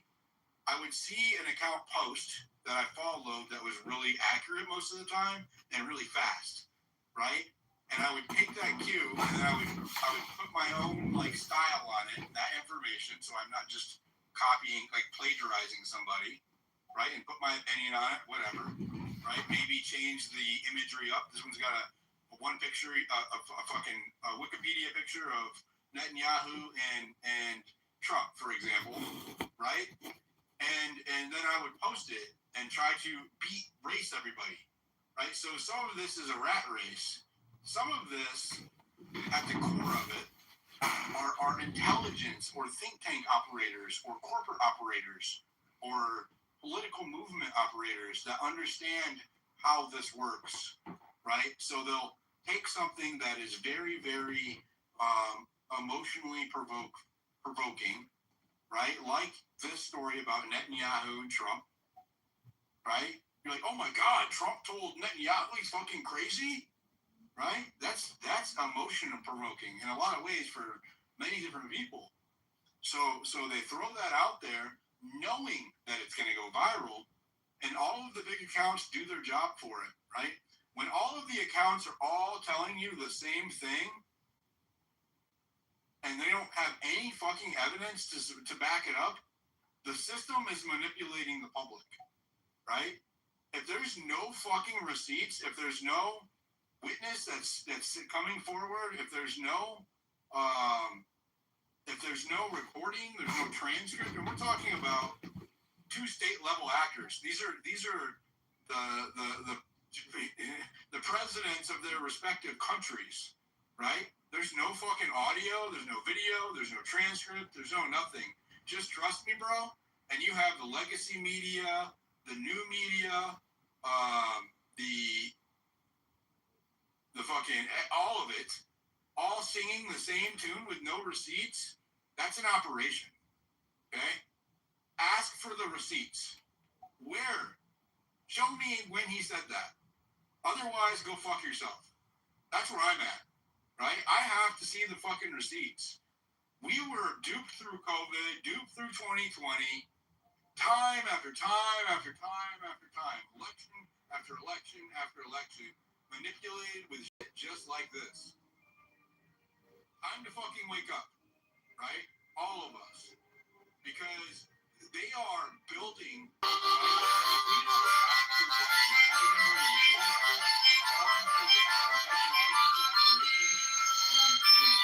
country right now, and it is devastating our economy, right? We had one good year of energy prices that were okay, gas, and now that's gone. Now gas prices are higher than the average when Biden was in office and Trump ran on gas. That's the one thing he always delivered on, right? And now we don't even have that. And you're not allowed to say it out loud if you're on the right, or they will come after you. Right? Something is going on here. Our country is ruining our itself on the behalf of another interest, and we don't know why, right? How is this happening? Why is this happening? And if you try to ask those questions or speak about it, they come after you. Go ahead, Mace. You know, fuck, my voice is going bad again, so I'll make it very. I think the biggest psyop is partisanship within our political. Yeah, the two-party system's a psyop. I think that's definitely a big psyop. I won't be able to. I'm gonna write what I want to say and have Lune read it, so I don't hurt you guys' ears. Well, I mean, you sound okay now, but you sound strained. If you talk, Try taking a drink of water, Maze. It sounds better now. Yeah, you're good. You sound good. Okay. So, yeah, the whole Trump. I'm so proud of you. Okay, I feel like you just graduated to the next level. Wow. He upgraded. According to Maze Love's upgrade laws. Where Trump has to redeem himself in the sense of the power dynamic between him and Bibi. And I think also that there is a very time sensitive kind of issue when it comes to having to get this over with Iran and with Lebanon, because China's advancing its Belt and Road Initiative like literally leaps and bounds ahead to where they'll literally be a monopoly until there's actual competition. So long story short, I think that what he's also doing is distancing himself from whatever Israel may not do in the near future, so that he's not kind of pinned by that too. This is just my theory. I'm throwing it out there as a theory. Just really quickly on the military merging, I think this is very important for people to understand. My biggest issue with this is that you can't moonwalk out of this, guys. Like, this is building a relationship that is it's like a marriage. You can't divorce. Once you merge these things, essentially, you start building these dependencies. They're putting Israeli tech into America's critical supply chains, right? This is where it creates these permanent dependencies. And what happens then is that Israel, let's just say, begins to want to do whatever it wants to do that maybe we personally we don't agree with as allies. We shouldn't have to be forced that when it comes to the money around this, it's different because when you are moving the relationship out of a transparent annual aid votes, right, where Congress can debate these things, they have a cap on the amount, they put conditions on whether or not to support it. Like, now it's like an opaque machinery. I feel like they're taking over the military, Dilly. This is what's happening. They've taken over the political shit. Now they're taking over our military. They're making it sound like a merger. I think that we saw how effective the Israeli lobby has been when it comes to, obviously, navigating and taking over a lot of the most important parts of foreign policy and whatnot. This is going to be one of those things where there will be no more decisions for the voter representatives. It will now allow all decisions, what voters used to be able to do, to go through this very narrow, centralized point, and be sure, it's going to be all covered up. It's going to be like domestic infrastructure. Let me say, like you wouldn't on one thing, like you can't do it. It's for sovereign country. Anybody's cut out of their minds to think that this is actually even a thing. Because I see people entertain it, like even like, oh, well, with this now, man, and it's crazy. I know how you feel, Mace, because it's like that. You can't do this. You can't even think like that. You can't even begin to think like that. It just can't happen unless you're cooked out. What they're referring to is the merging of. We talked about this earlier in the space. For those who aren't following along, the merging of the military intelligence apparatus and the tech apparatus, we covered that earlier, between Israel. It's in the new National Defense Authorization Act, which is under review right now. It has a markup tomorrow where they can add or remove things before it goes to the House floor.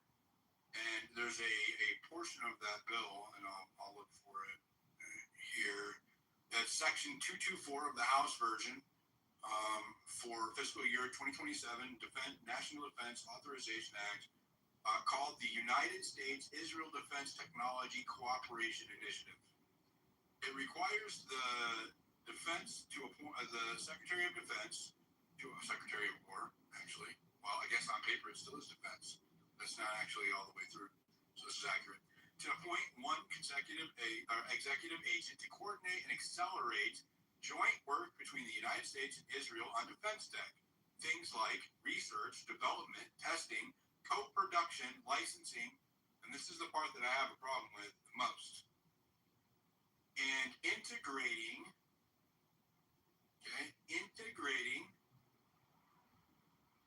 Israeli origin tech into U.S. systems. Okay? Why would it need to specifically say that? Right? Because we don't do that shit already now. Right? We don't, they already have prohibitions against using foreign, like Chinese. That's why, remember they got rid of all of the fucking Huawei phones or any apps that had Chinese origin on their phones in Washington, D.C. If you're in the government, doesn't matter if you are a congressman or if you're a federal employee, if you're a fucking mailman, they did not allow any Chinese origin shit on the phones. The reason why is because it can be hijacked at a hardware level, right? That's not detectable at the software level, right? They got caught doing it with the Huawei chipsets. China did. So, why would you open the floodgates for Israel to do that to our highest? Did you hear what it says? These are the domains that they want to integrate Israeli origin technology from. Okay, it covers a wide range of areas: counter drones, missile defense, AI, quantum. They mean quantum computing, cyber, biotech. Okay, let me say that again: biotech. Think COVID. Okay. Network integration, data fusion, and more, right? Why would we want to allow a foreign country to have that much fucking leverage over us? What if that foreign country does shit that's not in our best interest? Israel has been caught before selling our shit to China, right? This is documented. It came up when I was looking it up the first time, right? So obviously, they get involved. They like to fight, apparently. They get involved with wars that are not in our best interest. We get involved in wars on their behalf that are not in our best interest. And now we're talking about compromising our systems at the highest, most critical levels with their technology. Why? We have the most advanced fucking tech industry in the world. We are a service economy based on how advanced our technology is, right? That is how we survived after the loss of the manufacturing base, as a service economy based on our technology, right? So why would we outsource our most critical infrastructure to them? That is fucking stupid, right? That is stupid. These decisions, the fact that this is even in a bill, the fact that so many of our congressmen not only are not going to oppose this, that they are endorsing it, tells you how captured we are to this ideology, right? That's what it does, right? This shouldn't be China, this should not be Israel, this should not be Austria, should be Australia, should be any fucking other country. It should be Mexico. No other country should have access or this much leverage over our core infrastructure like this. What the hell is going on? Go ahead, Mace. Yes, I'm so glad you picked up on the very important points. One other thing to add in. It's pretty peculiar. They're going to have this executive agent. Who do you think they're going to pick to put in that role that decides what accelerates, what merges, what doesn't? Like, that's a very centralized position for all of the decisions to be made. Like, we don't know if they're more Israeli first or America first? Do they care about our national security, independent national security? Because whoever's in that position, Dilly, is going to be making those decisions. And are they ever going to put somebody in that position that is not necessarily 100% Israel first? I doubt it. And I think that they're going to be advancing things that would really put us on our fucking knees. This is what bothers me. People need to understand that this is the hill to die on. Do you know what happened? This is exactly how they did it. Yeah, they posed as a manufacturer of pagers, and for years it was a high-level, very deep operative situation, and then they intercepted the orders and sent them pagers.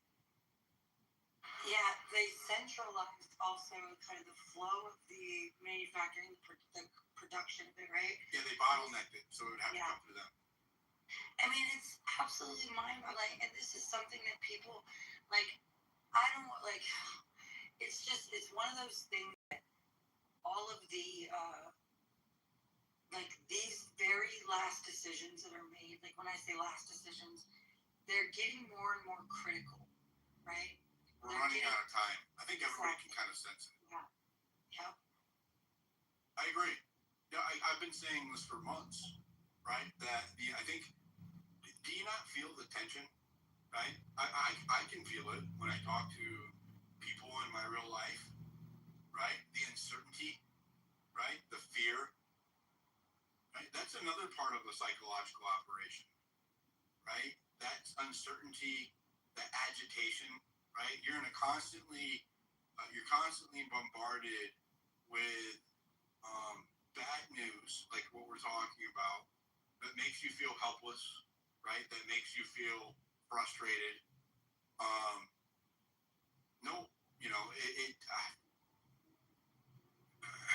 there's I think that there's a demoralization there, right? That occurs, right? They want you to feel completely powerless and helpless, so that you not resist, or they try to trigger you into an emotional reaction, right? That creates the response that they want, so that they can employ policy to deal with that.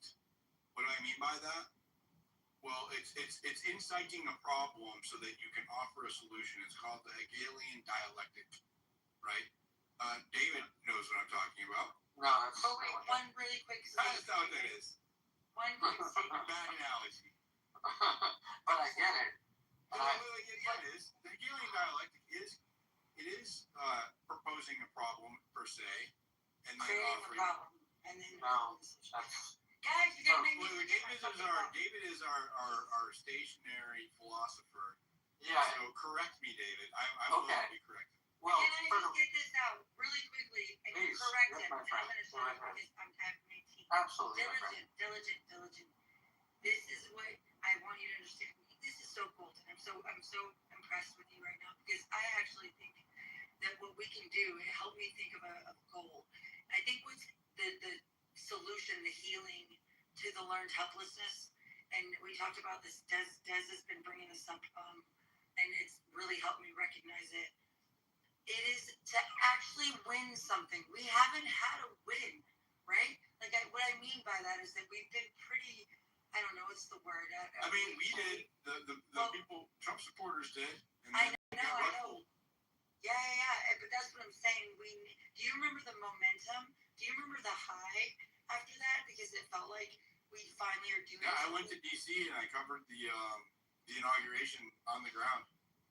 It was amazing. I walked the entire three. Really felt hopeful and like accomplished 100%. And so and don't forget wield success, and we just have to focus. I don't have all the answers, but I do think that a little bit of the answer. If they can say it out loud. You know that when Benjamin Netanyahu can threaten all of Americans and say technology is the new weapon of war, and then all of the things that extenuate from that, including monitoring citizens in America, the very citizens he threatened, he spit on the graves of acres of men buried in Arlington and said, your free speech is no longer a thing. You're the enemy. and we're coming after you. And our president sat by his side and said, yes, yes, I will join you in declaring war on Americans and our principle. Well, let me tell you, my friends, these people are going down, down, down. We're going to crush them because every lie has an expiration date and the truth lasts forever. Our great republic was founded upon these wonderful principles of freedoms, the rights of the individual, liberalism, kindness, generosity, and of course, these people oppose all of this. These are avaricious men that control and own our government. So yes, our republic is over, but where are we going to go from here? Well, I will tell you why we're going to win. The Great Awakening is happening, and I am so proud of my brothers and sisters. You're right, Diligent. It cannot be one where we're motivated by vengeance or hatred or even war. There are no pitchforks to be dragged out in the field to fight anybody, because we're talking about an infinitesimally small group of horrible people that wish to extract our wealth and reduce us to servitude in the process. And this is happening very quickly, just as you said. But, in the words of John F. Kennedy, they can all take 2 running jumps and go to hell. They are not going to win because we've learned that it's not Muslim against Christian. We've learned that. Stop playing that game. Not black versus white, not gay versus straight, not white collar versus blue collar. We don't care what color shirt you wear anymore. No, it's about a small group of people. And by the way, the reason why we appeal to our Jewish brothers and sisters by calling out Jewish supremacy is because it is more than just Israel, right? When he's saying we got these things, he's talking about American companies, American media. It is much more than just right. Absolutely. And what do we have? They have military, they have the media, and they have the money, and all we have is the advantage because the atomic power of truth wins. The atomic power of people throughout the history of civilization that just want to be free, that just laissez-faire, leave us be, want to be left alone. And what do these people say? You may not have your freedom. You may not be left alone. We're going to tell you what to do, how to raise your kids, what you're allowed to say, what you're allowed to think. We're going to, the truth finds a way. Every idea, every truth, as Victor Hugo said, when a truth's time has come. And by the way, I'm talking about everybody in the world, not just Americans, because freedom is not just our right as a people, it's our destiny as a species. And these horrible people have been drugged out into the noonday sun, and we see them for all their horrific splendor. We see them for what they are, and we're going to win. There's more of us than them. The DOJ said they don't have time to really investigate the Epstein thing because they're going on a 15-state anti-Semitism awareness tour. Yeah. And that's and what's really funny is these people so control the language that we are talking about the most anti-Semitic country in the world, Israel, that kills all the Semites around them. They will never stop killing them, by the way. No, we'll never stop. There's no stopping this thing. They're Arabs, they're not Semites. Yeah, no, they're Semites. Incorrect. Sorry. False. But when someone says they're anti-Semitic, they don't sorry, they're Semites. You're just wrong. That's just factually incorrect. They're Semites. And by the way, this is the same when people say this is when Joe Biden said, "If you don't vote for me, you ain't black." Let's keep it on the psyop angle. Okay. But on the psyop angle, okay, good. Let's do that. But on the psyop angle, what she just said, where they're saying you can't talk about this anymore, it doesn't matter because. If I tell everybody that there's one thing that you can't talk about, if I tell everybody nobody's allowed to think or mention pink elephants, they're going to think and talk about pink elephants. But this is way worse. They're telling us one thing we can't talk about. You know, come on, Voltaire, everybody else told you this, that the people that you can't talk about are the ones that rule you. Everybody knows this is all very intuitive, and they're going to try to stop us in every way. Here's the problem. You cannot dam up half the river. If you're going to really, really put that authoritarian, this, as George Orwell saw, that boot stamping on the face, on a human face forever, if you're going to do that, you got to do it well. Because if we can whisper, if we can tap it like prisoners of war through the walls, then we are going to overcome, and that is exactly what's going to happen. Mitch. Thank you, David. Oh, Mitch. Well, I was just going to highlight that I think that we're going to see a lot of ramping up. I think I'm seeing it, but I also see it kind of more in the public arena and more in the, like strategy and task force to really curb quote unquote anti-Semitism. And I don't know if they're putting that out there on purpose. Are you guys seeing that in your pipeline? Like, there's just so many things. Like, even all of I've always seen the anti-Semitism stuff, but I also the DOJ is I also saw like some guy giving a speech. It was like this last week or something. He said that they spent $600 million trying to combat anti-Semitism, and it did not make a measurable impact. He said that it's because anti-Semites cannot be changed. Right? He said that you can't reason with hate, is what he alluded it to. And I would argue that it's because your definition of anti-Semitism is too broad, right? It's any term that is hateful, right? You deem to be hateful is subjective fundamentally, right? And therefore, it does not exist. Hate speech does not exist, and I'll tell you why. Because it cannot be clearly defined, right? The definition depends on who you ask, right? There is no consensus on what hate speech is. And so you can't enforce, right, an idea. You cannot, we already know this is antithetical to human nature. Human nature is always going to win, especially at scale. So you can't enforce an idea that is fluid, that doesn't have a firm foundation in reality, right? And you just can't. So stop trying to prevent people from thinking or saying something, and start fostering a culture of education or information. And I don't mean propaganda when I say education, right? Like, own up to things that are true, right? Stop trying to convince people that Israel doesn't have an oversized influence in the United States, for example. One, right? Stop trying to convince people what you're trying to say are your lying eyes are deceiving you. Don't believe what you see. Believe what I tell you. Stop doing that. It doesn't work, especially over time.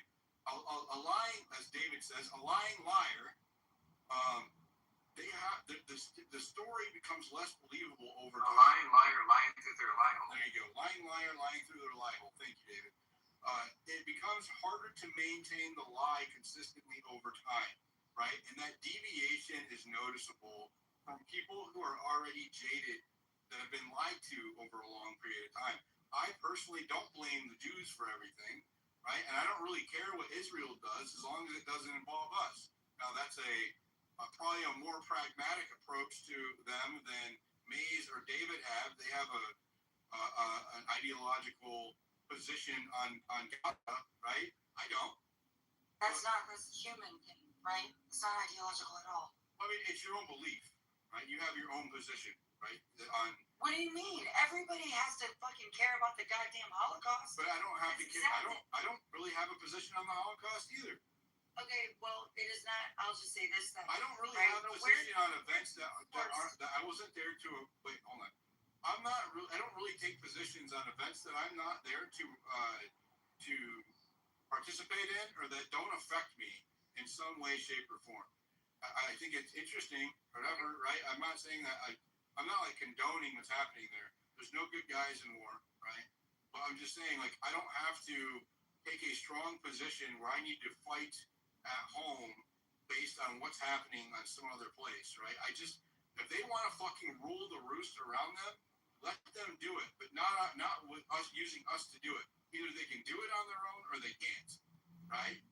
Period. Well, you understand this, and if they can't do it on their own and they're so worried about their own existence in that area, they should be better at making friends, right? They should be better at making allies around them and making friends as opposed to fighting with them constantly. So, Dilly, let me just say this, right? I don't expect everybody to be on the same page around this, but like for me, if I was around during the time this was happening to any Jew, I would still be just as fucking passionate. You would be killing your face. Shut the fuck up, you stupid. Your name rhymes with. Listen, this is the problem. Yes, and Let me just say this, right? Like when it comes to like what Mitch does, for example, is he actually makes it so much worse. I mean, and I think he like you have to know that you're doing that. He's retarded. I'm going He doesn't even hold that First of all, it's not. Right now, Sorry. please. Listen, all I'm saying All is, I'm saying is I don't have a big position on what I know what you or said. any You other don't country does in have to their own shit, right? I just right. don't I have have what you said. And subscribe to Yes, just zero says, come on. respect. I'm gonna finish what I'm saying, Mitch. You can respond to whatever it is that you want to respond. Okay. Let her finish, then you can respond. Jeez. So all I'm saying is this: is that for me, my perspective, it is very human based. I can't, in good conscience, know that this is happening, and it's not that like it's happening way over there and we're not a part of it. We're every bit a part of it, and that fucks with me, right? Especially like anyway. That aside, I also know that the occupation there looks different, and the occupation here looks different, but it's still an occupation, and the occupiers are the same people. And when I say the same people, is like Israeli, like the Israeli interest right now is dominating their country by land and our country by government, and we're seeing it. Obviously, do you know what they said the day after Massey was primary? They said, you can disagree with this, but not for long. This is what AIPAC does. AIPAC did. And I would say that I agree with Mays also that it doesn't require any ideology at all to care about the children buried under the rubble in Gaza. You don't feel it's not like just obsessed with Jews. It's not going to shit about that. It's the guy who didn't support Jews. It's just It's designed just for that. Let me clarify my own position, right? Is that it's not that I celebrate or am okay with kids dying, right? But there are horrible atrocities occurring simultaneously all over the world, all of the time, right?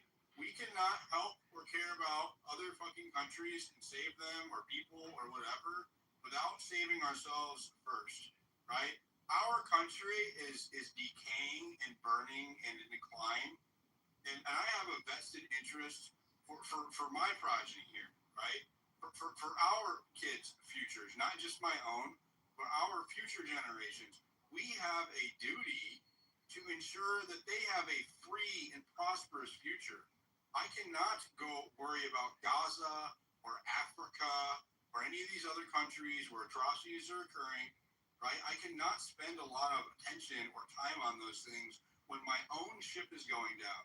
When you are in an airplane and the plane is crashing, all of the respirators drop down at the same time. What do they tell you? Do they say put the respirator on the person next to you, even if it's a kid or your wife or an elderly person? No, they say put your own mask on first. Why? Because dead people cannot save anyone else. That's why, right? And we are dying.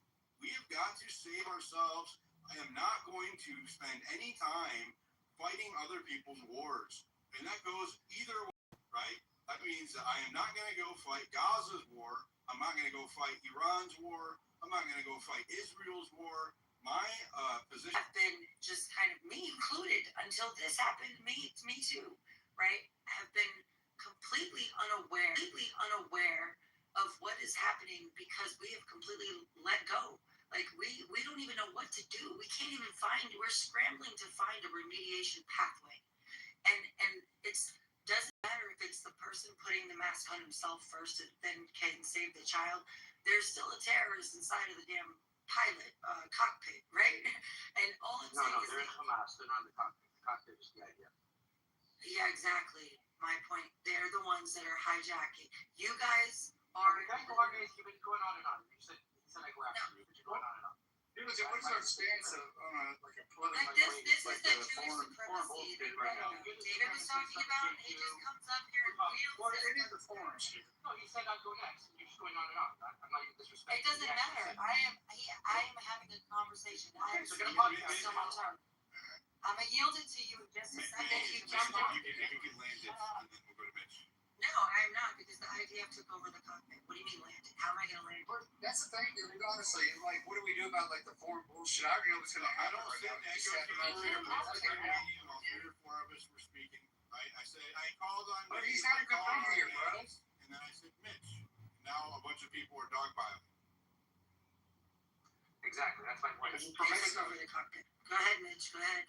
Yeah, so I heard Diligent say something interesting. He said that it was kind of scary to see the amount of systems that this idea has. I don't know if it's going to pass or not, to integrate more fully weapon systems and capabilities of tech of Israel. But I mean, your power, if you think in your own personal life or militarily, is based upon cooperating with your friends. You do better in business when you cooperate with your friends. You already have tremendous foreign technology and foreign manufacturing in your military, like British systems. I never heard of BAE. I mean, they're huge producers of howitzers. They're part of the F-35 program. You know, you have your frigates are Italian-based. You have various arms that are German-based. I've never understood how this makes us want to. We're not supposed to want to have Israel. I forget the name of it exactly. It's called the Harrier jet. That's British. You have a lot of technology because you cooperate with friends and pretending that, like, oh, what, they blew up the enemy, the Hezbollah, and killed those assholes who are terrorists. Yeah, that's cooperate with America on doing those kind of things to take out your enemies. But even your Golden Dome system that you're planning is based upon the Iron Dome system that Israel has. You know, cooperate. Stop interrupting right now, and then you can respond right after him. Your kamikaze domes, your Harpoon, your Harrow are Israeli-based. Your extended system, which deals with battle management systems, are Israeli-based. Your trophy system that protects your armored corps, your tanks and other things, the Marines integrate them, that protects them from incoming projectiles and artillery. That's with Israel. That Israel is providing things that safeguard America because they cooperate. So this isn't a scary thing. This is a good thing. But we're not talking about just Mitch. You cooperate with all. But it's not what we're talking about, integrating foreign-based technology into our core systems, not just weapon systems that are at a surface level. What you're talking about is it is crucial or critical defense technology in some regard. I've always said, right, and my position has not changed. As a matter of fact, I think this bolsters my position that what's going on with Israel and Gaza is so that they can develop weapons with our partners in our nice. Yeah, and I would say that giving Israel. The fact of the matter is that they have increased their technological capabilities when it comes to identifying and killing targets using Gaza as a testing ground, and that technology is then passed back to us. This is a fact. This is a documented fact. Every battle, no matter what it is, I don't care where it is, improves your R&D, your technology. Iran, for example.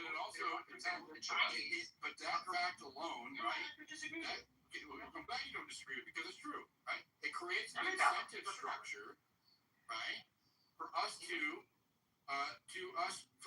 fund and promote and support those endeavors. Your enemy, the Chinese, are providing certain arms to Iran. Why? Not because first of all, they suck. You guys could see what happened with Venezuela. They You're deflecting. Track U.S. technology. No, I'm trying to get away. 100%. Every major producer of arms will put arms into the field. Like, for example, Israel didn't need the THAAD system to defend Israel, but America needed to have it R&D tested, right? Because what happened with THAAD? The THAAD had only been used once in the UAE in 2022 to take down a projectile.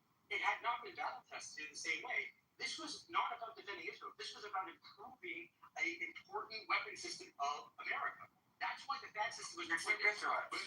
But it's not about again, this was about America. You're talking about surface level use cases. What this bill does integrates core functions, right? AI, quantum computing technology, biotechnology. We're talking about all of the leading edge, most impactful core functions in the technology defense sector in our country that is originated in a foreign country that has its own interests, right? It has its own interests, and it also has a history of working with our adversaries, China, for example. No, it doesn't. You had one person who operated outside the law and sent arms to China. This was not a country thing. The guy got You know what the tip of the iceberg is, Mitch? Man, you've had Americans who supply technology. Didn't Jonathan Pollard steal nuclear secrets from America? This happens in every. Did you hear me? Didn't Jonathan Pollard steal secrets from America? Have you heard of Jonathan Pollard? He literally stole secrets from America. Okay, so you're just, instead of denying it or acknowledging the concerns, you're justifying what occurred. You're pretending this is Israeli policy or on a national level. It doesn't matter if it's Israeli policy or not. You're missing my point. No, hold on. I'm responding to your point. How about you let me finish the point and then counter it? I'm trying to say that you have Americans who are in the military who end up supplying things to your enemies. And then they end up going to happen in Israel. Right. Yeah, the same thing happened in But we don't arrest Israel is our Israel. Do it to us, now do we? Yes, when Jonathan Pollard stole American secrets and gave them to Israel, they liked it. They liked it. They wanted that, right? Right? Okay. So, yes. So why would we let our enemy that spies on us share our secrets? It's like giving. Hold on. Let me give you the comparison. Giving them access to all that information, our military information, is like giving Ted Bundy your little black book. Okay. These clearly are not. Look, I'm the biggest threat to America, and everybody knows this. Hold on. No, we're not. Unfortunately, not. The biggest threat. Hold on. The biggest threat to America, any country in the entire world, is by far Israel. In fact, Israel is more of a threat to America than all the other countries combined. And let's take. Let me give you some examples. Okay? Hold on. Don't splurge out. I'm representing America. You can represent the foreign country that's our enemy in a second. Hold on. Now, hold on. Far from it, my friend. Mitch was promised to have some time uninterrupted. Well, he's got some. Hold on. No, because I did. Mitch, go. Dave, I'll let you respond. Terry, I'll let you jump in. We'll go to your allies. Is the history of the intelligence services. Literally, do you remember, I forget which year it was, I think it was during the Obama years, literally you were phone tapping and device tapping every single one of the world leaders of your allies in NATO. That's what the CIA does. That's what every intelligence services does. This is part of it's not about being right. It's not about being right or wrong. It is part of what is the intelligence world. And you can't pretend that this is an Israeli thing. The British are spying on you, you're spying on the British, they're spying on the Chinese, the Polish are spying on the Hungarians. Everybody does this. Are we integrating British technology into these systems? Are they dancing British or just dancing Israeli? Deeply integrated in the British military system. Wait. How many dancing British? British AI and sticking it into our core defense systems here? You understand what NATO is? For the most part, we it is certainly not an organization have Russia anymore. A law. Well, first of all, NATO is a chartered ally that we don't have with Israel. A treaty ally. And we don't have it's a treaty. And so you've talked for quite a while, you and David. I want to talk. I didn't let him finish. Terry, you were after him. Land your plane, Mitch. I told you the IDF stole the plane. We kept interrupting him so that he didn't get to finish his point. He's got a lot more time than anybody. I'll agree. He's the only one who disagrees. Yeah, but dude, he's pushing bullshit. That's what everybody's saying. It's fine. No, you're probably in the room. Go ahead. You can defeat his idea with better. You can speak with more speech. Nobody will let me talk. Literally very simple. NATO is a weapons sharing platform, and for every reason, while they're not a formal member, Israel is part of that NATO system, whether you like it or not. And you are all integrated in AI, cyber, military equipment systems. They're just part of that NATO system without being a formal member of NATO, whether you like that or not. You wouldn't have an F-35 without Israel. But they don't have the same level of accountability, right, or process. It's not okay for them, Mitch. I'll let you finish. It's not okay for them to act like and get the benefits of and have the trust of an ally which has a vested interest in us that can suffer consequences that are clearly laid out in a treaty, right? That's the difference. They are getting all of the inside the inside hookup, right? The homie hookup. They get the homie hookup from the United States, but without having to own up to any of it. Right? They and have so the when white they act in their own sacrificing interests their that are lives. against our interests, like starting shit with their neighbors and getting us involved or influencing our politics and unseating a sitting congressman and bragging about it, right? Or multiple sitting congressmen signaling if you oppose us, if you oppose this idea, if you oppose the pro-Israel ideology, we will get rid of you, right? AIPAC bragging about it. These are real things, right? So you don't have Germany doing that. You don't have Poland doing that. You don't have Austria doing that. You don't have England doing that. No other country is impacting our politics, both foreign and domestic, and bragging about it the way that Israel is. That is a fact. Massey unseated himself. He has the largest number of veterans, and he was partnering with Ryan Mata, who is proudly calling him He didn't partner with Ryan Mata. That's what he wants. That's what he wants. Terry, go ahead. That he had. And literally, the Terry, go ahead. You think a congressman who works with Ryan He's Mata taking it. He can't stop. Calm down. I can do this. He's impossible. Okay. I don't want to drop. So, Mitch and David, I disagree with both of you guys. David hides by his language of these people, and I don't say these people. I say Jewish supremacists. You say Jewish supremacists. what you really mean is David, Jews, and you hate Jews. No, They let me talk. No, I'm not going to let you I'm not going to have. This is the culture war shit that I think also is kind of a psyop, right? Like we are getting dragged into the culture war aspect of this. I think it's manufactured. It's a race war. I don't want to have it on the other side. You should defend me here. You know that I don't do this. I always feel sorry. Well, I mean, Terry is not. It's not fair to make his position for him. I always interrupt people and make sure that my position is clearly stated whenever they try to assert it for me. So you can say you perceive him to be, but don't declare his position for him. That's not fair.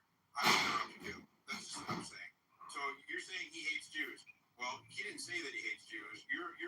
You're asserting that he hates Jews based on your perception. I have always heard him say. I agree with that. I have always heard him say. Let me finish. I've always heard him say Jewish supremacy is a problem. He actually says to my Jewish brothers and sisters in the room, I don't think you're the problem. Jewish supremacy is a problem. He always makes that statement constantly. I've heard it so many times that I just read it back to you about verbatim.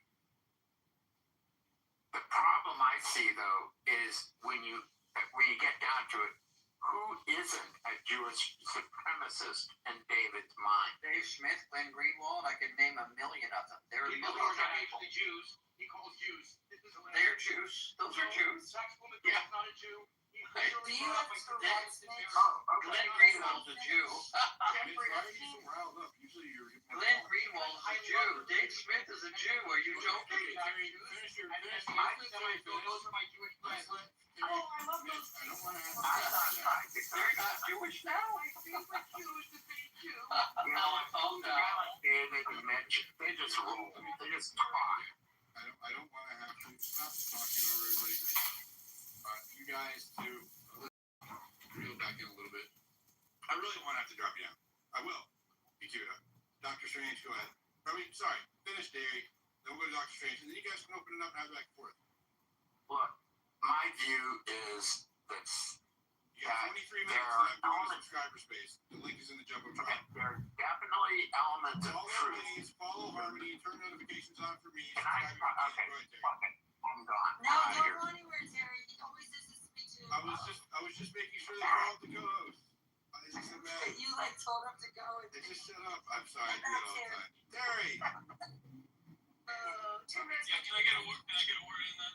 I guess so. Oh yeah, program. I was just trying to make sure that everybody was loving on my co-host. That's all. The war members of its security to Israel. So I don't know if you guys remember when Fox News did the 4-part series on Israel having penetrated or be allowed into the U.S. security telecommunications infrastructure, in particular two companies,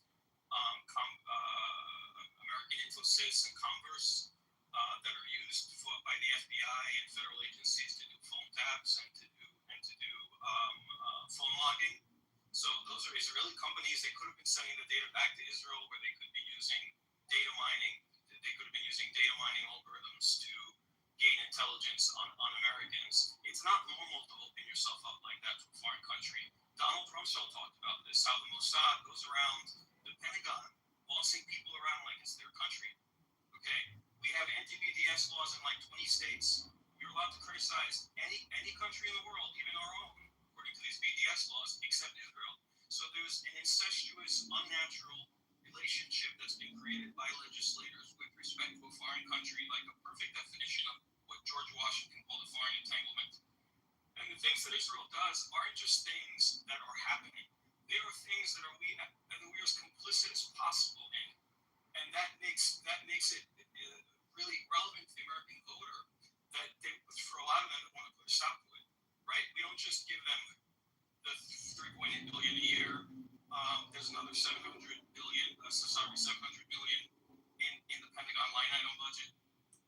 There's diplomatic protection at the Security Council with the UN. There's diplomatic protection in terms of intimidating other countries that may try to criticize Israel. The weapons, the ammo, all of that. So that makes us complicit. Now, whatever we may have done, for example, in My Lai in Vietnam or in Fallujah, that was before the age of social media. But this thing, we're seeing what's happening here. We're seeing war crimes on a massive scale. Putting aside the issue of genocide, there's clearly war crimes on a massive scale. Israel killed 15 medics in Gaza, then they buried the bodies, and they buried the ambulances too. They crushed and buried the ambulances. You don't do that unless you're committing a war crime or unless you're covering up a war crime. And then they got caught in several lies, even by the New York Times. And now the New York Times has seen that the problem with Israel, with the way that Israeli prison services tortures and rapes their detainees, has gotten so bad that even the New York Times has covered it now.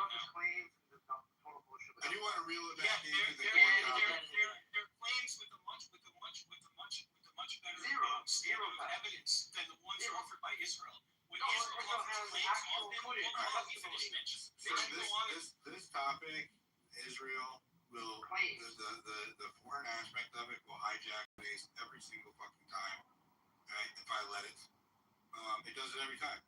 So here's what we're gonna do. We're gonna bring it back into the psychological aspect. 15 minutes. Go ahead, Dr. Strange. Do I have to finish a little bit to wrap it up? No, I just wrapped it up for you. If you want to bring it back to psyops, then yeah. Otherwise, I'm gonna let Dr. Strange. Yeah, I'll make one last comment about the funding. Okay, the funding is not just as you pointed out. It's the technological relationship is possibly being made a little too intimate, right? Or very much more intimate than it should be. But it's also a way to hide the funding, to take it away from the public appropriation that's made, to put it inside the Pentagon budget, where it can be, where basically we don't have the transparency that we have. So that's the other thing I wanted to say. Thanks for letting me finish. No problem. Go ahead, Dr. Strange. Thanks, Illusion. Appreciate it. Wonderful space. I appreciate you holding the space. I wish I could have been here earlier, but I'm traveling. Nevertheless, I do want to mention a couple of quick points regarding what you guys were talking about regarding Israel and how they've spied on the U.S. and shared sensitive technology to the Chinese. So I've said this before. The former CIA director, James Woolsey, told the Senate Government Affairs Committee that Israel had been selling U.S. secrets to China for about a decade.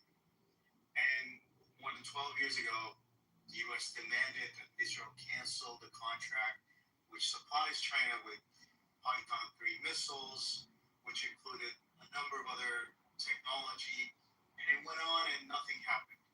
And then there was a U.S. investigation for a number of years where they proved that the Israelis were selling U.S. secret missile technology and electro-optics technology, which was transferred, not selling, it was transferred to China, because Israel, what they do is they want to curry favors with everyone, whether it's Russia, whether it's China, whether it's India, because they're thinking long-term. They don't care about their ally, U.S. They want to make sure that tomorrow, when they've got to move away from the U.S. and leech on to another country, they've got that opportunity to do so. And this is exactly what Roseanne Barr said. He's like, U.S. can go fuck itself. We'll just go over to India. That's the mindset. This is how they operate. They don't like rely on just one U.S. superpower or one superpower. That being said, after the U.S. investigation found that they had passed technology, and under a lot of pressure, the Israeli defense minister had to resign. And again, this was after an investigation, a multi-decade investigation. And this was reported on an Israeli newspaper, Mayoral. So this is not, nobody's making this up. The irony is that the Chinese turned around and helped Iran with their missile technology, which Iran is now using against Israel, or have been in the past couple years. In addition, the Israelis, every U.S. tech that goes into Israel, they force them to have R&D there. And then not only do they force them to have their R&D, it's almost like put a lot of pressure on them. And then they basically want their secret sauce, the source code, as well as backdoor Aryan dictators all over the world, again, to curry favors with them. They sold it to these countries, where these countries use that technology, the backdoor access, You're talking about Pegasus? to spy on journalists, lawyers, human rights activists. And then Meta, the formerly known as Facebook, pursued a legal not case just state actors, but also high-level criminals. Yep. Actually, Jeff Bezos ended up being one of the individuals who was spied on through spyware that the Israelis sold. You guys don't know, Pegasus is an exploit developed for phones that is zero action. It means that you don't even get a text that you have to click on or anything like that. It can be married, it can be trojaned in with another type of data packet sent to your phone, and then it completely takes control of your phone. Clones the data, sends data back to a server. They can control it. They can see the different sensors, your microphone, your camera, all kinds of shit, all of your text messages, any of the keys that you put in there. If you type in a password, all of that shit. That's what he's talking about. Go ahead. Sorry, continue, Dr. Strange. So there was a legal case for many years, and then the court finally basically ruled that the Israelis did exploit these WhatsApp's backdoor access, and they did install spyware to target your camera and microphone and access data, effectively turning the phone into a pocket spy. And then again, Carbide 911 right now. Yeah. So the reason why I'm bringing this up, because when you ally yourself with a country that will turn around and use that technology to spy on your own citizens for their own political agenda, I mean, you're basically feeding a snake that's going to turn around and basically bite you and bite your citizens. So why would you want to align yourself to that level where you're sharing everything, especially American data that should not be shared with anyone?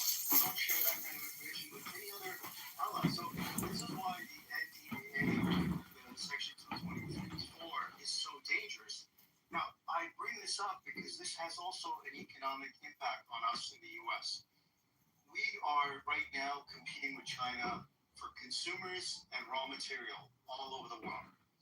Now, what's happened in the past few years is that because of our alignment with Israel and its genocide, a lot of countries are boycotting us. So instead of buying iPhones, they're going around and buying Huawei's phones. And this has a major impact on us long term. In addition, a lot of these countries, and I shared this with somewhere in another space. I feel like we're getting off into the weeds. I'll land it with this. Ultimately, all I'm trying to say is that this genocide in Israel, in Gaza, has an economic impact where a lot of countries in the global south and elsewhere is actually aligning themselves more with China, whereas 3 years ago they were not. They looked at more favorably to the U.S. versus China, and this has an impact on us economically. Now, one last thing regarding what David was saying. David has always made a point that he's specifically mentioning Jewish supremacy, not Jews as a whole. So I want to make sure that I corroborate what you were saying, Diligent, and others. Regarding the PSYOP, look, I'll say one thing. It's a game of distraction. Whether it's the fucking UFOs that a lot of naive imbeciles fall victim to, whether it's entertainment that they push on you, every single thing that you possibly imagine that has no effect on your life, they will want you to get busy on, except the real stuff, except the actual stuff that matters to yourself.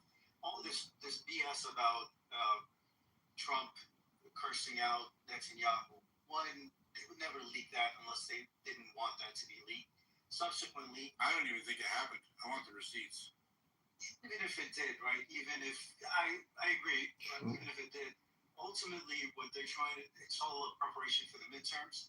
In addition, one thing to note is that if you really wanted to do something, you change policy. You don't just go yell and scream and curse. That's meaningless. You threaten saying, I'm not going to deliver any weapons to you in the next month unless you back off. And then advertise that. That actually says something, that I'm going to change policy instead of just cursing and showcasing bravado, meaningless bravado, which means nothing at the end of the day unless you change policy. So, or at least the threat of policy that we're not going to supply you with weapons. We're not going to basically provide you these missiles or that stuff. There's a lot we can do in terms of policy. Otherwise, I don't buy into it. I think it's all a facade just to fool people, because a lot of people have realized that the Israeli lobby has a significant influence over the U.S. presidency as well as a lot of politicians. And this is detrimental to Israel's future. So they're trying to showcase that, oh, these politicians actually have agency and they can think for themselves. In reality, they don't, because ultimately money talks, bullshit walks. And a lot of these, we know who funded a lot of these campaigns with hundreds of millions of dollars. It's essentially as simple as that. Unless and until we get money out of elections, we don't have a country, we don't have politicians, they become prostitutes to somebody else.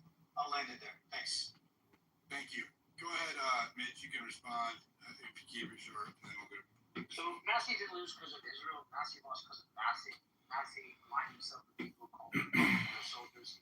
That's not a good message for a district that literally, that's not a message that's going to do well in a district that has 50,000, 60,000 U.S. veterans. Did AIPAC take credit for his loss? I'm sure they will. They give credit. No, they did. Lost. No, this already happened. Himself, his message and his behavior resulted in But AIPAC did take credit for his loss. Are the people in that district voting because of Israel or the Jews? And they also spent more money than any other organization in history. They're voting because they saw Massey as becoming, once upon a time, a patriotic American, become delusional, and they no longer wanted to have him as a politician. People have brains. Is it anti-Semitic to not want hold on? Is it anti-Semitic to not want to integrate our military technologies together? I'm actually, like, look, to me it's a double-edged sword. Like, I see it as a golden handcuff, right? Like, just like I want to see the end of military dollar support to Israel, because I do think it restricts this military industrial complex, which I think should be strong and developed and should be able to trade with others. I think this integration is handcuffing the IDF because it will become fair. That's fair. Thank you. Go ahead, Ms. Lou. Thank you, Diligent. I'll be real quick here. I heard something disturbing today, and it's an actual addendum to the arm of surveillance in this country. But when you think about it, it's perfectly logical that this is being monitored because they want to. Yeah, it's it's the idea that, Who do you think's on more Hello? lists, Maze or me? Hello? more on the list. I think Who you're do you think is on more lists, Maze or me? oh, that's neck and neck. Of the strange. Great. Yeah, that's neck and neck. But I do want to say that so many of these people now you remember about all the We parents need to that ask listen. Miss Mitch that question. You need to remember the fact. Miss Lou, go ahead. Thank you. You remember the parents that were, considered domestic. Well,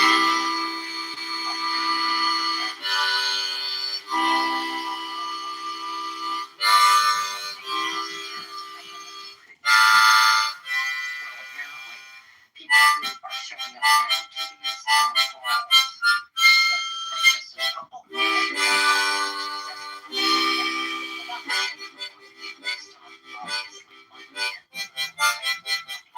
so it's not like chaos gonna happen. It's not even that. It's just that there's gonna be some education about it, some common sense, some guardrails, so that people feel comfortable with this huge change in technology that's going to affect all our lives.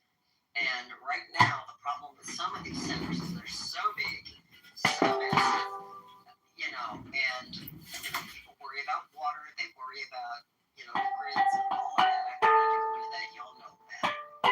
But people are experiencing real-time problems with this. For instance, light that never goes away. In other words, your nighttime is basically these things. It's 24 hours a day.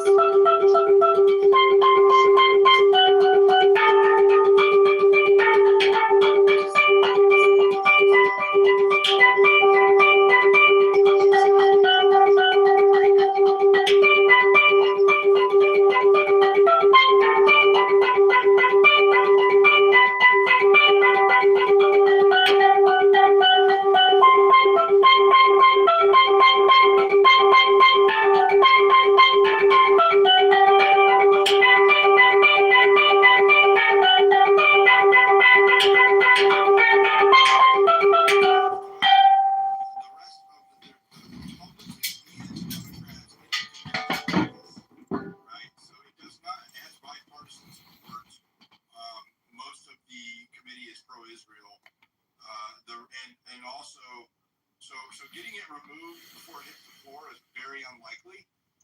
And then it's going to go down to the House floor, and then it'll be a debate and up for a vote for everybody, where it has a more significant chance of either getting nerfed or stripped out or amended, right? So that it's changed a little bit. So it's not so invasive on U.S. Infrastructure. That's my concern. I don't really care as much about the rest of the stuff. My main concern is them having so much leverage over our infrastructure. So yeah, I mean, I'm going to read the bill. I'll read this section tomorrow morning, and then I'll educate myself with it, and then we can have a discussion on it tomorrow night. So I'll get that scheduled tomorrow. We'll have a debate on this particular issue. I know Maze wants to, other people as well. Maze is going to rest her throat, but that didn't sound good. Take some drinks of honey and be easy.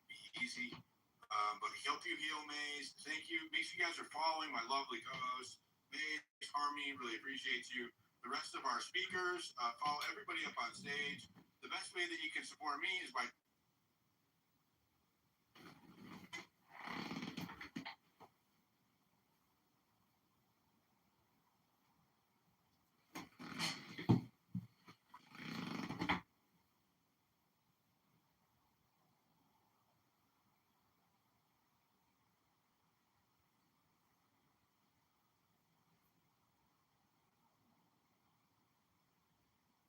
powwow is about the person, and then once they have the powwow, everybody sit down and come to a notion that you're gonna.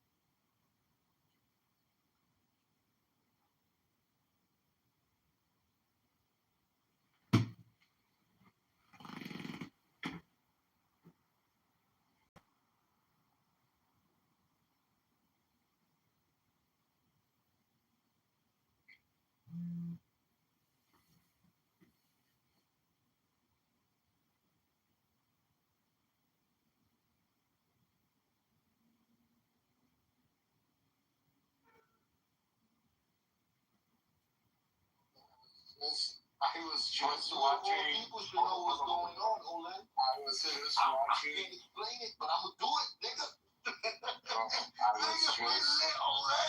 I was just watching a barbecue video from Argentina, and the title was "The Forbidden Techniques." Yo, literally, Olay. I don't know what's going on. I'm Olay.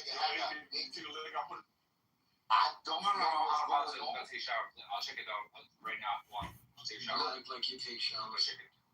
Look, Take any shower, bro. Look, Yeah, they got this all the skin going on.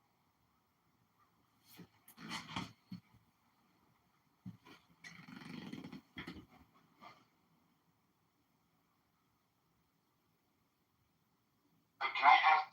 I got a question. I got like, why are you using the word shouldn't, not couldn't? Let him do it. Things ought to be a certain way, or things are a certain way. Something they are very, very different things. So like when God says, do this or lose this, you should do it or you could do it. You could do it, and you know what the consequence will be. You're losing. All right, but if you want to keep it, could you do it? No. All right. Again, my nigga. That's why there's a difference between shouldn't and couldn't. Right, and I thought that you, like, respectfully, bro, I thought you fumbled earlier when you understood the narrow scope of could she do this thing without violating her agreement? And the answer would actually be like, no. Right? Like, unequivocally, no. When you say 1,001, you're talking about like the practicality of if she could possibly do it in her lifetime, like individually, but we're talking about the spirit of the union. In the spirit of the union, you're charitable for both parts, living to their fullest potential. So could she do it? I think that you value the oh my God! All right, never mind. Now I go into the battle versus No, the crazy part is like when you say identify a narrow scope, right? You say, hey, that's a narrow scope there. and then you expand the scope just to be accommodating for other people instead of letting them know that they made a mistake. Accommodate to psychics to accommodate to what I believe. Hold on. Why is what you believe relevant to the scope? Because I thought you were. because I had a first, but now you want to eat my food, you fucking snake. Hey, yo. You see somebody eating, and wait, hold on. Like, so there's a difference between like being an arbiter and a combatant. You gotta pick one. Why do I have to be either? Yeah, eat your own food. Because you just said it. If you're arguing your own point, you're a combatant. If you're an arbiter, you remove like your personal position and subjective and analyze your position. And this is the position. You're not actually addressing the position. This is here. Second step. Here. Second step. I argue against your point there. So let's remove the second step. How can you agree with me and argue with me in the first step or in the same step? Because you're putting a position that I didn't fully hold. You're again only using one small portion. You're pulling context. Let me finish with my friend. Whoa. Jacobus, I got 2 seconds, bro. In the concept in itself, God says, I will bless your union if both of you satisfy my requirements. So in the concept, if everybody honors their commitments, God will bless them. Can they be broken without God unblessing them? Like, can they? Painting only a specific portion of the canvas. No, hold on. This is the only thing I'm saying you agree with. That the concept is that God blesses you if you are committed to, like, the agreement. Did I not say that within the contract? Yes. But within the whole scope of it? No. Alright, there you go. So I didn't shuffle though, right? I mean, I think the shuffling accusation comes from you trying to narrow it to one specific person. I don't know whether you said that within the contract was only with me, or you had that conversation with Psych. It was the same day. Bro, no way! You found my channel. Most people just scroll past, but not you. Look, the only point I want to make is Accuse you of no. I got orders to destroy the army of the liberal intellectual all those people here is like very valuable and very educated people. So all I'm trying to say is, and technically that's I probably should be wrong. over movies and corporate, whether they're gonna K word at terms and either like fantasy element or an evil element. So what are your key and advertising? They don't do anything. Boundaries and time limitations. People going to play those and are to get you off. I say, hey, if they get we send them on the sign and so are there levels? That's so beautiful. This is in here. Just bringing it together. I'm also running for Chicago Public Again, you're gonna have to ask what he just read. An offensive bar, which is not good. No, that's a bar. Some things are too sweet to desire. Of course. Right.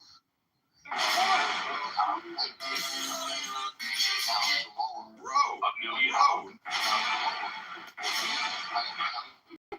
Look, the reason I'm telling you that. Okay, there is a siren. Let's just slow down and pull over. And I gave him a cup of wine, and whatever looks like is the most saddest story I ever heard of you. Walk right on the right side. Go up and look at your wife. Even look at my face. It is not the same. We're here. I'm going to tell him what I saw.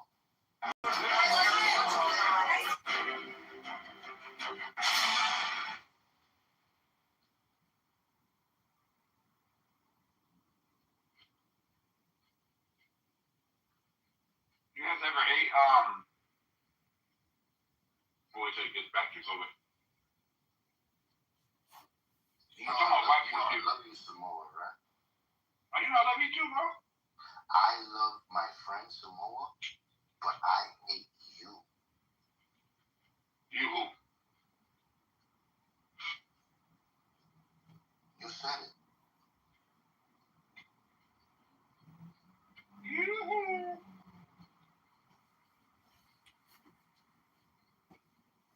I was thinking about it today, Oleg. I was thinking about Oleg and not you.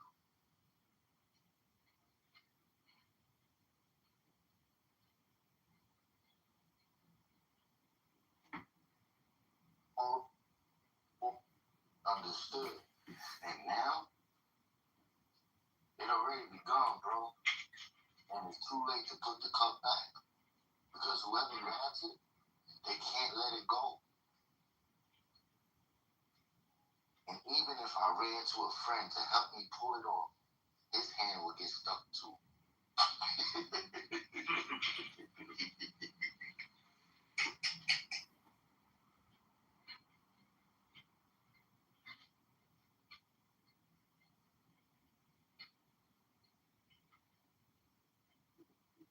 It's crazy they didn't televising that trial, bro.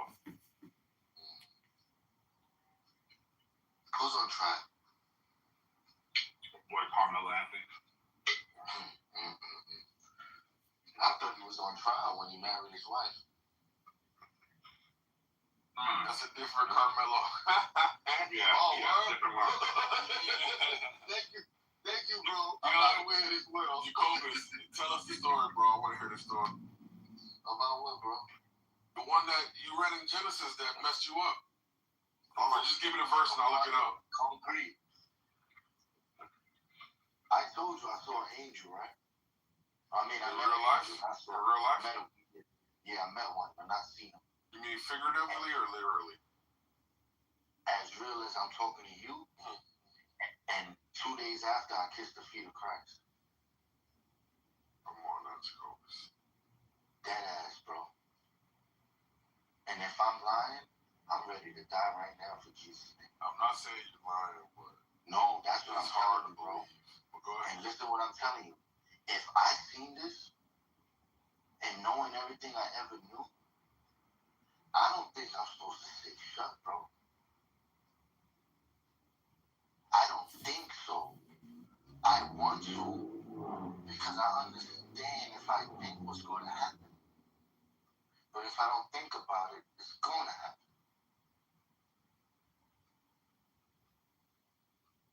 I'm going to tell you what I saw today in Genesis. It was forbidden to eat from. It was forbidden to eat from the tree, right? Yes. That means eating is something we do. Adam ate, right?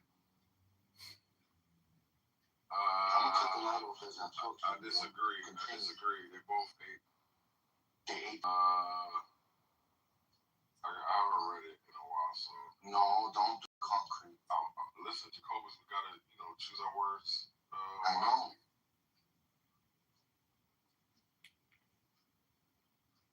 Read it. And then we're gonna come back and talk. Because whatever I saw, you go to see it too if you follow. Or walk with me, I should say.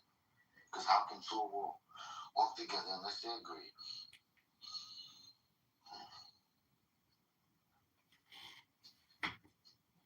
I don't like what I saw, concrete. Jacobus, what are you talking about, bro? Alright, fuck yo. I don't like him, bro. It's crazy. Look, bro. Alright, look. Start from the beginning. As usual. Did Adam and Eve eat this thing? Wait. When they ate that fruit?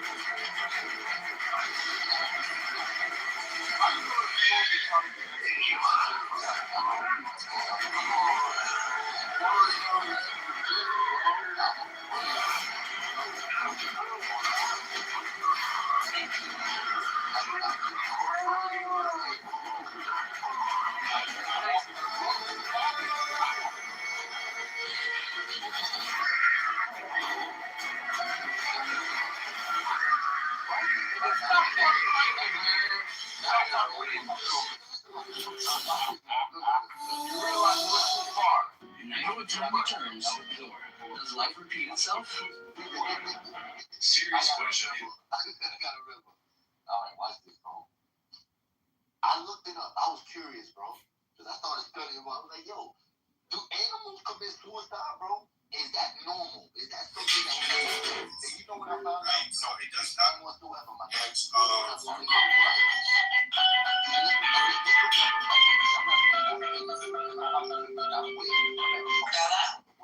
my friend runs that restaurant. Like, if we could relaunch the vagina monologues for the ice too. The other thing is intellectual perspective is real.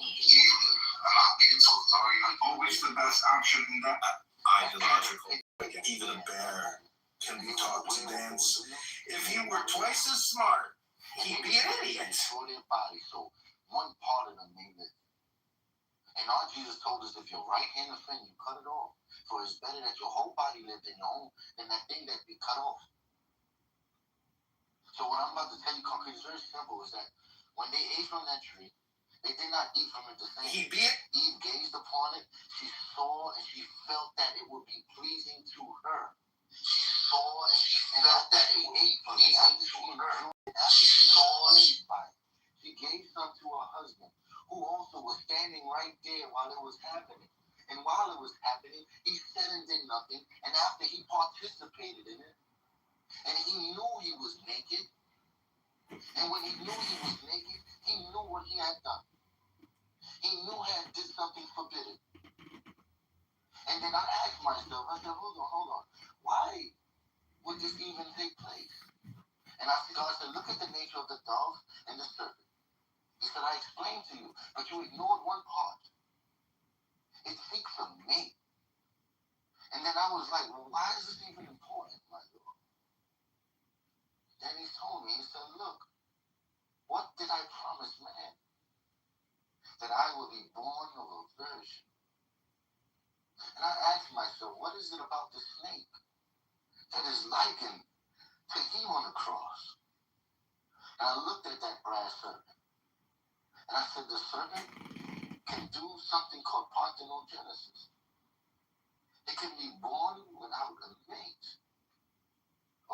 It could be created without a mate. Like one thing, like boom. And I'm looking like if this is the original nature of it, and it seemed, man, it would say, I want that, but it would want something outside of its nature. So in order to have it, it would have to change, yet remain the same. Now the snake has the woman's nature. It can have a mate. But the woman was so shamed by it. Even a husband who looked at it and did the same, blamed her for it. Adam was the greatest cuckold of all.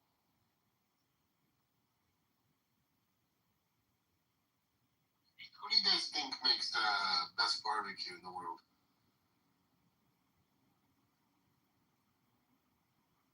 Which region of the world, or which region of the country? The world. Christian only the Jews. I've never even thought of barbecue as a concept in any other places. Well, because I know China has barbecue, Korea has barbecue. See, it's not the same way, right? Like, I think American you can buy yourself. That's the real. There's complex smoking involved, like you said, right? But I'm looking at Argentina right now and Brazil. They're probably coming on second and third. Seems like Argentina wins. Brazil too. How long have you been in the barbecue? I've been barbecue since I was young. I watched my dad do it. But Armenian barbecuing is more grilling. It's similar to, I guess, the smoking aspect is what I'm intrigued with. So I'm going to start smoking.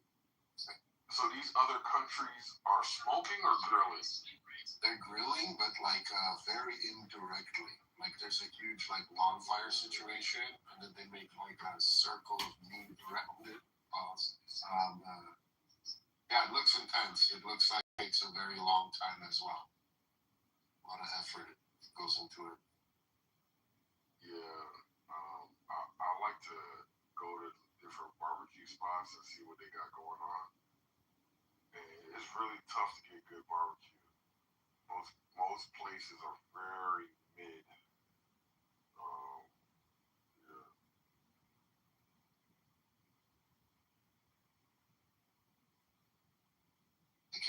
I can't imagine being a vegetarian.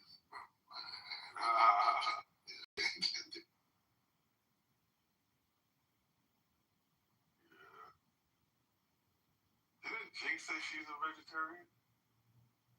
Some whack ass vegan shit. Damn, bro. Free didn't do too good today, bro. Free is the worst. Samoa. Yeah, what's that? Not as bad as Birdie. You know who's worse than Free? Birdie, bro. Oh my god. That nigga is the worst, bro. Oh, I haven't heard Birdie's perspectives yet. Birdie, see, the problem with Birdie is Birdie. And that's the worst part about Birdie is Birdie. Is Birdie being Birdie? Birdie being Birdie is Birdie, bro. What's up, Birdie? How you doing, bro?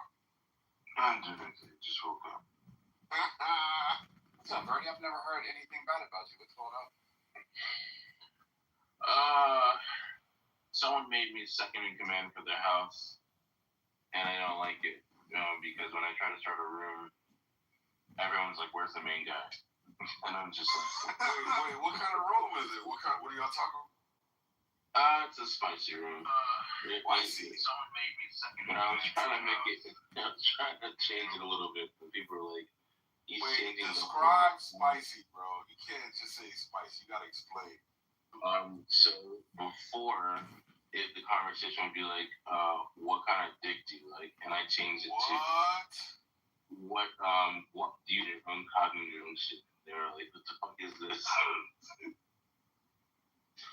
What type of room is this, bro? That's like this room. I was trying to get into my culture, so I went into a Nigerian room, but then it became more of a psychological room when I became second, and then now I think people don't like this shift. So Nigerians be talking wild like that? Yeah. What type of dick do you like? I'm sorry. Your old age. And the chicks in there talk, is Sugar Belly going there?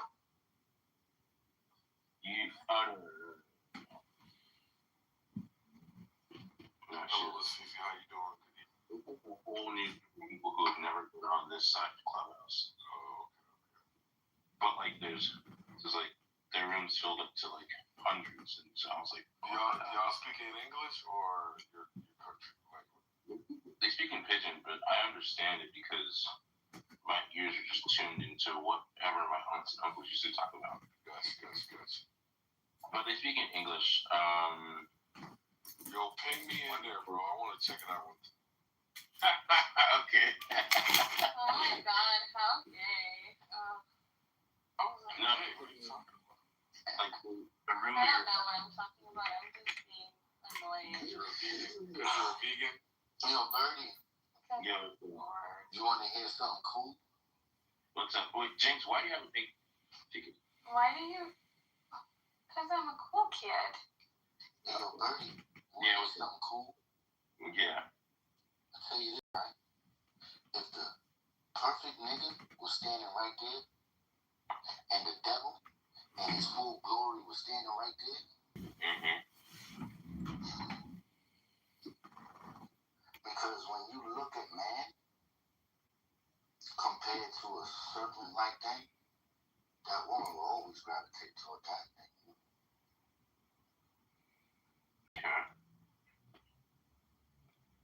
Does reality teach you otherwise? I don't even. Why hesitate? For you see reality every day, right? I guess so. I think I show you a dead body, my nigga.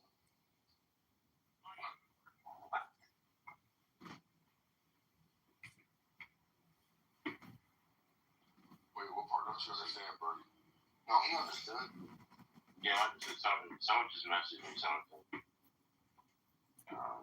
This shit is gonna get fun, nigga. Okay, so I guess I wanted to know your advice or get your opinion on something.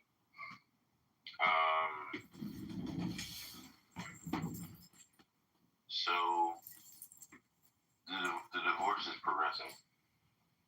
I know. Wait, what? I know, brother. Bro, fucking A, bro. Sorry. Hold on, concrete, because this is Hold on. Ask your question, brother. Hold on. Ask your question, brother. Hold on, Jacobus, let me talk, bro. No, you want to ask the question. Let me talk, Jacobus. You can talk to him. I just wanted to ask the question. And so I spoke to my pastors, and they gave me advice based on what she's been doing that they think I shouldn't get back involved in a relationship. Your pastors told you not to reconcile with your wife? They said, given what she's been doing, they said I'm no longer obligated because she's been in infidelity. Bro, I'm gonna give you the answer. Look, bro, I'm gonna give you the answer, and it's coming straight from the Lord. If we can roll up. Not to pass judgment on you know. Just reality. Is that true?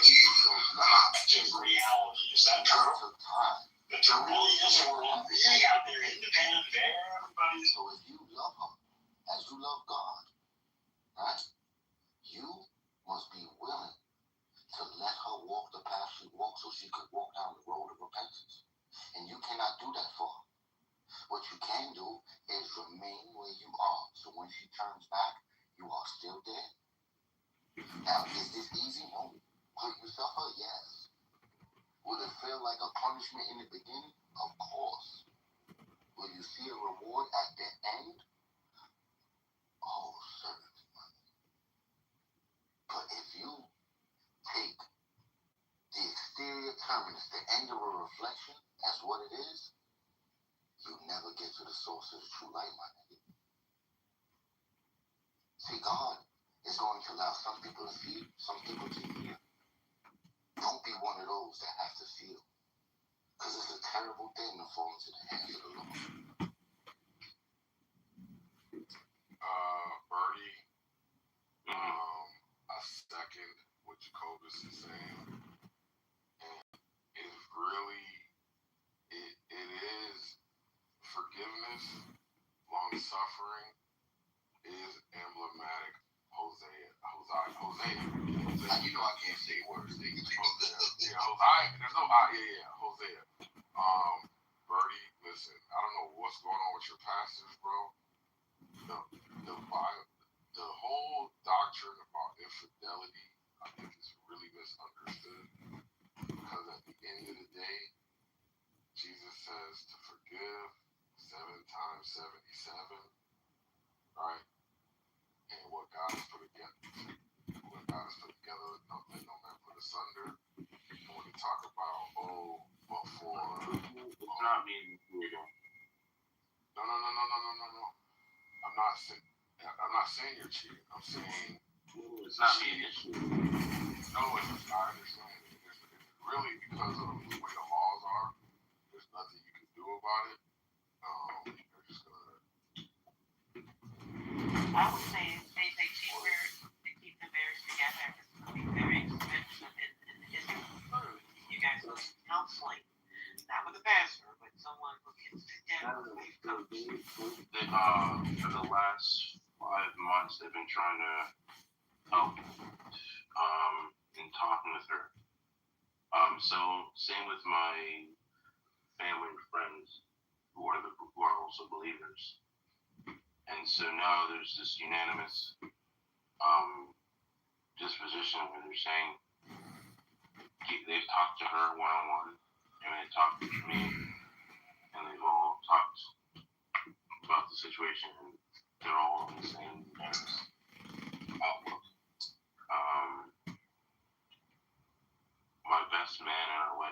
talked to her, and he pretty much told her, he's like, look, everything you're doing, everything you've said, has shown me that you're operating worse than an unbeliever. And he started reading her scriptures about how we shouldn't conduct ourselves. But he said for himself, he was reading scripture showing where he shouldn't conduct himself to someone who claims to be a believer but acts in such and such a way. Unequally yoked. Did he bring that up? Unequally yoked. Yeah, and so I mean, not the main point, but he also let her know as far as I'm concerned, he's like, you and I have no business together. We're no longer friends.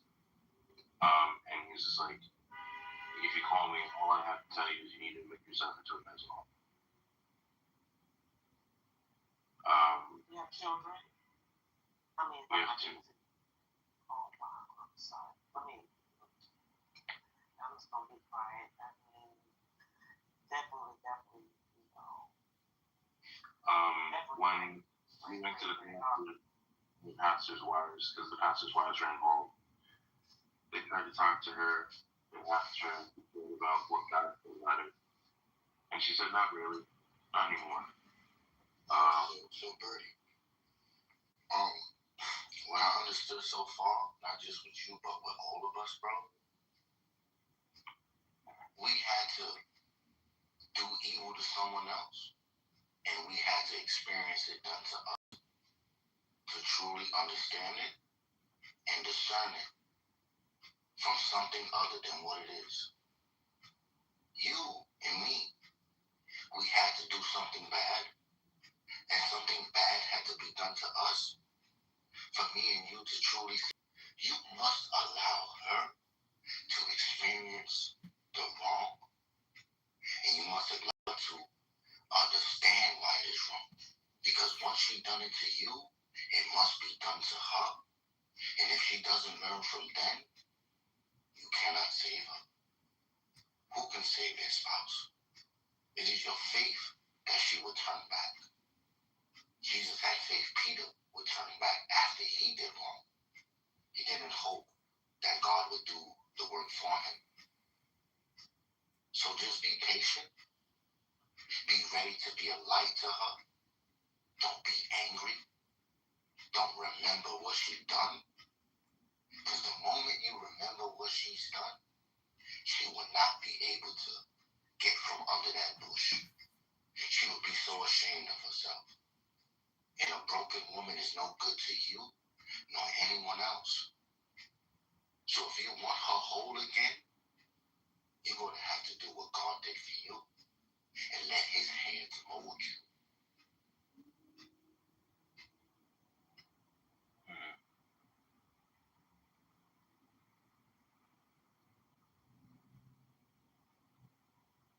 What's your plan, Bertie?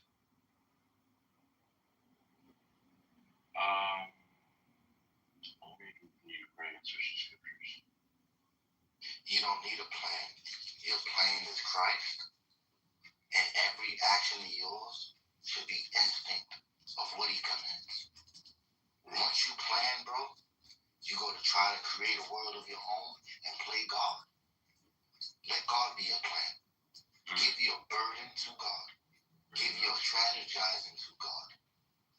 I know that sounds difficult. It sounds like you're committing suicide, putting yourself in danger, like a sheep amongst wolves. But that's where he sent you. How do I do that, Jacobus? Do what, bro? Not plan and give it to God. When you flinch, that motherfucker protect you so fast without thinking. Trust that nigga to do it. Trust you. The last time I checked, you ain't the one who flinching, Ole. Yet that nigga saves you all the time. And you're not willing to save him or let him take control. How many times whatever it is, gotta grab you out the way and say, watch out, don't do that.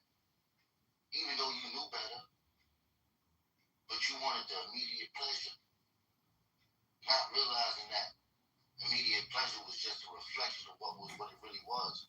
So you drinking something that hurts you is no good for you. You are beautiful in God's sight. Your mind, the work of your hands, put you numbing for no reason at all. All because of something that's invisible.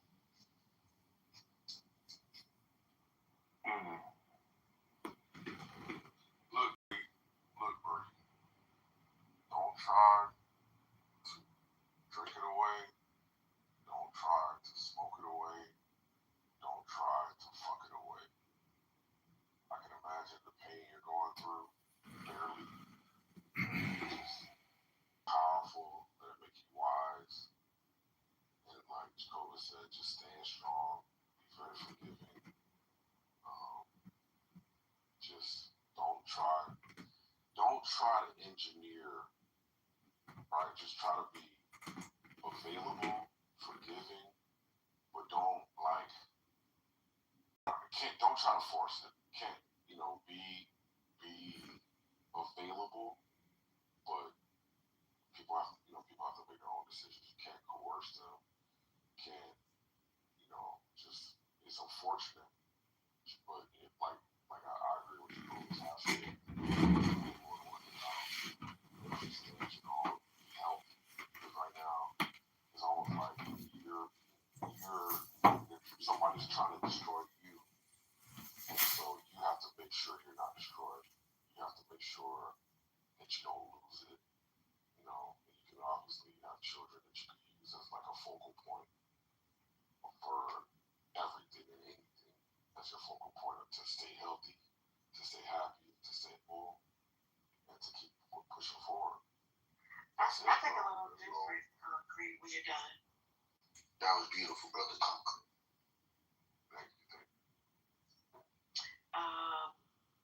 Okay, I do, Bertie, if you don't mind, I do agree that definitely put God first in the situation, whatever that looks like for you. But you have children, two of them, and with Mama parading around like that, when I say that, that's another word for whatever she's doing out there. But bringing it back to the home, that's that energy coming back into your home. To bring it to your home. You know what I mean? So some hard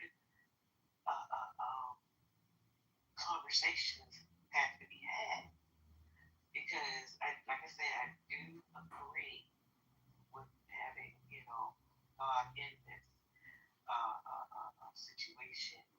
But I do think that God will guide you in those hard conversations. I go after you, Miss Fifi. Okay, and that's all I had. So, it's okay. I'll say this, Miss Fifi. Your intuition is on spot on. You need to get this man home now. One thing they always taught me was, whenever I say a word of God and not my own, I must try to get them niggas hope. And watch what I'm gonna do. This is what I think is masterwork from the Lord.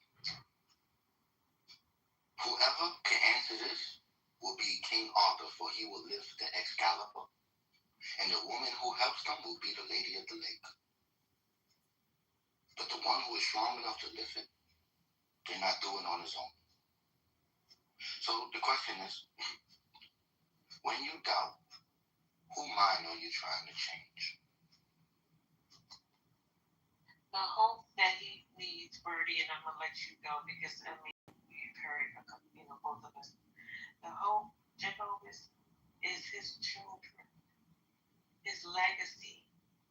You must do in this world, and what must not be done. You cannot sway for your brothers, You cannot sway for your sisters. Let alone you cannot sway for your children or your spouse. For if you do, you will have failed where Job had stood.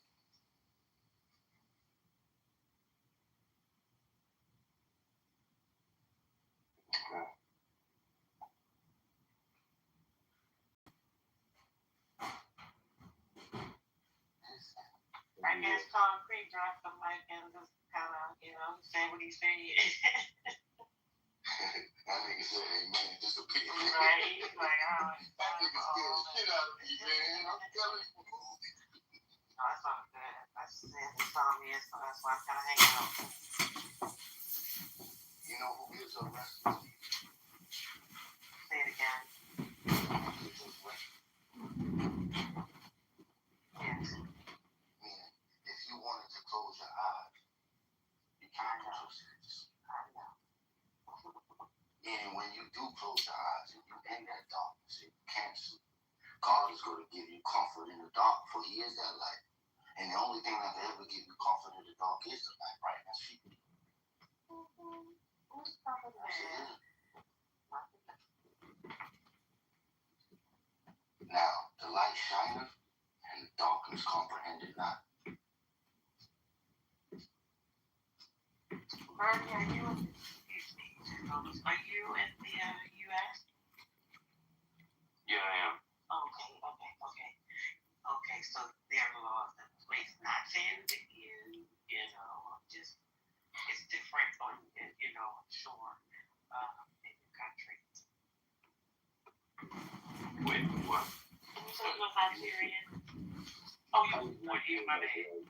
I've been having to change my answer on that because Okay. the Nigerians when someone asks where you're from, they don't care about where you were born. They ask where your blood is. So if you were born here, you're African American. Yeah. So I just wanted to I just didn't know if there was some culture. I've never even been to Nigeria. It's all good, babe. It's all good. Yeah. I don't trip off on that. So, Miss Kitover, I'm going to shut up, but I'm going to just want to talk to you for a second. Not too much. I ain't going to do nothing. No heavy lifting. No heavy lifting. It says, though I speak the tongues of men and of angels, but have not love.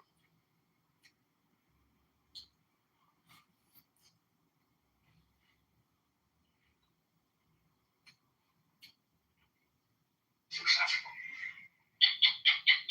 Now, mind you, this was the first 4 years when they did that interview. So they only had 4 years of data. There's more data that came out, and I was reading it like 2 years ago about how the children know, and that's where I got my.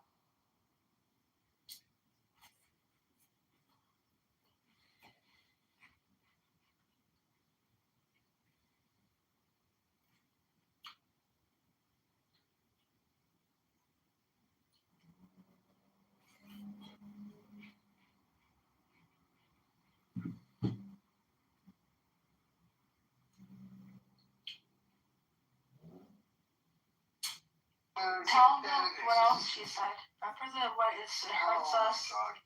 Tell them. Tell them. I don't expect. I know Sapien for the last 2 years. If I know. I think you better see this. He's not You probably remember it more than you might remember this more than I do. This is a direct quote. That it hurts us that we're forced to kill your children or something like that.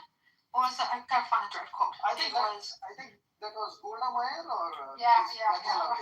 It's we will never forgive them for making us kill their kids. Yes. Yeah. For making us kill their kids, so we'll never forgive them. And you know what? I don't know if you heard me speak about it. I did mention this a few days ago in this room. They have a minister called Itzhak. I work for the fucking government, bro. I'm good. Good. Like why? GS13, bro. I don't have to fucking. Oh wow, that's pretty actually high. Yeah, dude. I'm good, man. And my job's gonna be remote anyway. What is GSK sex? No. No, stop gay sex. That's fucking funny. No, I came in at 11 and then I got promoted to 12 and then 13 I got picked up. So it was really fast in 3 years. Now I'm going for 14. What's wrong, Cindy? Why are you sighing? I'm not doing shit. But yeah, I like Tampa. I wouldn't move down to Orlando or anything. Orlando's perfect. No, bro, what are you fucking nuts? You don't know anything about Florida, man. Man, my family lives in Jacksonville and they live in Tampa. I lived all over Florida. I'm gonna tell you this right now. South Florida is not at all where you want to be. I love Clearwater though. Oh, Clearwater's okay. Clearwater's different. I visited last year. Yeah, well, not what just happened over there with the pew-pews, but yeah, well, yeah, they just that was a fucking team takeover or whatever, but like, it's all Scientology. It's a very empty area. No, it's not awesome. Never met a Scientology. Well, you're gonna go to headquarters. We're gonna go to 3 weeks before. Joey, the headquarters are in Clearwater. Everybody is in Scientology. John Travolta, Tom Cruise, Grant Jones. My friend who passed away, God rest his soul. You want to come with me to be a Scientologist? I actually do want to go into the Scientology. You're stupid. There you go, Sangre. That's your answer. What? Hey, listen. When I was in Florida, I met Lil Wayne. I met Diddy. Like, I mean, Florida was like a good spot. No. Why? What do you mean? Why did Sangre leave? Why are you doing this shit, Bow Wow? I hate Sangre hates me. Bow's just doing Bow things. He's being a Bow. I'm trying to find a picture of my house out there. I was in Clearwater, like, not too Sarasota. Yeah, Sarasota's a nice city. Because everyone from Clearwater was going to Sarasota for some reason. I guess it's better? Like, nightlife or something? I don't know. It's like a newer city, right? Where? Yeah, because Clearwater is just a beach touristy vibe. I was staying on the beach in a nice resort. And I just stopped for a day and checked it out. I used to live in Tampa, and I know heard a lot about Clearwater. And let me tell you, I'm kind of glad that it's actually like. I'm kind of glad that all the scammers of Scientology took over, and they bought out most of the town. It's empty. It's empty as fuck. So it's really it's super cool because they've been trying very, very hard for many years to kind of get the hype that Miami did, because it is you get sunsets. It's basically you have a beautiful row of high-rise hotels, and they're all gorgeous. They're all like top tier fucking hotels, and there's no fucking ooga boogas like anywhere remotely, and it's just super clean, super pretty. You get sunsets, okay, and they could basically in terms of like scenic, like for scenery and all that, it definitely beats Miami for sure. So.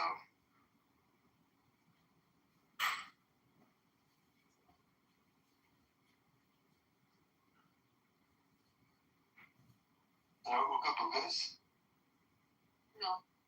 What's an ooga booga? We don't know.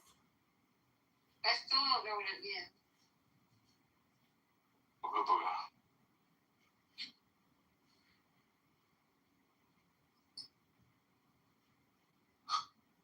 Does anyone know what it means?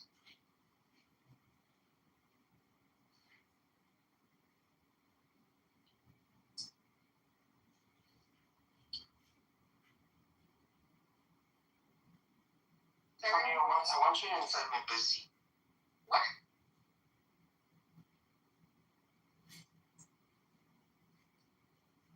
Who are you talking to? Tommy. Oh. Fuck you say? I want you inside my pussy. Oh. What? Oh. I want you inside my pussy. What are you talking about?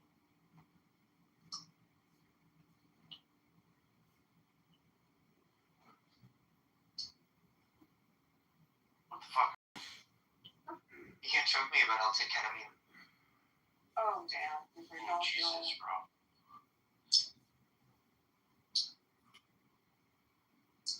Oh, no.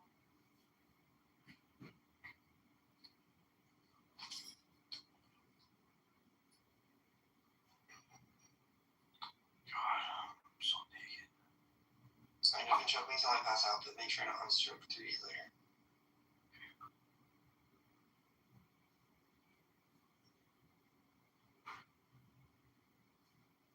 You're feeling normal? Okay. Yeah, I mean, I have a brain injury. Oh, no.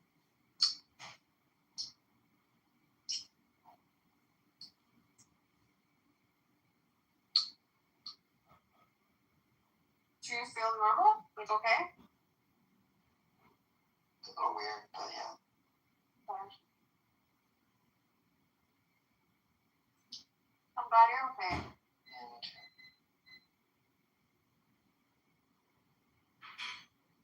Hold on, Cheever. It's gonna... Just hold on. We're going. Just hold on. I want to write a roller tree piece of me.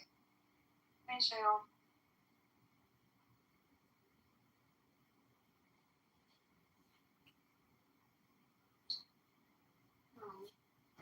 How far do you live from Busch Gardens? 4 hours? Oh, really? Mm-hmm. 4-hour drive? Mm-hmm. Oh, that's pretty cool. Yeah. We'll do it.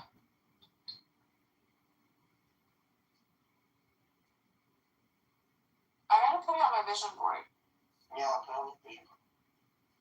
Because I have Disney on my vision board. I think I should switch it to Tampa. Busch Gardens, yeah. You're closer?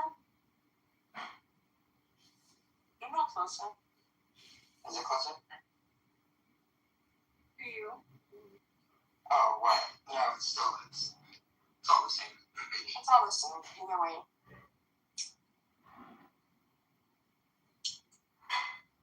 Yeah, I mean, Busch Gardens has better roller coasters than Disney. Or Universal Studios? Or yeah, Islands of Adventure. It's good. Yeah, I like Islands of Adventure. But I haven't been to Busch Gardens in a long time. Wow. I remember. Islands of Adventure versus Busch Gardens, which one? I don't know, I guess it depends. Like, what you like. I would want to go to Islands of Adventure more probably. Even though Busch Gardens has better roller coasters. More roller coasters. Islands of Adventure is like a classic.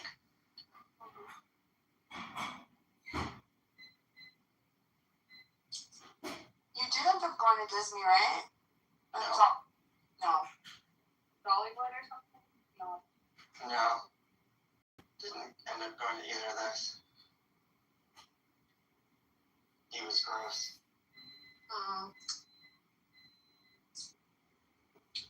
We'll go to the Scientology building, we'll go to Disney Universal. What else are we going to do this year? Do you eat with your mouth open? So Yeah. Ew. What? I mean... I didn't know you were a cow. Excuse me? Let me eat. Stop giving me an eating disorder. No, that's what cows do. I'm saying they You only wish I would chew on you. Wow. You know what's really funny? I'm like looking on Facebook. There's these girls that they're pushing 40, and they were like super pretty. They're still pretty, but they end up gaining like 100 pounds, and they're like so stubborn. They lost the plot. Like, bitch, you're like almost 40, you're 100 pounds more, and you've been struggling all this time to like find a guy. Just give it up. Like, you're done. You're fucking 40 years old. Why did you talk? Are you talking to yourself? No, I'm just like looking at this girl that I know that like I had a crush on years ago. This bitch has like a pretty face. Why can't you just go to the gym? Take her to the gym. Stop it. No, they're saying she's too stubborn to date. She's been always stubborn to date people, date guys. No one's good enough for her. No one. That's the problem. Did you try to date her again? No, I mean other guys like tried, reaching out and all types of shit. I mean, I reached out. No. I know how, because I know her. Okay, well, why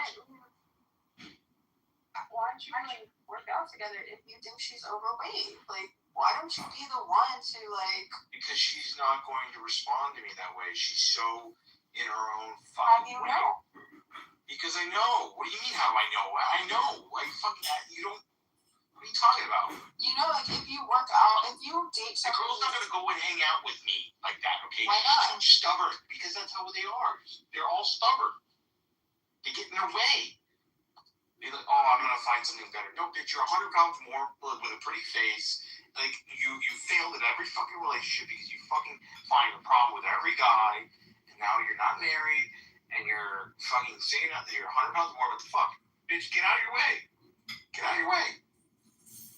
are you talking to yourself?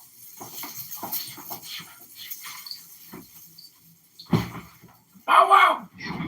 Bow wow! Feel what? Bow wow!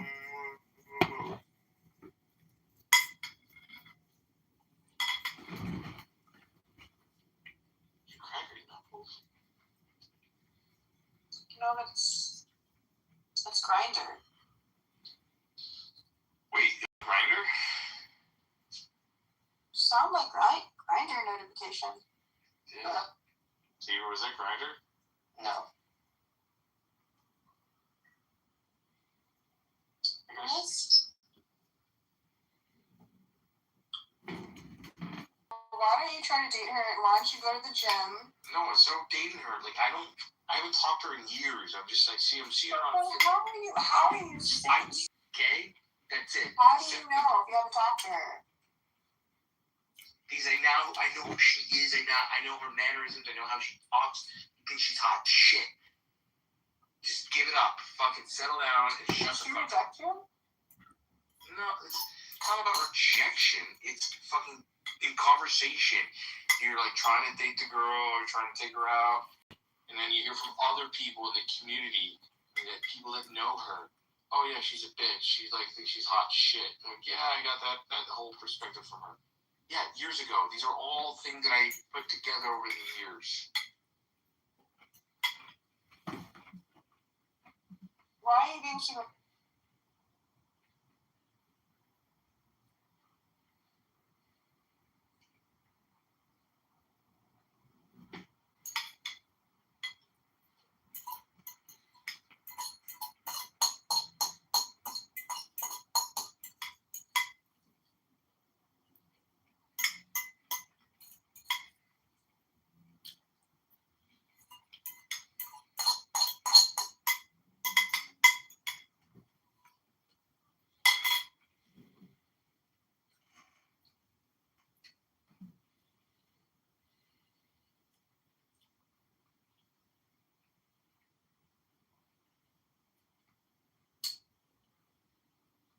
Good. What is the proportionate response to a crime? If I slap your child, will you kill in response? Do you kill my child? Or do you come and complain to me? Or do you slap my child back? That's the point. Okay. But what you do, for example, if I slap your child, you come and kill my child. Is that a proportionate response? Of course, I was wrong to slap your child. Okay. But is it okay to kill my child just because I slapped it? That's the point that we are talking about. So I want you to go and read these people, because at the end of the day, you and I don't have any stakes in it. Okay, let's face it. And I could be lying, you could be lying. But these people, these are all known names within Israel, inside of Israel. And I've also written who is who, like what is their, kind of thing. Like this guy, Michael Safar, okay? He has been arrested several times by Israeli police because he stood up against what sometimes IDF has done. And Yonatan Shapira and Avner Guariyahu, all these are people who served in the IDF, and they came out and they said what we did in the IDF and what we were allowed to do and told to do in the IDF is unacceptable. So how is it that when I can access them, I can read them, I can hear what they say. I'm sure you also can do that. That's all I'm saying. Now shut my mouth up. They were slapping children on October 7th. Maxie, is your dumbass hair saying dumbass shit? Wait, what did you say? Ace, I have a question. Can you repeat what you said? See if I know I hear you.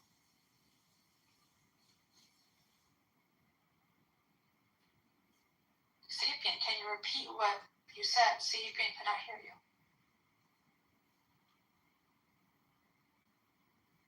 You're on mute. Yeah, you just said something right now, and Sapien said I didn't hear you, so it was a comment you made.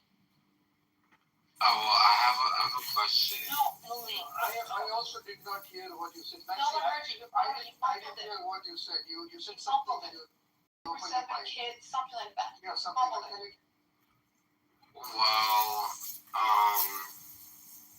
yeah, I just said that they weren't slapping kids on October 7th.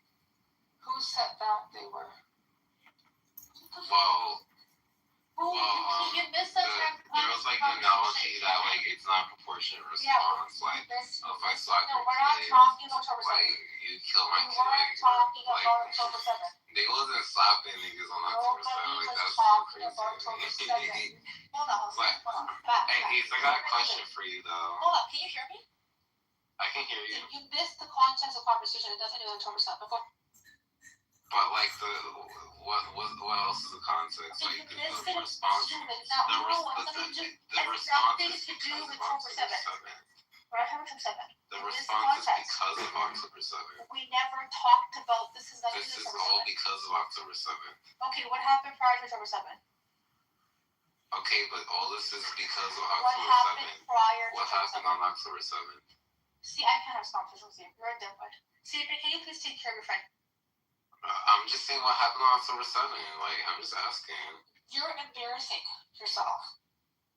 Well, I know what happened on October 7th. Okay, we all do. Go ahead and ask your question. Yeah, we all do. I hope Go ahead, answer your question and stop. Okay, I do have a question now. So, like, if I fuck on my friend ex bitch, is that problematic to me? What happened before October 7th? What happened before October 7th? Just answer it. What happened before October 7th?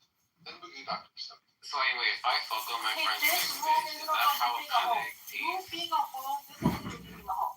This is not therapy session. Sorry.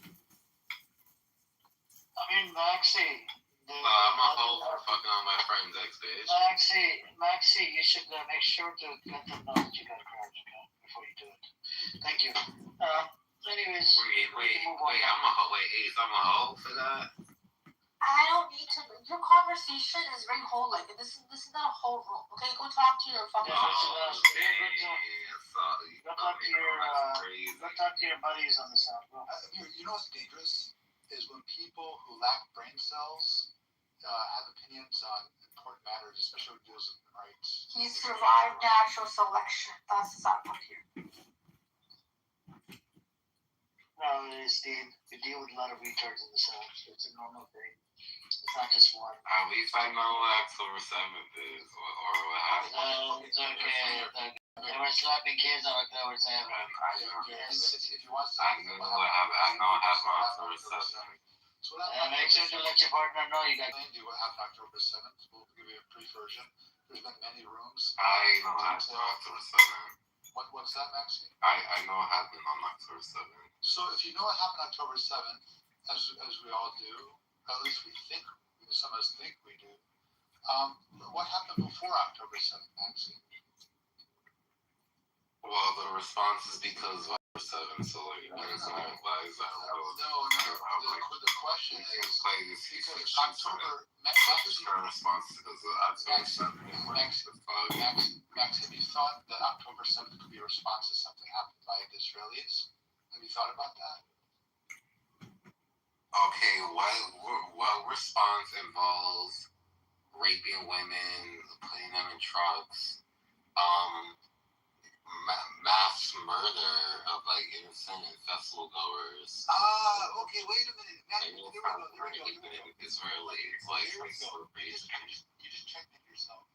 So you just said what response involves mass murder, raping women. Do you know Israel has been mass murdering to a multiple degree of anything ever Hamas has ever done? They've been mass murdering to the point it's deemed as a genocide, determined as a genocide. They've also been proven by the UN. Hold on.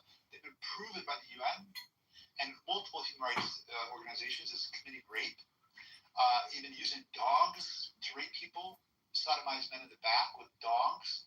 They've been actually doing that to Europeans who are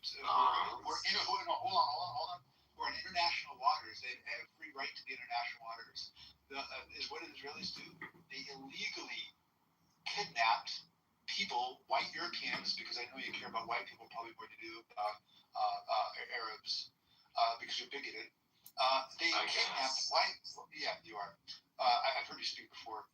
They kidnap white people on international waters, rape them.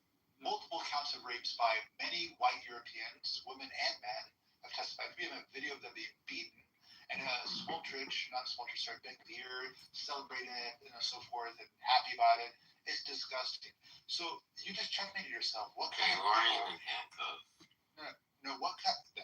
You're ridiculous. What kind of people commit a genocide in response to anything? All right? Israelis have killed. That's actually the Lancet. They were trying to get rid of Hamas. Oh, but that is chicken and egg. Maybe the Palestinians were trying to get rid of the cancer of Israel, the Israeli society who supports the government that and not Greg Rebbe. They want to kill every Jew. No, they don't.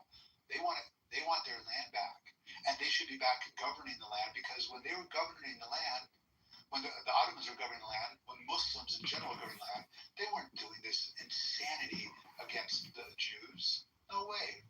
But Israel has proven it has. They did mass murder, as you said. You know what is mass murder? Mass murder. They did rape. They did all sorts of vile actions. They've been a famine. Hamas never famined or starved to death Israelis, but Israelis sure have done that. It's been very calculated and intentional. They just put bombs in nightclubs. UN just said intentional. No. What's worse than that? What's worse than that is a genocide. Bombs and nightclubs are really colleges, usually human shields, apartment blocks, like crazy. Yeah. If human shields, you just check that yourself again. Amnesty International and the UN. So are we not going to talk about how they're using human shields? Cambridge Oliveira shocked the judges, and not in a good way. Like they're in the universities, it's been documented. Exactly. Israel's been documented. They threaten people if they leave, and do you acknowledge that Israel's been using human shields? Do you acknowledge that the death count is in the hundreds of thousands? No. Houses they might want to join. Like if you go to a house or someone's profile, it's actually estimated by one of the America.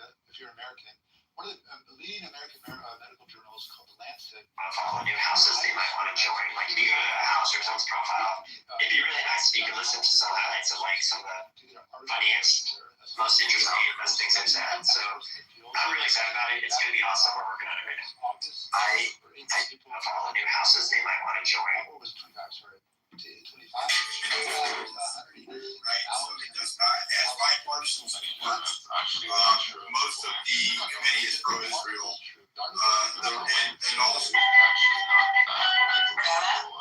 if we could relaunch the ICE too. The other thing is intellectual perspective.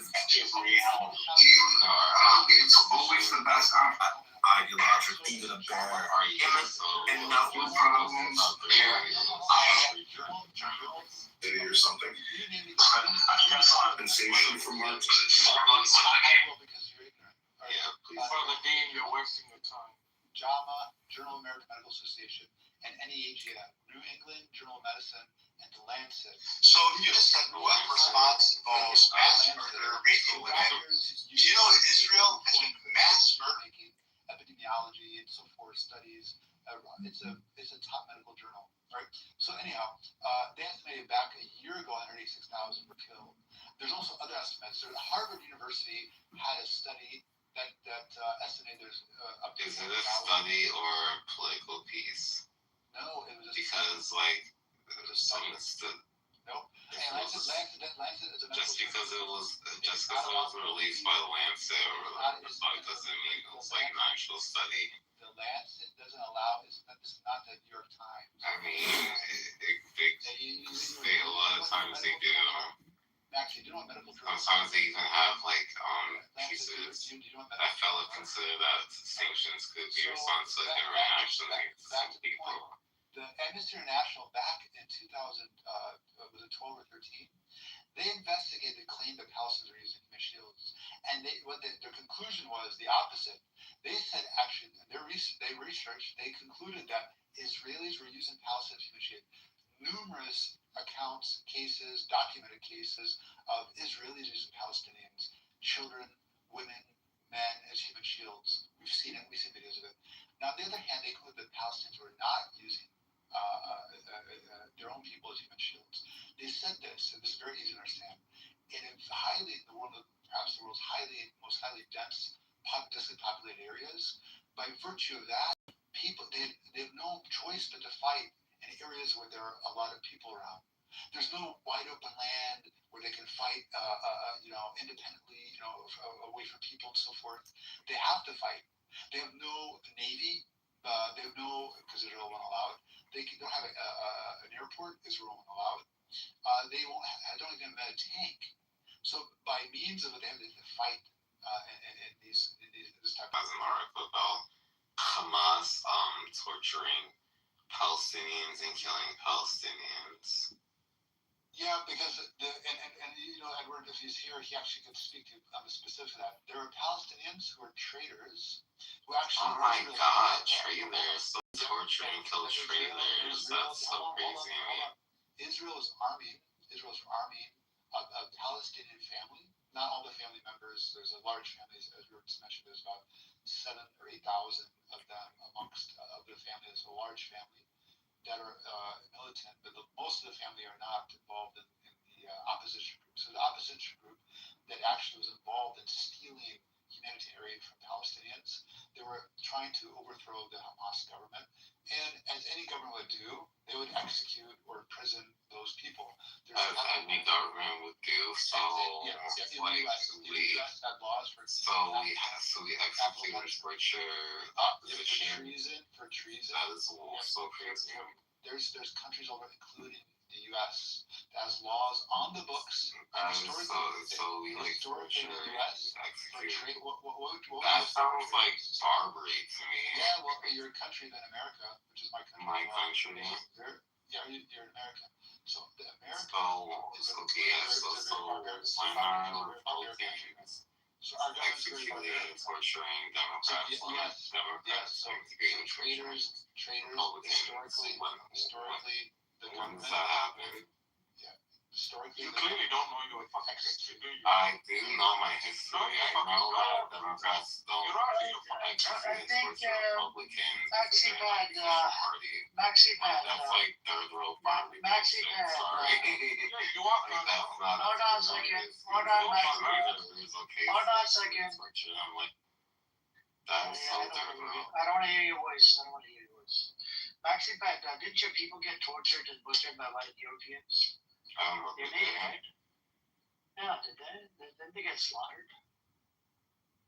My people are technically white Europeans. Well, some of them are white people. Aren't you native? That kind of doesn't matter to the point that. No. I mean, I don't even know why you're entertaining this. It doesn't matter. There used to be. Hold on a second. There used to be Kyle of the Sound, right? He was a retarded bitch of the Sound that used to bark a lot, had crabs, and had a lot of problems. There was a near car 69. I googled that. There was Kyle of the Sound. He It would take forever to repeat. It would take whatever, it would take him for, whatever, like it would take him like so much time just to say one thing. So there's no point of engaging with that person. You know what I'm saying? But thank God he's gone. That retarded, that native Kyle is gone with crabs. Thank God, We don't have to worry about that retard anymore. Thank you. What's up with your whiskey? Amir 69 is still here. I'm here. I'm still here. 69@gmail.com. Why do you keep saying 69? Yeah. Amir Car 69. The only thing he has to live for. Amir 69@gmail.com. Don't stop it. He's into 69, bro. Yeah. 69. It's crazy. What's wrong with that guy? Anyways, what you been up to, whiskey? Man, wallah, he's staying off the way, man. I ain't really been on this app. My karma went all the way to 20%. I ain't been on the app for real, man. I took a little break from it, you know what I mean? But I remember when you guys were on day 1 of the war, and now I see it says day 95. I'm like, 95 days that fast. General, you see what I did there? Yeah. You see what I did there? Well, the thing was with that guy, was that the Kyle guy? No, you don't you speak to Sapien. I'm not going to make any comments, whiskey. I just read between the lines.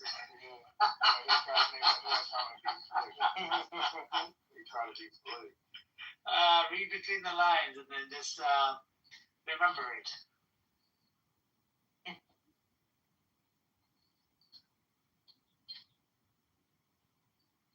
Because I hate it when these annoying B-words they come into this room for no reason. Especially him. Freaking annoying as fuck. There's two of them, Sapien and this comeback. Sapien I can tolerate. I mean, we can go back and forth. Right? That's okay. It's for the audience. But this retard bitch, oh my god. Nothing gets through his dickhead.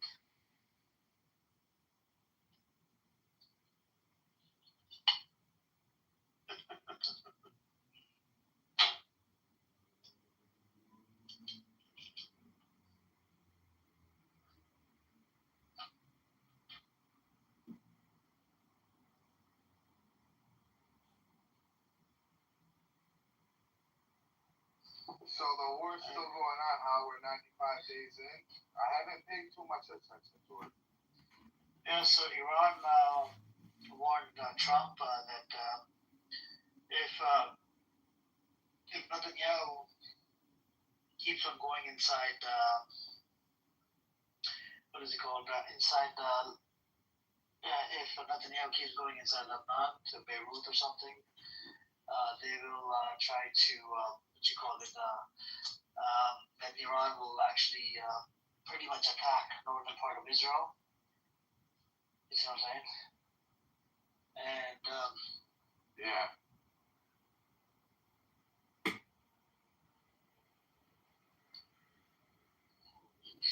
Ghost. The Ghost is everything busy right now.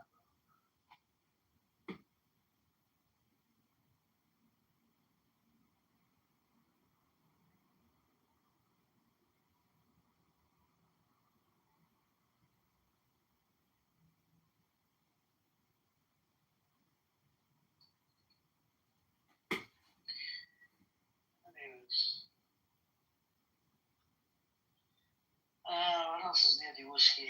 Anybody else come up? Come on up.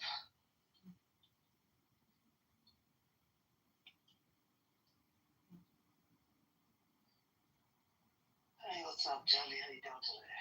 And Duran is probably sleeping. Carrie, you wanna come up? Hey, Porsche. How's the Porsche doing for you? Are you riding the Porsche?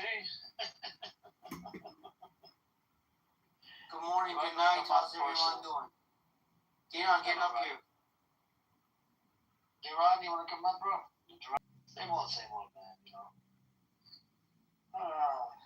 I just been involved in politics. I troll as well, but not. Maybe Zionist. Maybe. He's mostly going to his. Is it Duran? Is it Duran or is it Duran? Is that you in the picture or is it DJ Khaled? I can't tell. Oh my god, that's a good one. Bro, DJ Khaled is a fucking embarrassment. We the best. Man, that guy is terrible, man. What does he do? Does he just like scream his records, or does he actually produce something? All he said is DJ Khaled, that's it. He's a real producer. Like he got hit records with a lot of artists. He's not, but he's a sucker. He's got family, by the way, the best name, DJ Khaled. Yeah, no, it's sad. So why isn't he vocal about it? It's kind of strange. So he's working for the special group that you love so much, Kerry, that you don't want to speak up against. You love them so much, Who does he like? Hamas? No, the special group that Kerry loves so much, right, Kerry? Don't you love them? Who does he love? Guys? Come on, Broski. Read between the lines, brother. I don't know. I don't think. They got an anonymous account down in the audience. Do you see the anonymous account? Read between the lines. I don't consent to being recorded. Yeah, he's in love with that particular group that's suppressing Palestinians. Do you understand that's suppressing Palestinians? Listen, let me tell you something about Gary. He's very famous among the Armenian. He's the first Armenian to be on BET channel. Seriously? Yeah. Absolutely. Yeah. Were you on BET? I was in a movie. What breed? You were on a movie? Yep. What movie were you in, Jerry? There's one movie called Weekend with the Family, and another one called Only for One Night. Okay. What are those like two-star movies? No, I was not starring in it. What were you like? Just the pizza boy? No, just the character in it. Like, what were you an extra? Were you an extra? Were you like, what were you? I was in an extra. The first movie was Weekend with the Family. I had a scene with Karuchi. I don't know if you know Karuchi. Yeah, Chris Brown's old girlfriend. Yeah, I was in a scene with her. She's pretty fat. Yeah, she was hot. What is she like? Chinese and black or something? She's mixed, like Asian and I black. think she's half Vietnamese and half black. I didn't know. Kerry, you're a celebrity. I didn't know that. Excuse me, but that is a bad bitch. She's really hot, yeah. When I first met her, I didn't know who she was. Hey, she like had all the ladies, the B word, No, I'm sorry, bro. But she's fine. But Chris Brown was crashing out over her, and he's way bigger than her. Yes, he was. I think she got a restraining order against him. Yeah, he was going crazy. A group of people on that land that's suppressing Palestinians. Make it make sense. Who is the group of people? Who is that group that's suppressing Palestinians? He's a Zio? Oh my God. Yeah. He's in love with Zionist Jews. I don't even understand, brother. Right. He still doesn't get it. No, I'm agreeing. He still doesn't get it. No, I'm agreeing with him. I get it. I'm agreeing with him. So who's that anonymous account? I don't consent to being recorded. Oh, we have a mailman here now. What the fuck is a cat now? We got Clubhouse? You tell me there's a Clubhouse cat now, bro? That's crazy. Oh, well. So, Kerry, how do you feel about Hamas? I don't know too much about it, so I don't want to say the wrong thing and then constantly get a bunch of questions. I don't know too much. Kerry, I didn't know you were a celebrity, Kerry. He's like a C-list. He said he's like an extra. Like, no, I mean, he's a quiet celebrity, like Kerry. Yeah, I mean, I was projected to be something big, bro, and then fucking COVID fucking fucked everything up. Oh, my God. When were you going to tell me that you're a celebrity? I mean, I don't know. I would have thought. I didn't want to make a big deal about it. Same price, $4. I was trying to keep everything just low key, quiet. That's crazy, man. So Kerry. So like, how, like, so you're an actor. That's your thing. That's your career. That's what you do. Yeah. And where are you from, brother? That's okay. I mean, I don't want to talk too much about where I'm from, what I'm doing. What's the problem, bro? That's why you don't speak up as much. Oh my God. Are you ashamed of who you are? Oh my God. I think you're ashamed. You're like, I'm not ashamed. I'll tell you, I'm Palestinian. I'm not trying to. No, I'm trying to play the reverse card, bro. Very nice people. Come on, gang. Very nice people. I appreciate it, bro. No, I met a few very smart people.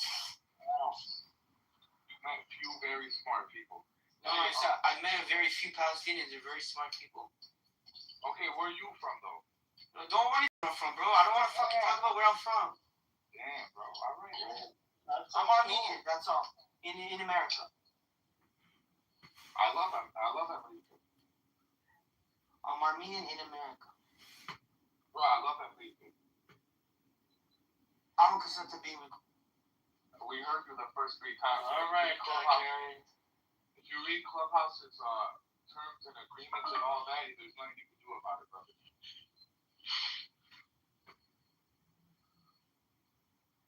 That is true, Gary. Well, Gary, I didn't know you were. I didn't know, man. That's a Durant. I didn't know, bro. This guy was a celebrity. Way to go, fucker. Really? You want to come up? How you doing today, Debbie? Okay? You want to come up? I'm here. Trolling on this app? She's probably trolling. Yes. I think you're the celebrity on here, though. Bro, nobody knows me, bro. Everybody fucking knows you, bro. Nobody. You're literally on fucking TV, man. I'm not on TV. That's 1 or 2 times. There's a lot of people on TV.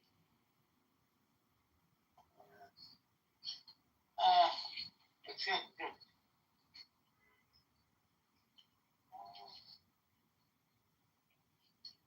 Anyways, Duran, what you been up to? You working, bro? At nighttime you work? What kind of work are you doing, man? Yeah, hey, what's up, Ace? What's up? Ace, you know what I said to that idiot? Oh, wait, go on. That retard that was in here, Maxi Pack. You know what I told him? I said that Kyle with Crab that used to be on this fucking app, fucking piece of shit garbage. You know what that means, right? It used to be on this app, and that kind of pissed him off. You know what that means, right? You understand what that means? The crabs that you're telling him? But that's what. Okay, there was a Kyle guy on this app. Kyle. That was gay, and he had crabs. Yeah. And he was acting like a son of a whore, like him.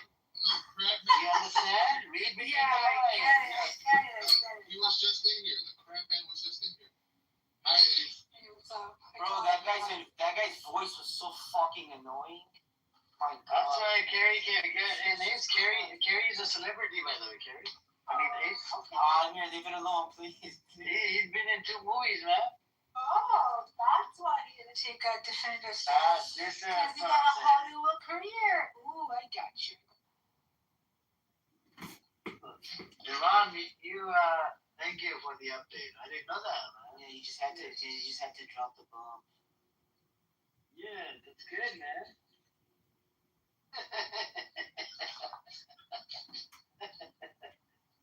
Oh my God, that was good, man. Carrie, there's nothing to hide, man. And John, Carrie's a celebrity, bro. All right, man. I'm sorry I said anything, man. Which movie? Please tell us. There was 2 movies. That's what Carrie said. He played a character. Were you a hero or a villain? No, it was comedy. Well, one of them was a comedy movie. It was one of my big ones. Big scenes. Yeah, and the other one was just like this office political guy. 2 lines, no big deal. Ace, he was in James Bond and Big Mama's House. Oh, John, did you know that he was in the movie? He was a celebrity. No, I didn't. I think I have to. No, listen, you guys, we have a movie star with us today. Yeah, can you bring more movie stars in this app, Katie, in my room? can't, bro. You know anybody?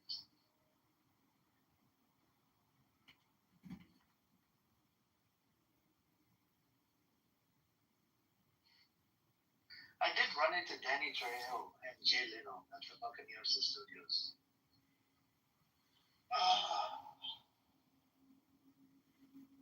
And I ran into, you know that guy, that chubby guy from Three Stooges? At the really one of those guys on the side.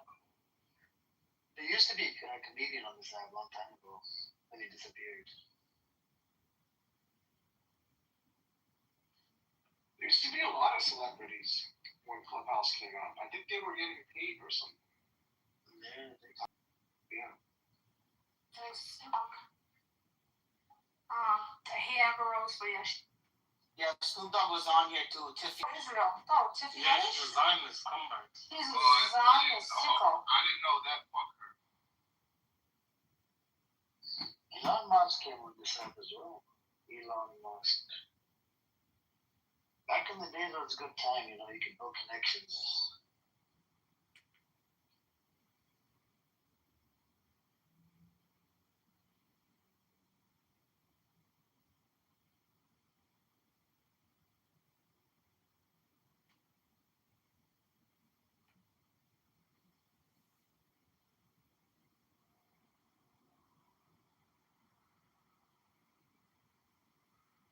You guys should make a website where you put in the celebrity name and it tells you the movies, depending on how many Zionist and non-Zionist they use. I don't know whose anonymous account is. Is that Andy? Hey, that can't be Buttercup. Buttercup was a loser, man. That's fucking up. Bro, you know, annoying as fuck. I mean, you know, I couldn't believe it. Was annoying as fuck right on this album. Oh, she's entertaining. I liked her. But she's a shapeshifter. Even though I feel like sometimes bitch slapping Benyamin, you know, for something that She likes you instead, Amir. Did you figure that out? I said, you know, how about you guys exchange phone numbers, you know? Because I've done this before on this app. I've done it with quite a few people because I used to be part of the Muslim Signals room. And some people, you know, got together, got to know each other. So I don't know if somebody got married out of that group, but there was about 4 or 5 marriages that I've seen on this that happened. So I'm like, you know, maybe because Benny Adam lives in Canada, right? It's about 8 hours drive from Toronto to fucking New York, and she's in New York. Hi, Amir. How are you? Hey, what's up, Paris? How are you? Why do you and Mooney have problems together? I don't understand. You can fuck him, man. No, where did the start fight that you? When did you learn to meow? How long was that ago? Yeah. When I came on this app. You learned it from this room. Same time you learned it from this room. The same time when I, you know, about Iran. That's when he started coming in. When I was doing another. And the same question. No, ask me the same question. Okay. Like what? I mean. John, can I tell him, Amir? John, what happened to him? Go on. The context? Okay, so the context is this. I was in this other room, small group, and I think Zach asked the question, which Zionists do you guys hate the most? And we all asked, like, whatever. That was just a random question. But Amir goes and randomly says, Amir. And we're all like, he's not a fucking Zionist. We're talking about, why would we open these rooms, John? I mean, everybody said no, there's no way. Then he's like, well, there's Palestinians. You know that question you asked, that controversial question? Apparently, you disagree with them, blah, blah. I'm like, that doesn't make him a fucking Zionist. I'm like, are you crazy? I'm like, I can disagree with him. Anyone can disagree with him. I'm like, that does nothing with his Muslim Zionist. I'm like, yeah, I get it, but he's not a fucking Zionist. He's not an anti-Zionist. I'm like, he is. The question he asked is about Palestinians and their land back. How is that? That's why I asked, because you remember you were in the room, right? Yeah, they're nothing right. I I was shocked when he started. No, but then he stopped. Do you remember when I told him, he goes, well, maybe not Zion. He's obsessed. I don't get why. But then why does he hate Amy so much? I don't know. I don't know. I honestly. These are the things that occur. There must be a reason behind it. But why lie about political Zionists? That's fucking disgusting. Especially Are we talking about Buneen Heather here? Sorry, I'm intervening. Are we talking about Buneen Heather here?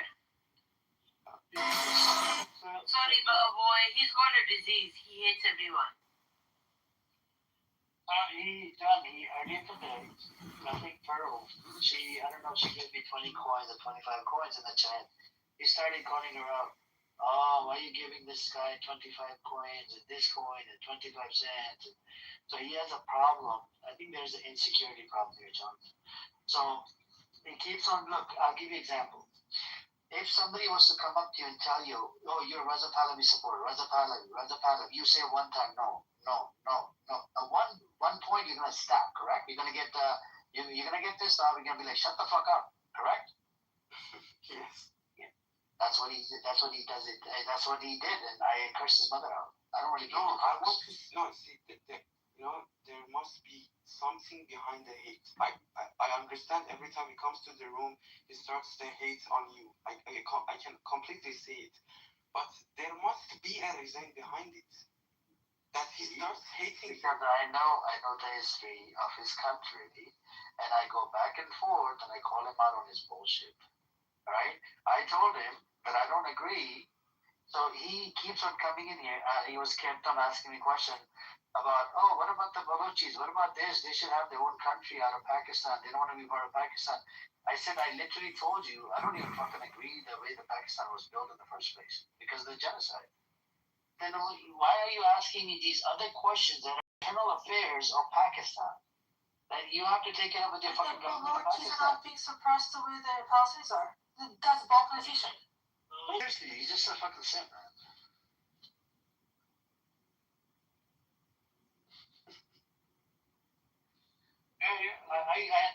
And he throw dumps on this room, like about Pakistan, bro. This room is not about Pakistan.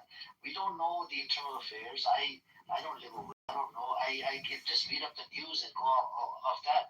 And last time, you know Kay, you know the guy Kay, right? The Iranian guy. Yeah, I would say. So he questioned him on something to do with Iran, right? This guy couldn't even source up on the claim he made. And then he gave him an Instagram video. Now, Instagram and YouTube, there's a lot of AI videos up there. Exactly. Okay? So you cannot use that. It's got to be, nowadays, it's got to be proper news source. You know what I did? To help out Munir, I had to go fucking on my Perplexity, find the actual news source, a news agency. I put the link in the chat to defend Munir. Otherwise, Kay would have cooked him alive. But John, do you see, even if you have a disagreement with somebody, how fucked up it is to call them something that fucked up? Zionist? He calls me a whole bunch of names in the fucking chat. I'm like, okay, I'm gonna ignore it because there's no point in engaging with He's this. like, oh, hungry palaces are they're like you idiot. So he ended up backtracking, and I don't know. He's obsessed. He has to ignore him, John. I just don't. He's really fucking dark. He always finds a way to make it up. Is insecure, John? No, before that, I was like, okay, this guy's mad. He's going to talk about Amir. But when today he started calling you out that you were a Zionist, I was like, bro, this guy has been opening room against Zionists. What the fuck are you saying? Yeah, me, Sadat, you, Marley, we all were like, the fuck is wrong with you? And then he tried to bring up, oh, there's a Muslim Zionist. I'm like, so what? There's a lot of Zionists. That had to do with the mirror. Oh my god, today was crazy, man. Yeah, it's insecurity, man, to be honest with you. And he does make up some stupid shit. Remember at the beginning of when he said that apparently Iran is somehow responsible for the war between Afghanistan and Pakistan picking up again? They're the catalyst for it, apparently. I'm like, what are you fucking talking about? They've always had issues. He's making it up all the time. He's a supporter. So when I called out his bullshit, right? So he thinks that I support the Pakistani military. I don't, because the Pakistani military has been responsible for the genocide of the people in Bangladesh. So I'm saying there was a genocide that the Pakistani military did, and I don't really support it. And now, since they have a country, of course the military is going to defend their nation. And that guy leader, Imran Khan, he got caught up with because he started attacking the Pakistani military. It's literally a military nation. Everything's run by military in Pakistan. Yep. So Imran Khan actually came on Mario Naf's show on Twitter. Yeah, I was there. Yeah, I was there. I went in there, and I even gave the link to other people.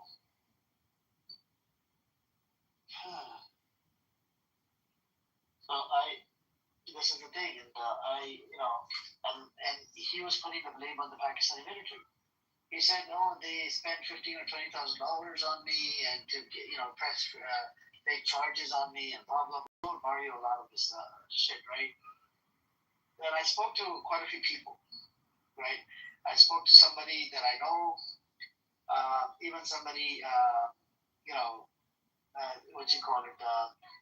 What I learned about it is that this guy, Imran Khan, is a good. Muslim nations coming together to make our defense pact.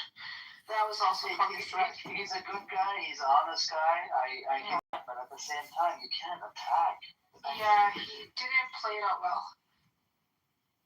He could have done like a little bit pushback, not too much. You see what I'm saying? He started doing too much, and that's when Pakistan is right. Okay, we're the one may put you in power. We can take that shit away from you.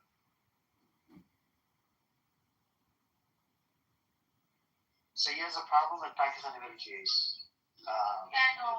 He's very. All of his issues are political within Pakistan, and this group and that group. Oh God damn! He's trying to jump on the run. I brought up that Gandhi was a pedophile. You know what he does? He starts saying, "Oh, the guy that was the founder of Pakistan, he's at a younger age, he's a pedo." I'm like, "Okay, source up." I look into the sources, and he got married to a girl that was 18, not fucking under 18. I don't know, man. It doesn't make sense. He said Gandhi was a pedophile? I said Gandhi was a pedophile because there's multiple sources out there. Gandhi is a pedophile. He slept with his niece, butt naked. He didn't. I think he didn't touch her, but he was trying to, test the waters if he can, go through this temptation. Wow. Yeah. So try to test it and go through the temptation. And he said some racist shit towards African nations as well. He had said some racist shit. Little boy with her knee. Oh yeah. No, what he said was we went to South Africa during apartheid. He actually wrote a book and said, "Oh, these black South Africans are beasts.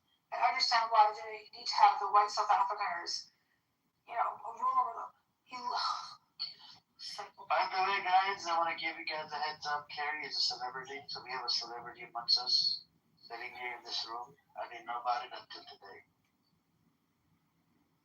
Why are you doxing people, Amir? No, I'm not doxing. Somebody already told me. Deron said it. It's a public space. Fucking Deron is your Armenian brother. Fuck him. Come on, Carrie. Hey, Carrie, come on now. Come on, you're a celebrity. Just say People were trying to warn you. He's speaking, brother. It must be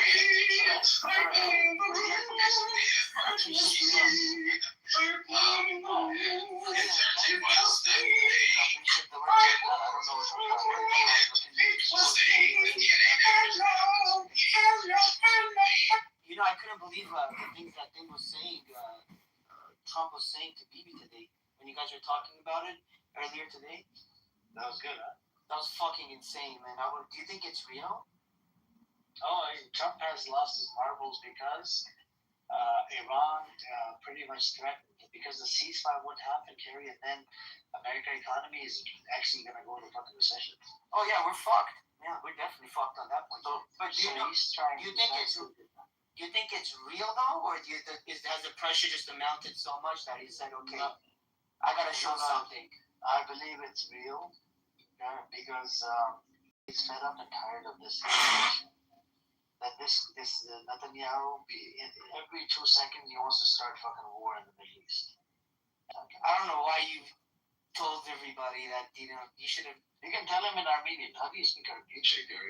Sorry, honestly. Austin City, he voted his bonnet. Let's keep it the tribal language. Wait, how does Deron even know this? Are you guys homies outside of about it? Is it a black rabbi? Any come from Deron? No, it's the black rabbi. Is it a black rabbi? Any come from Deron? No, it's the black rabbi. Oh my God. Did you see what? When we were kids, it was the 90s. It was a different time. They didn't let black people to the parties, to be honest. Isn't he from Compton though? So he's got a spot in Crenshaw, but he said he went to West Covina or some bullshit. I don't know. But he said he went to school. He went to school with Kardashians. Good morning, everybody. Yeah, probably. But he said he went to school with Kardashian or sisters of Kardashian or something. That's what he speaks on, bro. I think they grew up in Brentwood. They grew up in Calabasas. They didn't grow up in Calabasas. There you go, Calabasas. No, they're in Calabasas now, but were they in Calabasas when they were kids? Yes. Yeah. Okay. You're mixing it up with OJ. OJ was in Brentwood.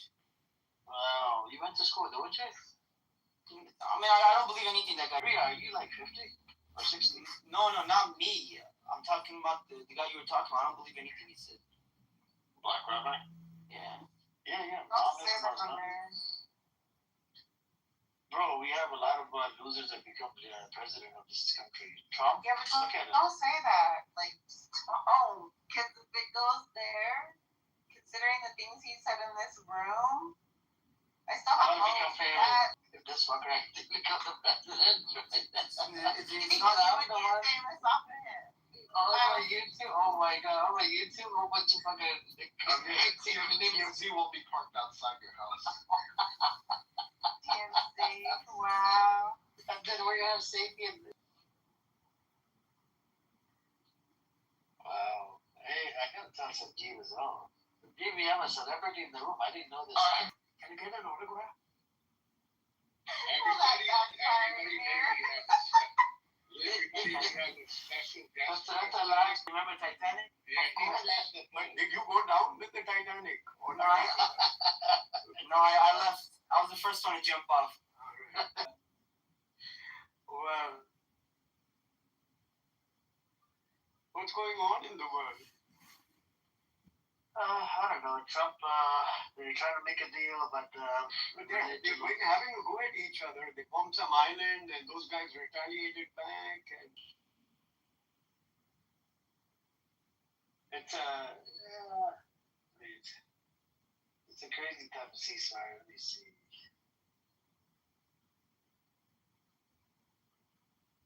Where's the black rabbi, and where are all the cheerleaders? A black rabbi was here earlier. He was just bullshitting again. Did you tell him about the way Trump addressed his supreme leader? Yeah. My God.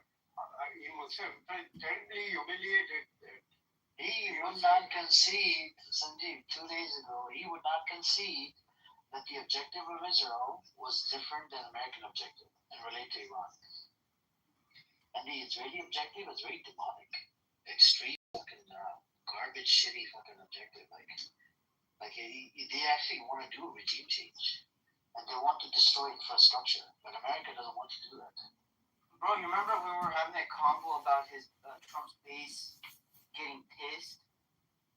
Yeah. He's feeling the pressure of that base.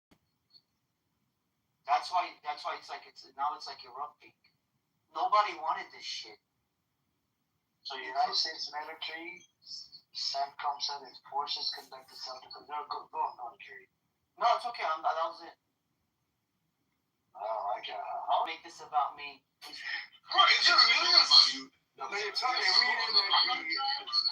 funny, we rub shoulders with a celebrity. You know, we don't ever get this opportunity, so we want to take advantage of it.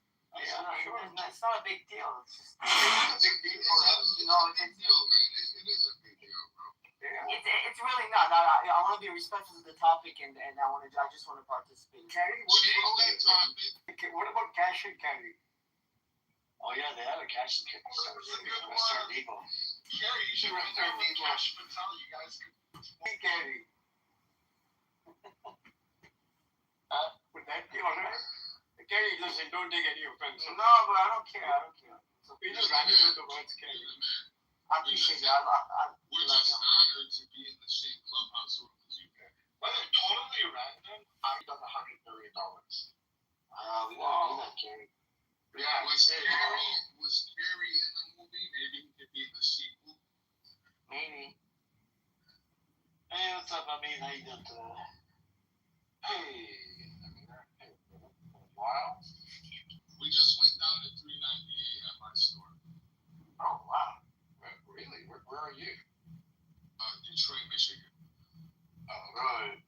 Oh, here I paid $6 in my Prius, bro. I had to pay $50 to fill up that thing. Usually it's like $35 and $40. Oh, you know what, Amir? I sold the Ram I had and I brought the CRV, bro. I've been saving gas like a motherfucker. Yeah. If you switch over to Prius, you save more money, or like something smaller, hybrid. Yeah. I'm kind of a bigger guy, so I don't know if I fit in the Prius. Yeah, that's true. Switch over to electric.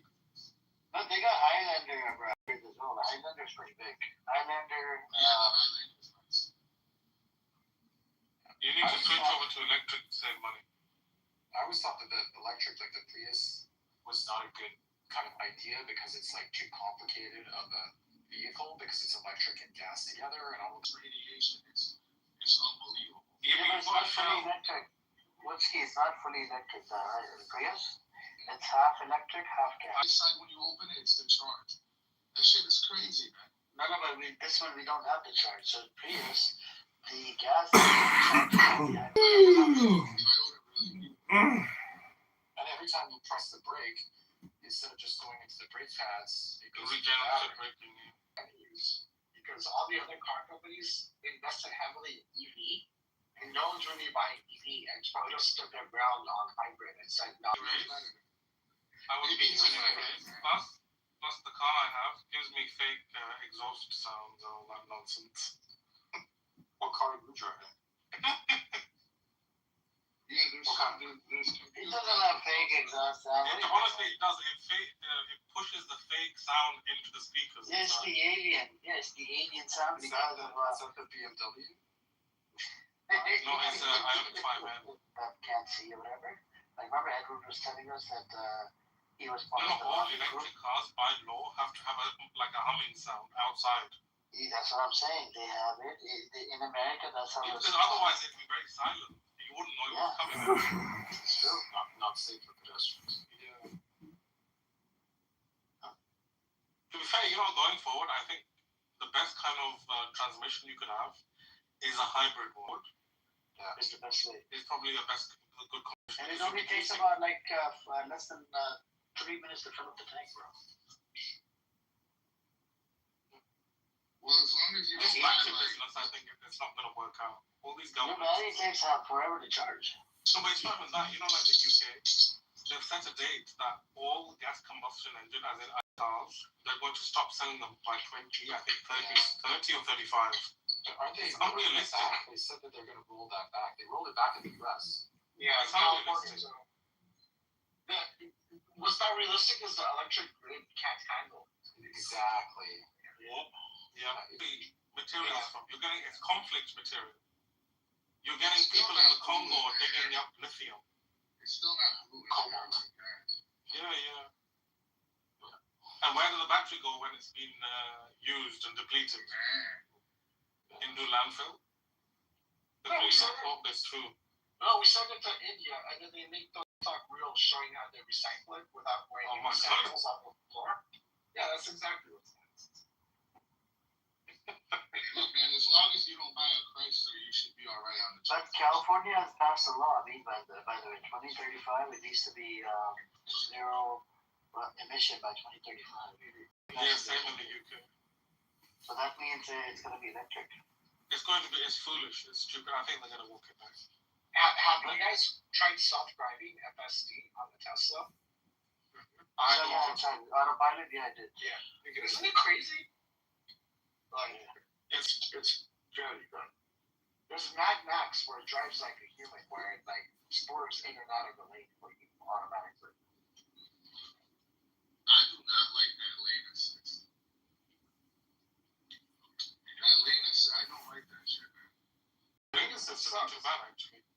I'm talking about FSD, full self-driving, where you just put in the destination and it does everything.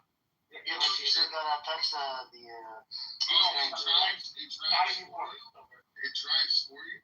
Yeah, it drives for you. Yeah, I don't trust that. I don't trust that shit. As long as you look forward, it'll work. You don't have to put your hand on the steering wheel anymore. Also, you can't fall asleep. No, but if you put sunglasses, it can't see. Yeah, but the one thing I don't like about the Tesla FSD, it relies, the whole system, the whole car relies on cameras. There's no radar, there's no LiDAR, it's just cameras. Yeah. So the whole thing is just based on cameras. So if that camera fails, if the camera you have can't see autopilot it doesn't work. in your you don't have autopilot? It does have autopilot, but it's limited. It's not legal in the UK. I mean, only Tesla has FSD. No one else has it. Everyone else has like lane assist or stays in your lane and it goes straight. But nothing where it takes you from your. No, they have adaptive driving. I think it's called. Yeah, which slows down, speeds up according to the car. And it'll turn in the lane or whatever. If the lane turns, it'll turn. You won't actually do any autonomous driving. As far as I know, the gas vehicle. Ford Escape was like I think was Ford Escape or something. They came out with parallel parking. All you have to do is, find the space, between the cars, whatever. Turn on that parallel parking, and parks the car for you. So a lot of cars do that now, actually. That was a good option that came out like a long time ago, back in I think 2017 or something. The Mercedes I think even Mercedes has an FSD, but it's expensive. You have to pay for it, like a subscription. But yeah, Mercedes does have a really good FSD apparently.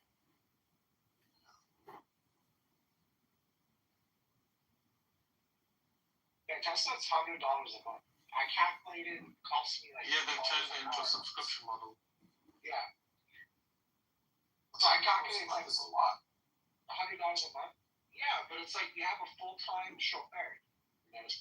Tesla's an ugly car. It's a car. The quality of a Tesla build quality is really bad. Have you been in a new one, the premium one? Yeah, I've been in a Model Y, the new one. Yeah, it's pretty. They got a lot of the body panels don't even align on it correctly. They're still having problems with that. Yeah, they just patented this. Like, don't get me wrong, the efficiency of a Tesla you can't beat. But the car as a whole, if you're spending $100,000 or $90,000 on a car, it should look $90,000. A Tesla does not look what you pay for. Yeah, the one I got is $45,000. I got the Tesla Y Premium, rear-wheel drive, and I like it, man. You got the Y? I got the Y. Here's the thing, I also have a Porsche that's manual, so I'm like a manual driving kind of guy, when I want to have fun. Yeah. But now that I'm driving my kids to school and it takes 45 minutes each direction, FSD really takes off a lot of stress. Yeah. Like, I don't have to really worry about, do I have to brake, do I have to left turn, am I in the right lane? I zone out, man. I completely zone out and I have no idea what's going on in front of me. I'm on Clubhouse checking my emails, whatnot. It's like having a full-time driver. Yeah. And it's just a plain car. It takes you from point A to point B with the least amount of stress. It's not a sexy car. Yeah. Yeah. The new Model Y looks nice from. To be fair, I think if the Americans and the Europeans let in the Chinese brands, like Zeekr, and there's 10 brands that are Chinese and electric. Did British do a deal with BYD? I think there's a few big brands coming to England or the UK this year. But they are becoming very big in Europe. Like BYD, when it entered Europe, I think only a few years ago, it's got a big share of the European market now. Within a matter of 5 years. Yeah. Because they are good quality cars. They're not bad quality. And you get a lot what you pay for.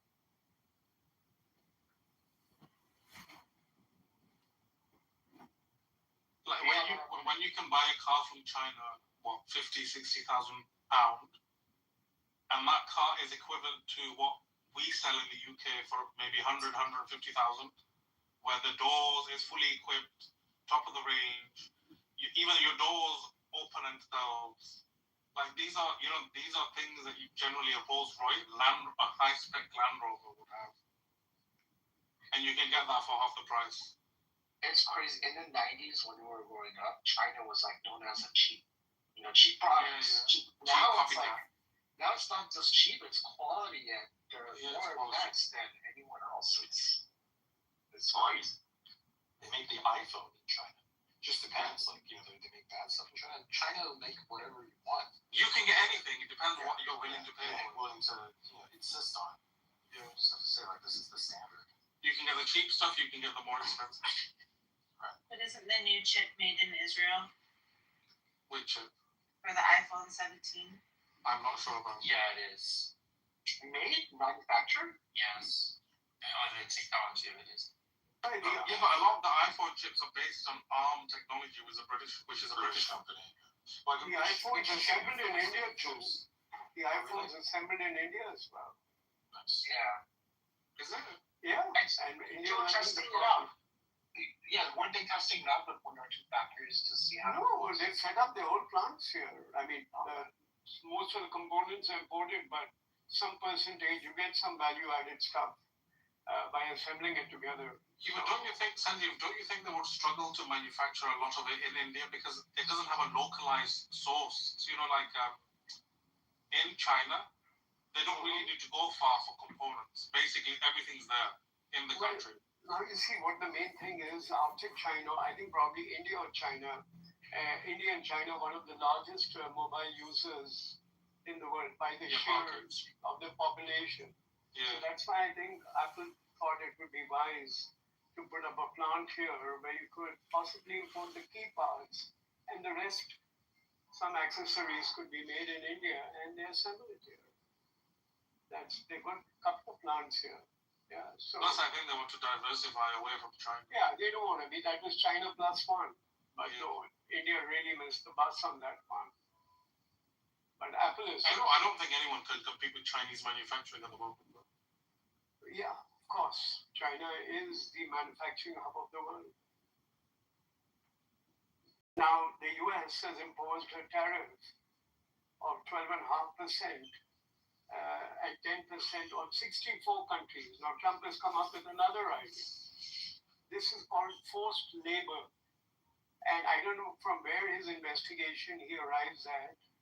And I don't know how his inspectors have visited 66 countries, including the UK, Mexico, and many other places, India too, and Pakistan, and of course there's a whole South Korea and many others. And they've graded them into 12.5% tax and 10% on whether if the countries that have made an attempt to move away from forced labor. So forced labor is something you coerce the labor into producing with possible intimidation or withholding some kind of pressure tactics. And I don't know from where Trump has come up with this idea. In India, for example, there's huge unemployment. Why would anybody need to be coerced into working? People would gladly take up a job. So I don't know from where his intelligence comes, and we've fallen into the 12.5% category, along with China and many other countries. And 10% is guess who? Pakistan. Wow.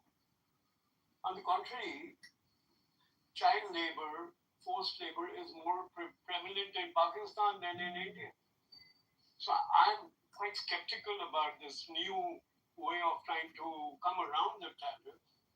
And apparently there is a 30 or 60-day window before this kicks in because they're waiting for the US citizens' feedback on this. I don't know what's going on really. This guy is bizarre. I mean, how do you go to every country, 64, 66 countries and find out whether labor's being forced or they're going willingly doing the work? I'm not sure about the specific claim, but I mean, I don't need to. It's there in the media, Indian media today. And the I appreciate that. What I was going to say is we don't need to go far to understand that Trump is a lunatic. He's just an idiot. Absolutely. I think people in India he's been doing this for nearly 2 years, so this is nothing new for us. Yeah. I have a question. Are there people outside of America that are pro-Trump? Yes, not including Israel. Like, a lot of far-right people in like Yeah, Europe. there are Trumpies everywhere. Yeah. Because he's emboldened them. A lot of far-right, bigoted people, nationalists. Yeah. He's emboldened them. So these are people that want the same in their country, like conservatives, nationalists. Yeah, exactly. There are. We have every country has problems, right? Economic, social problems. And what Trump has given people is blame the brown immigrant. Yeah. Blame the minority. And that is your escape. Even though most of the problems in, for example, Western countries are the mismanagement of the government. If your NHS, for example, is failing, it's not the fault of the immigrant that doesn't use the NHS. Yeah, you go to a private practitioner. Yeah, exactly. So blame the minority. I wonder who else has to blame from historically. I know, right?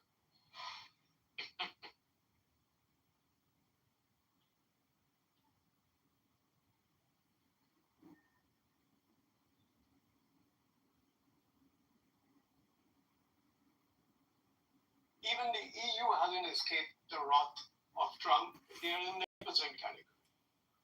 UK also, I think, is in the 10% category. Yeah, he's tariffed everyone, or most of the countries on the planet. I don't know whether this will also. I don't think he understands how tariffs work, though. Yeah. Because when you tariff, the country's not actually paying it. It's your consumer. Yeah. The American people are paying for it. Which ultimately causes a recession. That's true, and all that money which you collected by the tax, you guys should be asking for your money back for whatever you paid extra during that period. I think I would even go a little further. I'd say they need to do the election again and get him out. This guy needs to be dumped.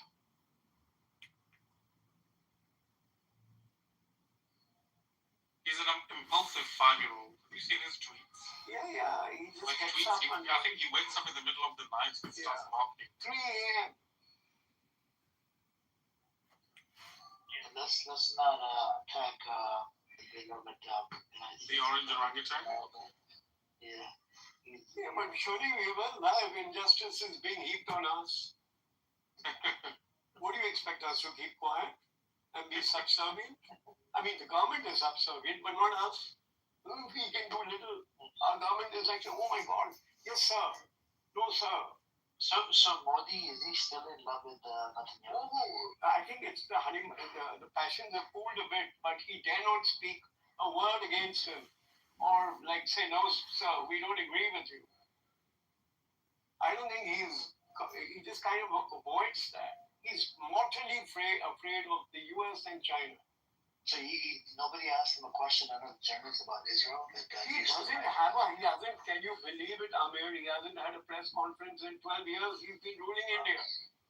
Because he doesn't know what to answer. Is there a term limit? Or you can keep running forever? Yeah, you can rule the perpetuality in India. Every time the party which he comes from, the BJP, is like a juggernaut. They are a financial giant. They seem to have accumulated so much money. They're one of the richest political parties in the world. Through corruption. That's how. Yeah, of course. Most of the government agencies are in bed with this government. And is there healthy opposition, or there's no opposition? There is opposition, but what can you do with all? Everything is compromised, from your election commission to your vigilant committees to your economic figures which come out, your GDP figures. IMF said are inflated by 1.5% more. So the GDP per capita is I don't know, and there are about 800 million. The other big part is, besides the corruption, it's the population of India is unfortunately still very in line with the principles of the BJP. The whole Hindu, the Hindutva, the Mahabharata, that whole idea. So some people are very much in line with it. Well, you're right on that point. I would grant you that the Hinduism is a way of life. It's a very pacifist, very kind of a religion, you can say. But the Hindutva is like Hinduism on steroids. It's just supremacy. It's like it's stay in power for. Is there limit? He's now 75, I guess. No, terms. Forget his age. How many terms? I know he's had. There's no law in India, unfortunately. You can keep for elections, and you can keep having the election commission, which is completely partisan and favors his party. So he can do it in perpetuality.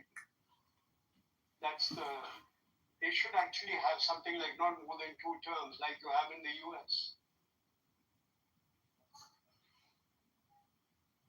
Thank God for that in the US. Thank God we have 2 terms. Just imagine if Trump was there forever. Seriously, Oh gosh. It feels like he's been here forever. The problem, every day. It's only been 2 years and it feels like it's been 10. It hasn't been 2 years yet, has it? 1 year, it's like a year and a half. Maybe 2 years.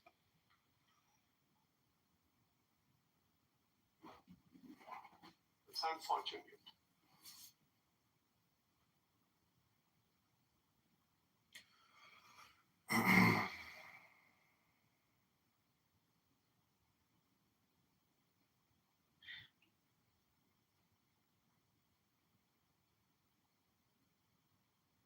So, Devon, do you like your Porsche better than Tesla, or?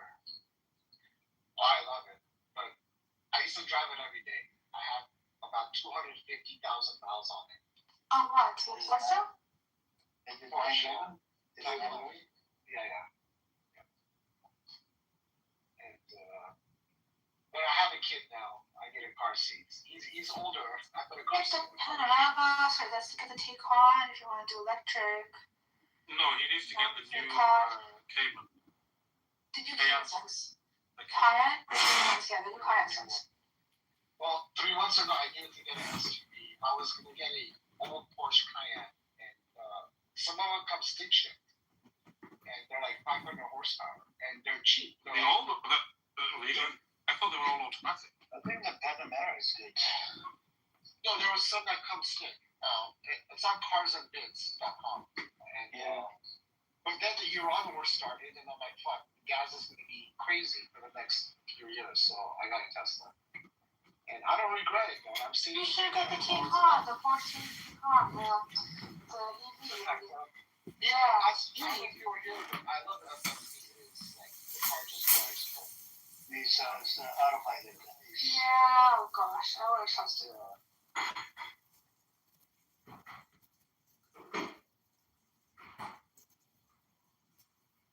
There was a point I had a Taycan's with that. I trusted You know, the one thing I hate about Tesla is, the handle, the door handle? So stupid. It's electric. It's so dumb, even though we open it. I've looked into this, as in, there's been a few crashes. We know with the Cybertruck and the Tesla cars. And because the 12-volt battery is at the front, and if you've hit the car at the front, the 12-volt battery is disconnected itself. So then you've lost power. What the fuck would that happen at Tesla? Yeah, that's misery as it is. No, but I think we need to change our legislation as well, as in these electric door handles. No, but I think we need to change our legislation as well, as in these electric door handles. Maybe it's okay to have an electric door handle, but there should be a backup. Yeah, that's what I'm saying. Safety provision. Exactly. That's what I'm saying. There should have been some sort of safety provision in case of. But surprisingly, this even passed. Nobody thought that through. Easily accessible. So, because obviously, when you had a crash, adrenaline, you're panicking. It should be easily accessible. You shouldn't have to lift 3-4 plastic pieces in the door to actually access. Well, you can't access at all. But you know the people that have been locked in their Tesla. Yeah. So, if you're on the inside, there is a lever you can pull. There's a manual opening. Yeah, but when you're in a crash. Outside. When you're in a crash, cars burn. Yeah, I don't know how you do it from the outside. But when you're in a crash and you're inside, and you want to just get out, and you're not, come on, the whole figuring it out. Outside, you would break the window.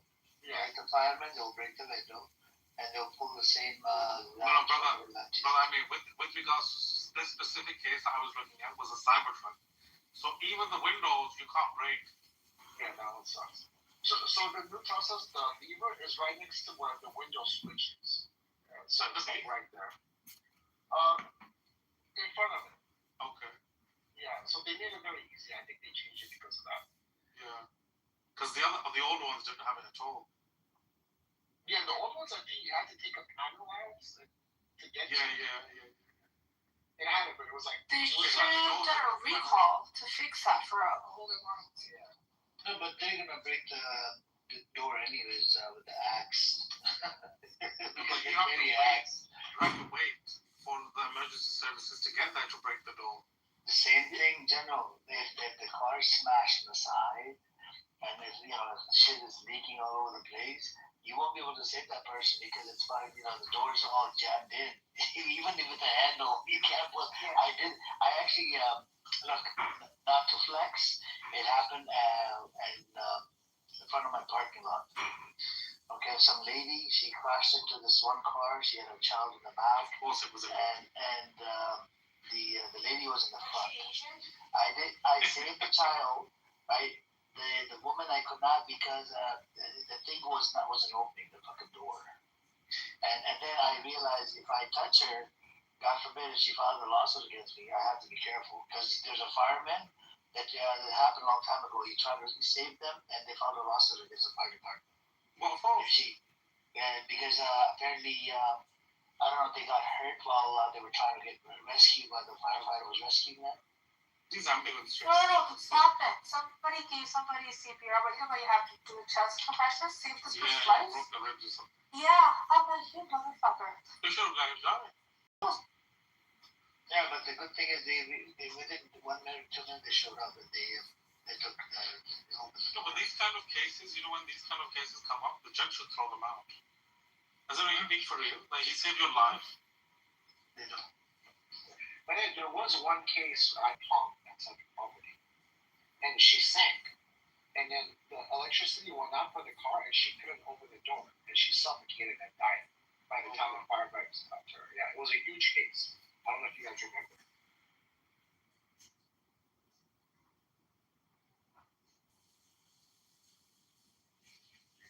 Yep. Let me see what's in the news right now. Is it the news? Is the war back on? Like, are they hitting each other, or? Yeah, they are. Are they? Yeah, they did. So Iran is hitting American bases in other countries. US strikes Iran Kashmir Island.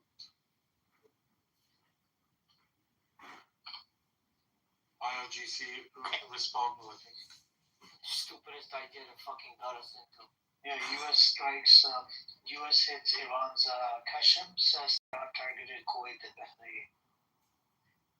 And the United States military said its forces conducted self-defense strikes on Iran's Qasem Everything Island self-defense, the American military. and defeated multiple Iranian missiles and drones as civilian vessels and regional allies Kuwait and Bahrain came under attack. I don't trust, when the Americans say we intercepted everything, they were doing the same thing. When Iran was hitting all their bases in the GCC, they were saying, nothing's been hit. And then a few months later, all the newspapers came out with, look at the damage that the Iranians have done. They've knocked out these big radar systems. So I don't trust anything the Americans say. Yeah, so Kuwait military said air defense systems intercepted incoming drones and missiles, while Bahrain's interior ministry said warning signs were activated. Iran's Tasnim news agency cited the IRGC confirming it launched retaliatory missile and drone attacks on U.S. bases in the region, but did not name Kuwait or Bahrain following the Qasem strikes.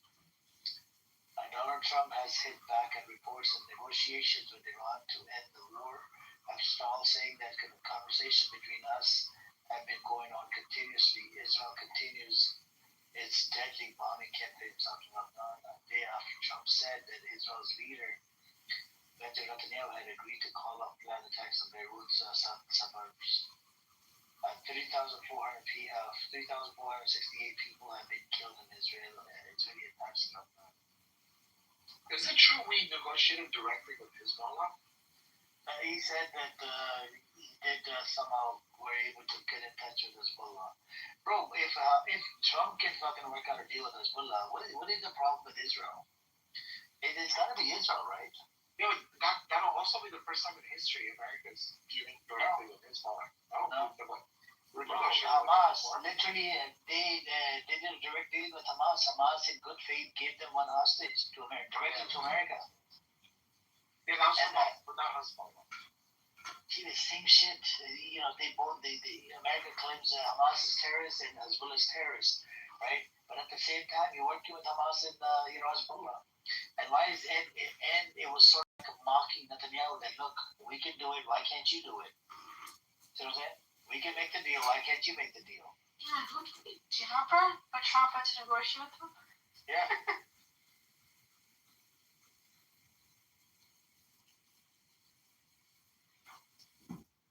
By falling for this. Yeah, I found it a little bit sus. No. It's just they've done this in the past. They've come out later. And nothing's been. It's just to fool and kind of mold public perception. Yeah, but that's how white people are, Jono. They're not manipulating the people. No. That's what I was. That's why I asked how legit it was. Because no, I don't believe it for a second. No. Do you not know the white culture?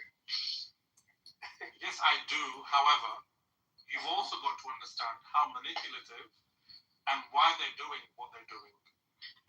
Are you for real that they're going to leak? Hold on. Are you for real? Are we that naive that they're going to leak these comments that Trump had an expletive-laden shouting match with Netanyahu, and Trump was okay with it? Trump would be strangled to death. He did anything like that. You don't remember, like, maybe 8 months ago, Trump just came out of the plane and the recording. Oh, yeah. So it's like, what the fuck they're doing? Yeah, he literally said they don't know what the fuck they're doing about Israel. Like, I forgot Iran. Yeah, man, like, he's like. No, but these are all these comments are designed because actually, when push comes to shove, he's not actually changing anything. The support for the Israelis remains steadfast from the Americans. Military diplomatic support is there. Bro, because realistically, if they stop communicating and supporting them, they're gonna look very, very weak. Supporting them? Really? Yeah, but I find you're missing the main point here. I mean, he said, he told Netanyahu, I saved your sorry ass from going to jail on bribery charges. I was the one who ensured that you were not in jail. So but the case is still going on. So does that make Trump an accomplice to the No. The case is still going on. That he said the reason why people hate Israel is because of you. No, that's true. But he said, I'll get your sorry ass out of jail. But he hasn't. The trial's still going on. This was a way for Trump to make himself seem like, listen, I got this shit under control. I'm the big man. That's exactly, because he's feeling the pressure. He's feeling the pressure from his base. Look, you guys taking things out of context. There's so many. If you worked in the business world, people get pissed off at each other. Yeah, people get pissed off at each other all the time. But they don't let Hold on. So it doesn't matter. No, when they get mad at each other, there's employees and whatnot. They all see this show that happens at the corporate offices. When they don't like each other or whatever happens, they crash out or curse at each other, and then at the end, and then they make up like a day later, 2 days later. That's how it is. Brother, respectfully, it's the greatest. It's one of the most powerful countries in the world. He's the first. It doesn't matter, Kerry. So why would this be? He treats it like he treats this America like a corporation. He doesn't treat it as like a country. Do you understand? I think it's going to damage Netanyahu's reputation in Israel. So you're saying, Amir, you're saying that he's just talking like that because he just talks like that, not because he's really trying to show his base control. Let me give you a hypothetical. At the corporate level, if you get pissed off at a co-founder, or let's say you get pissed off at one of the, instead of firing, you get mad and whatever, and it happens in the corporate world. It's a normal thing. Yes. But what it is in American culture, a lot of people don't take that seriously because Money talks, bullshit walks. That's what it is. In this case, so we see this the popular perception in America right now is Trump is beholden to Israel. Okay, even some of his base have turned. Oh my God! All right, strong arms him and lets to slip. He's trying strong arms him and lets to slip. He's trying to change the narrative. They look again. His base is very dumb. Look, I have it in control. See, I made them turn back right away. I really think that if they had a shouting match like that, they would start leaking it. I really think that if they had a shouting match like that, they would start leaking it. If it was actual true policy, nothing has changed. Trump, I turn back. Let me ask you. He asked, brother. Let me just finish this point, and then we can go. So it's complete bullshit. Like he asked the Israelis to turn back. He has aided and abetted a genocide in Gaza for months upon months, and that's we can't keep falling shit from these idiots. I just try to manipulate those. I understand your perspective 100%, but what would we have to do for us to believe it? Just a question. He's a liar. Can't believe anything comes out of his fucking mouth. Even when he's telling the truth, he's lying. He's on Truth Social. Call his platform Truth Social. Come on, man. Even when he's saying something that may be factual, he's still lying. He's still The fact is that he was accused of riots. Netanyahu, and he deliberately created this conflict so he would not go to jail. And I think that's further reinforced the position that Netanyahu is guilty of cheating Israel as a prime minister and accepting bribes. That is what is a damaging part. That could be one Just part. think about it. Steve's ass. Just think about it. I know that. He has this theory that's actually been proven every time that whenever there's a trial that's coming up, date coming up, he does something and the dates keep getting pushed back. Yeah. This is by design. But the other side of things is, if you guys consider this one, so Israel does not want there to be this sort of this disagreement, right, between Iran and the U.S. because one of the biggest sticking points is Israel wants Iran completely leveled in a way where they don't have that economic power, they don't have that military power. They really thought that the U.S. would go through and get rid of all their uranium plus 80% of their stockpile still there. So this is not one chance. Okay, so it's in their best interest to do whatever they can to stick their foot in. So let's just say this was legit, and he went in, Israel went in to Lebanon to create this. Again, one of the big sticking points for Iran is no aggressions in the region, especially Lebanon. Then when Trump may have actually gotten really upset, truly, because what did Iran say as a response back? We may go ahead and go and get our Shiite groups mobilized again. So he brought Iraq, they brought up Lebanon, they brought up Yemen, and then brought up that trade route. We may blockade that too. Israel is supposed to fall in place. What is this? They did not stop bombing Lebanon. It is. Still bombing them. Currently, 3 years ago. Now Iran said the deal is off right now. We're not negotiating. We're not doing anything. So now it's kind of like, this is our opportunity now. Neither is this war, neither is this ceasefire. What the hell is this? There's thousands of times. The ceasefire has been completely broken and thrown in the garbage how many times by Israel? Thousands sometimes in their history. The ceasefire means nothing. They said the U.S. said they even fired a missile at one of the ships trying to enter the Iranian port because there's an embargo on Iran.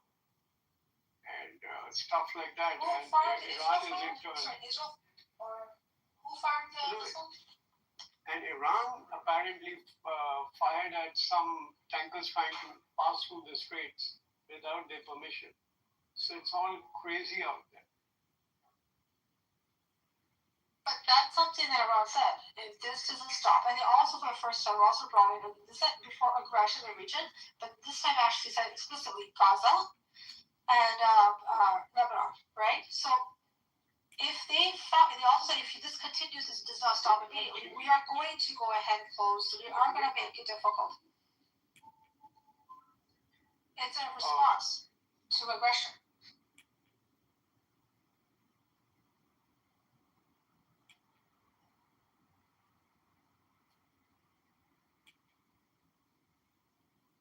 there's so many ways to look at this whole thing, but it's hard to really believe. It sounds good. It feels good. Oh wow, he got cussed at, but I don't know. They're in cahoots.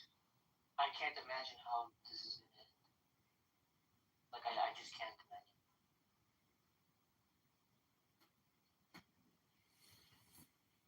Did you guys hear what Trump said when they asked him about what if this second trade route gets closed? And they've said, the gas price, the barrel per price, we go up to 180. You know what Trump said? I don't really care. I don't care. The prices are tanking. He said, the prices will be tanking, pauses, in the distant future. The prices will come down in the distant future. Talk about it. This is fucking.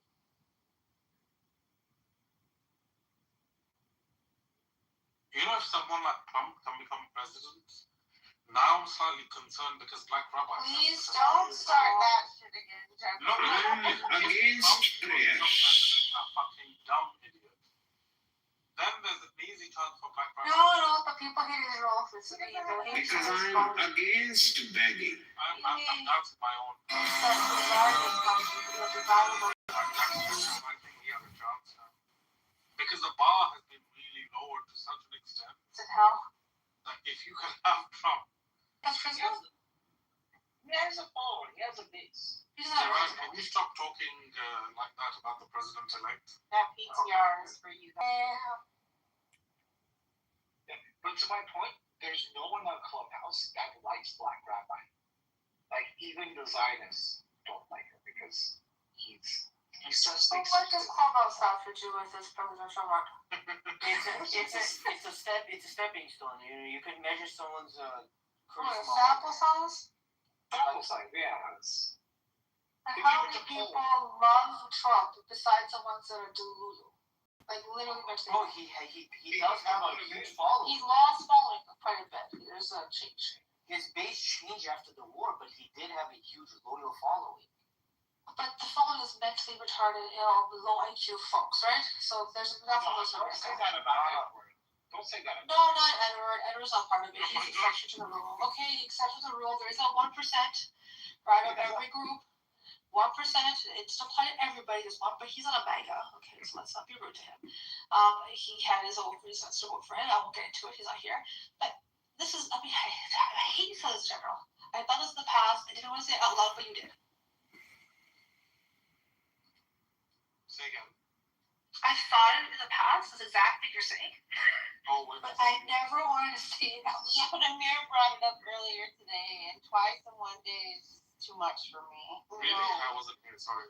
No, like, it can't happen. And Amir's like, yeah, I'll get famous because of it. Talking about his YouTube channel. Right, Amir?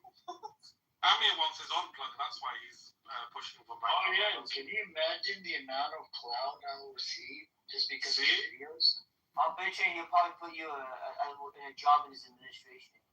Yeah. Part of the campaign. Amir would be head of General, what's the position you were offered? I think it was on the Speaker of the House. Amir would be the head of miscommunication.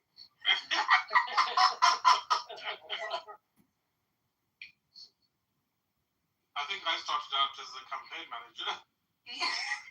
Campaign or complaint manager? Defense minister. Campaign manager or complaint manager? The campaign. Farus could be public relations with her spreadsheet.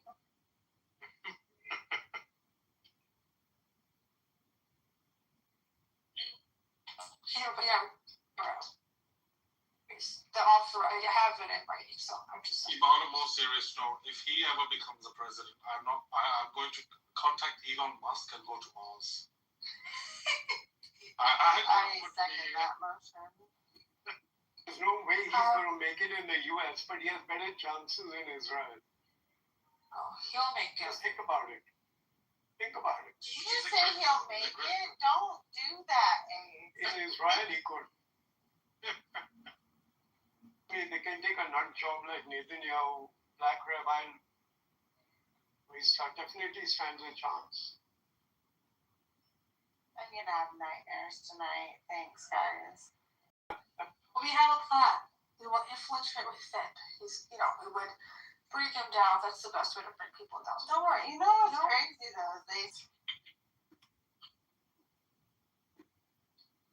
Could you guys imagine? He's giving a speech. He's like, I was on Congress. He would deny everything. Always says that. He would deny everything. He's pretty dumb. I don't know if he would. Step away from Epstein. Step away from Epstein.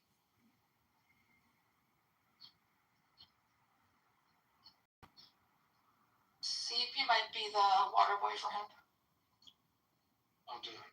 Yeah, I was listening to you guys when you guys were talking to him. I don't know why you guys try it, bro. Like, everything you guys talk to him about, he just rejects them. Carrie, shut up. Shut up. Don't tell me to shut up. Shut up. Everything they tell you, you just fucking reject or. It was a waste of time talking to these idiots. Fucking guy. General, I find you very unpleasant, and I find you very rude. Nobody I asked find you. you very. Compliment General. Yeah, so towards you, yeah, that's a compliment. I'm General. I don't think you're a very. You know that. My ego when you're saying Exactly. Drinking. I don't think You you're hear a that very water? nice person. Do you know, General, this is like the most highest compliment, the highest regard literally. he just gave you. Mission accomplished, right? I don't like him. You know when you call a lawyer rude, That's whatever you just say bullshit, you just spout it.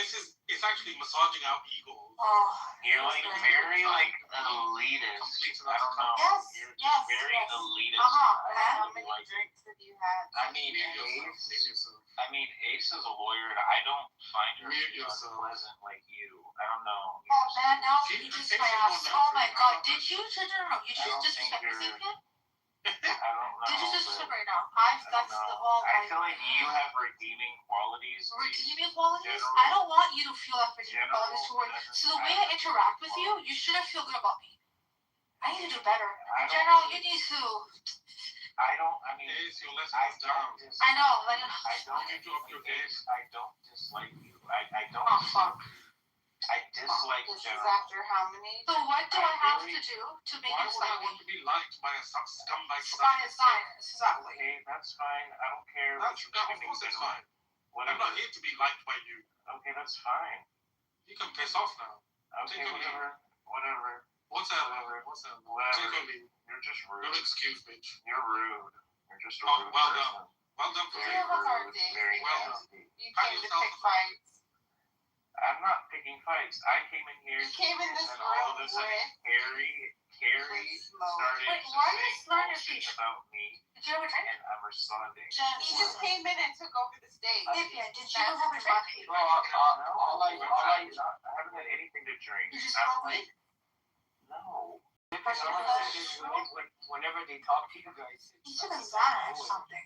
You just I actually was just popping in. I'm like getting ready to go. because you opened your mouth and you have a conversation. Exactly. Gary, literally, I just popped. Anyway, fucking throws it on me. Earlier, what you guys were talking about. Let's just focus Why on the topic. blame Carrie? Blame Carrie. Don't Stop blame me. blaming Carrie. He's a celebrity. I did look at the links. I also screenshotted what the people that buy us told me to look up. And Okay, and how do you feel about this now?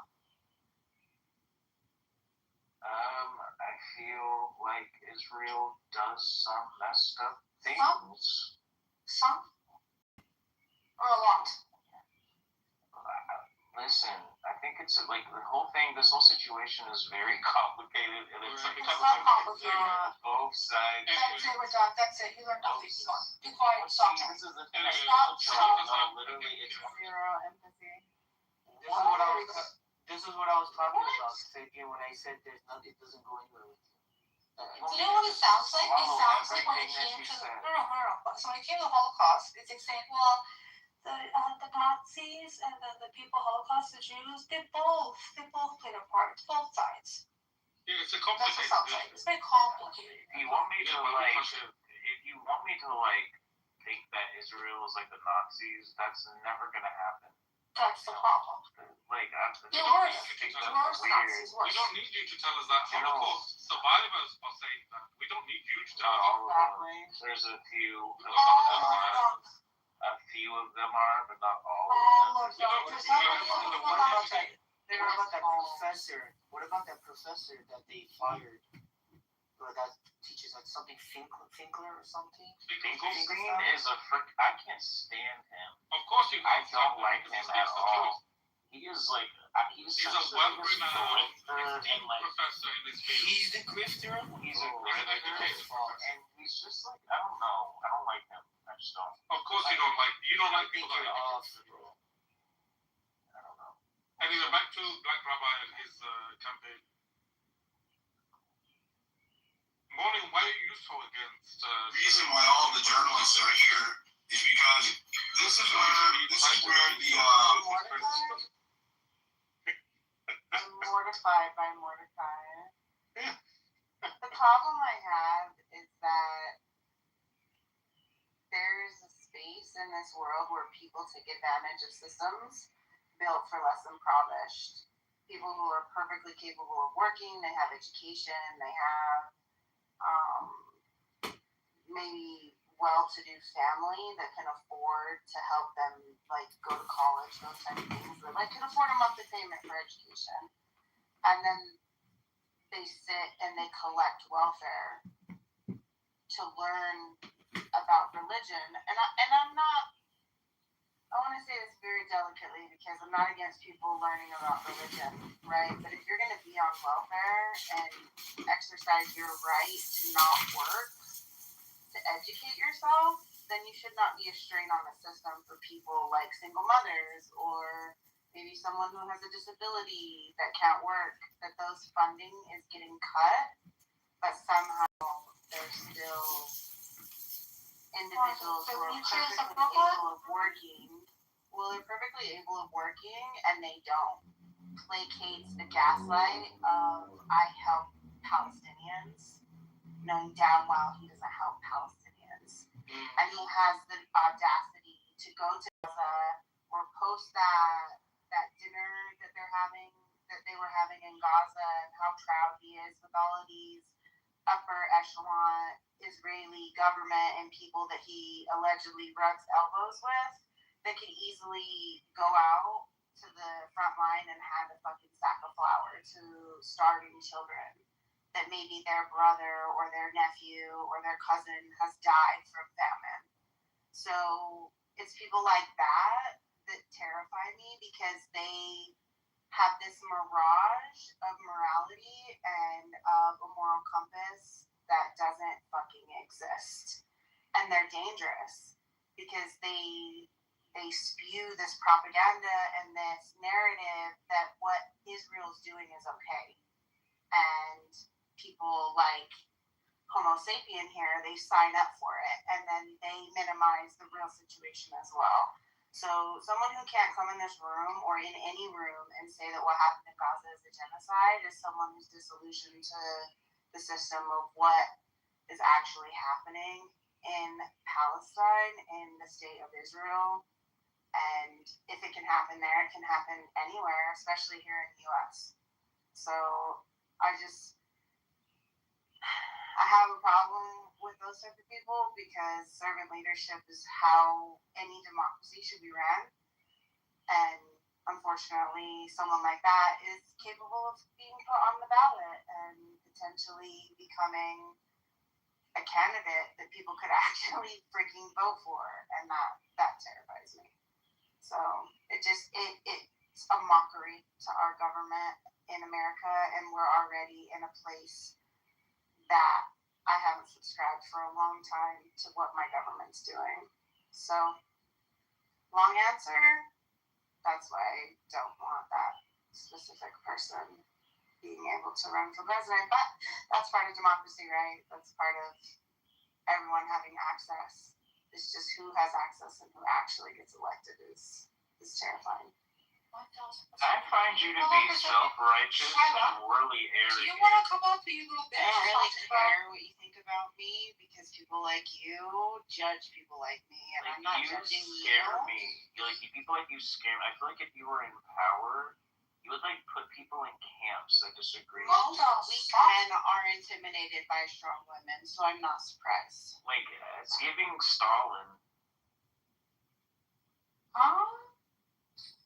Why are faggots so misogynistic?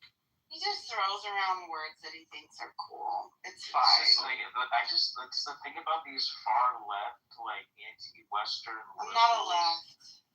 Yeah, Get to you know are. your It's your weird. person that you're aiming at. I'm not a leftist. It's just like, like you're I like so my enlightened. I like you're to so go shooting. morally superior to everybody. Anyone that doesn't know your think like me is a horrible person. That sounds like the right. Feeling insecure. That sounds like the right. That sounds like Trump. Your opinions That sounds like Trump. on this genocide are what make you a horrible person. But I I say, judge you to know if that. I use, You if you outed disagree yourself, with me, you're a homophobia. horrible person. Yeah, you disagree with me, so you're a horrible person, and I condemn you. Sapien, if someone denied the Holocaust, would they be a horrible person, or would that be an opinion? Oh my God! What? Oh my It's just God. like, you guys in this Holocaust Don't answer the question. equivalent Don't are just hesitate. weird. I told you it's still being up for debate. We'll see. I'll Don't hesitate. I'll tell you what I think when the ICC makes We're not talking about ruling. genocide. I don't know We yet. brought up the Holocaust. Listen, I'm not Are on you the ground. listening? He asked me. What are you asking? His two little. I'll let you know what I think when the ICC. No, the question he asked, General, do ask again, please. Not really. I don't give a shit. Yeah, sure. This guy's fucking the phone.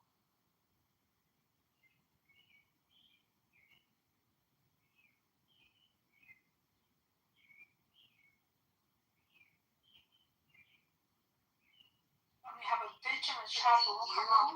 Yeah, He's the candidate for America? Because from the outside looking in, you've kind of seen our track record, so I'm curious what your thoughts are. Hey, how y'all doing? What's good, Ace? What's good, General? Morning. Please, sir. Shiloh, do you what's think, up, man? hey, what's up with you? Do you think the Bhagat Singh was a freedom fighter, Shiloh? No.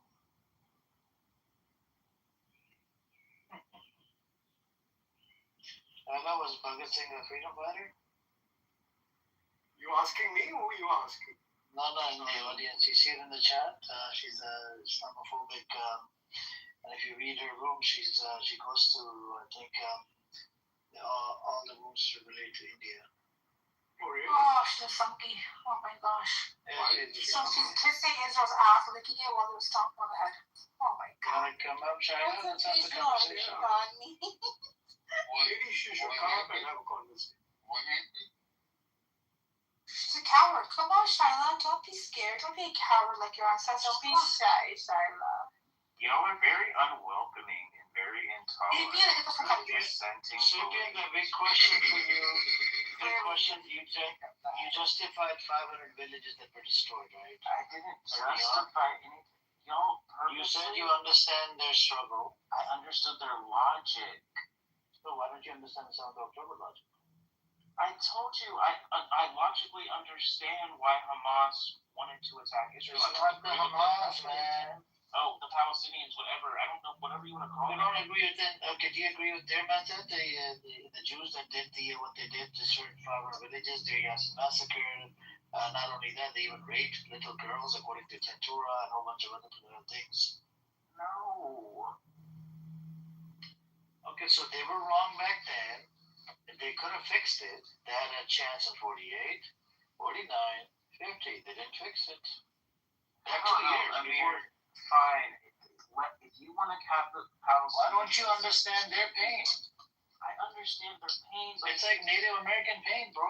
It's not. I would tell the same thing to a Native American that's trying to overtake the United States government to get all their. It's not overtaken. It's just not. It's not overtaken. They want the rights. I told you they want self-determination.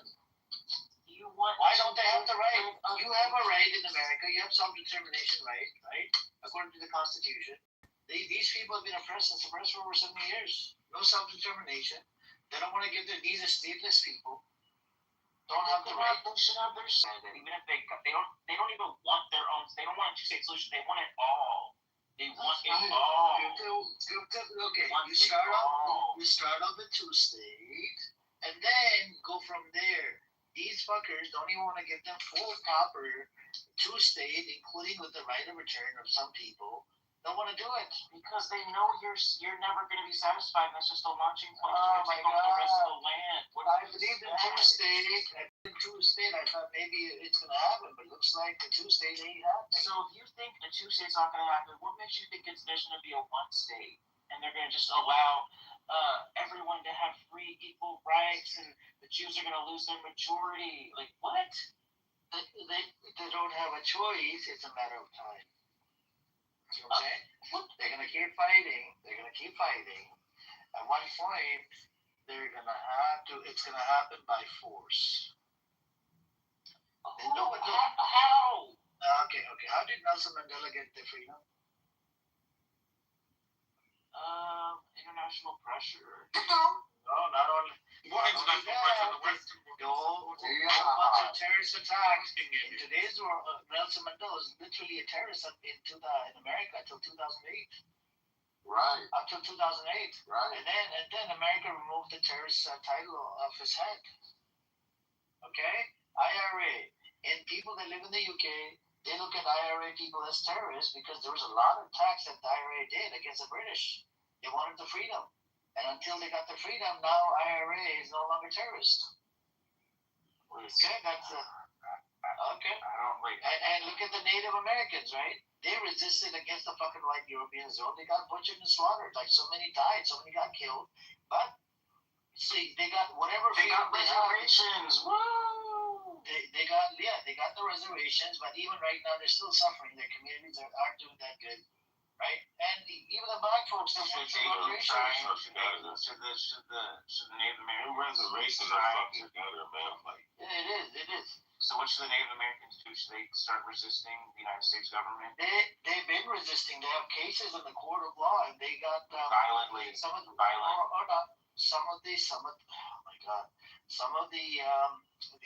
reservations being allowed to run casinos without restrictions. Okay, I usually give this one example. This example would not fit with all the Native Americans, but some of the tribes, I'm not gonna lie, they're rich. Some of the tribes, not all of them. So the lady that used to come to my store, right, when I had a store in Los Angeles, she would receive an $800 check every month. That doesn't because she make was her part rich. of that tribe. Doesn't make her rich. $800 doesn't make her rich. No, I know it doesn't make her rich, but she had a paid off house in Los Angeles. She wasn't living on a reservation. Oh, she left the reservation.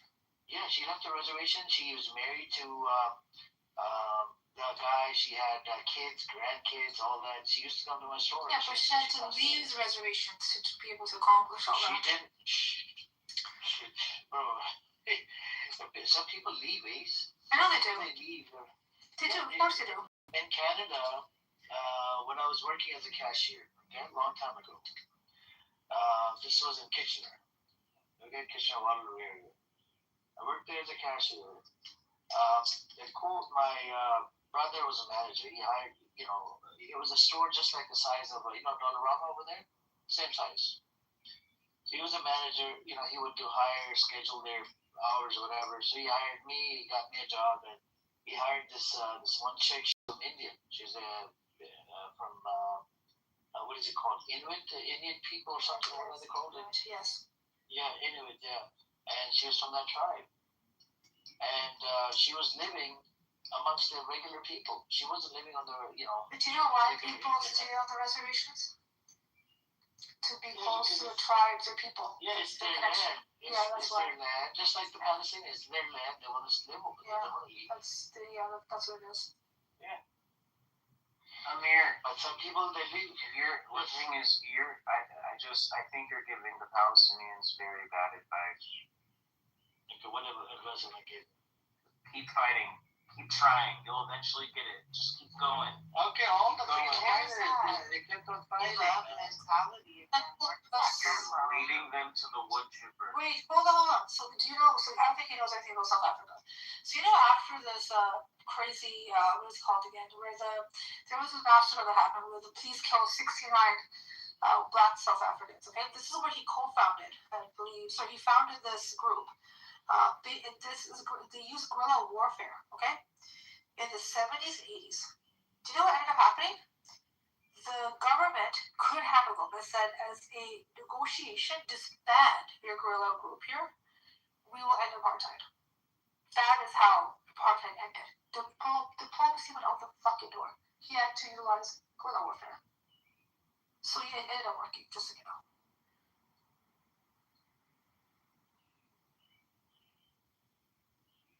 I think I need to be in charge of the PA, and this will all get sorted out. Nobody likes the PA, bro. See, you can't take care of yourself, fuck's sake. I will get the situation taken care of. He's on the Everything will be fine. And he's gonna care about the world. I literally could fix all the problems in the world. Fix your own problems. You drunk. I could fix it all. Yeah, okay. Survive the winter first. Just get sober. That's the first I'm problem.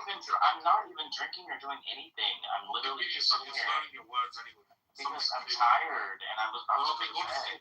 And I was just popping into the street and that Carrie student brought up my name. Okay, And I was attacked. I'm being attacked. He's not talking to you right now. I have to defend myself. Came in this room I because intolerant people. He just wants attention. He's attention whore. Oh yeah, Sapien, why'd you come back to that? You were gone for a while. What happened? I was watching videos on YouTube. You were gone. No, not today. In general, you were gone for the world got real. He needed more attention. Yeah, that's what it was. You're lacking attention. You were gone for ages. Yeah, because to be honest with you, the shit gets kind of redundant. You are redundant. That's a problem. It's like the same thing over and over and over. Then why are you here over and over and over again? I don't know, because I've gone, now I'm back, I might disappear again, you never know. I know, you keep coming to this room over and over again. This is the only room you actually come to. How do you know what rooms I come into? You can tell. So Are you stalking me? No, you dumb bitch. You just come to the top of the clubhouse as a feature. You think I care about you? It pops up. You have to look, you have to click on No, it pops up. If I'm looking for people I do want to conversate with, I scroll through that top, right? It's not you though. Anyways, moving on. You talk a lot of shit about the people in here, but you're obsessed. You're in love. This is bad for you. A black rabbi. Y'all are just really, really strange. I like Amir's rooms because even though it's biased, he does have, like he says, limited freedom of speech, and he does have dissenting views, even though the people that come up here that have dissenting views get shoved. Yeah, that's why I come into this room, because there's actually some sort of debate usually, but then when you get like People with Zionist rooms? Can we listen to this fucking freedom of speech bullshit and remove him? Rooms is that they don't allow the pro-Palestinians don't really go in there, and so there's no debate. Well, we go in there, we're just usually kicked out because they are biased and they refuse to hear any other point of view than their own. I find that a lot of pro-Palestinian. That question doesn't make any sense. It makes perfect sense, actually. You can't just say you were straight. Listen, you were straight. It didn't work out for you. You decided to become gay, and it's still not working out for you. I never decided to become gay. I was never straight. I've always been gay. I hate to break it. That's why you're miserable. You're weird. You're gonna live your life miserable. You're very not a nice person. If you're gay, then you should call yourself homo sapien. If you're gay, then you should call yourself homo sapien. Maybe I will. I don't know. Technical terms. I don't know. Well, that's a human being, or homo sapien. I didn't mean anything. No, the technical term is because that's his intention. Ghosts in general are just not nice people. Everyone else Who is asked okay. for your fucking opinion? Even you, Ace, I think you're a nice person. What I actually like you. I actually like you. Oh god, guys. I actually like you. Sanjeev, you and I are not doing a good job. People actually care Like, about that. Sanjeev up a job beat, or on his I don't like morning. Morning, I don't like I you. really Ghost, I don't like you. Federal, I don't like you. Everyone else is okay. Even you, Carrie, you haven't rubbed me wrong Well, who totally. asked you? You didn't rush me wrong totally. Fucking Homo sapien popularity contest. I don't know. But anyway, Tippin, you remember when you first came in the room, you said something about Christianity? Do you remember that? No. And you said, oh yeah, I could say the joke because I'm Christian. Do you remember that? Ghost, General, Morning, be better people. Good night. Sapien, have night. Bye-bye. Stop breathing, bitch. Stop breathing. Do you know what Emo says going to bed? No, You know what he said? He's going to bed. We call Emos. I swear to God, I'm like, make sure you keep sleeping. Why was that dude upset? He's a sensitive soul. He's a sensitive liberist. Was he a Zionist? Yeah, he's a big Zionist. but He's in a politics spectrum. like is on the line of certain Muppets, but he's really not. He wants to be, but he would have to go all in. Because you can't have both, right? You can't be a Zionist and admit that it's a genocide. That's interesting. Ghost, did he wake you up? It seemed like he did. No, it's actually, no, The other scumbag, the other scumbag, he had Ewok bullshit with the... Oh, that faggot is also still... Yesterday, Amir had to mute you because you were this general. Well, apparently yesterday, Iran attacked Bahrain and Kuwait, and like they landed. Yeah, I heard that. Did you see that? That they got the hits. Yeah. Because I saw the videos. That's why I said, don't believe what the Americans said, because the Americans are denying it. And I've seen a video. Yesterday I read that the Americans said that they intercepted all of them. All of them. And then I've seen videos from Kuwait and Bahrain and Manama that the hits are they're hitting the ground. Yeah. So I don't believe the Americans.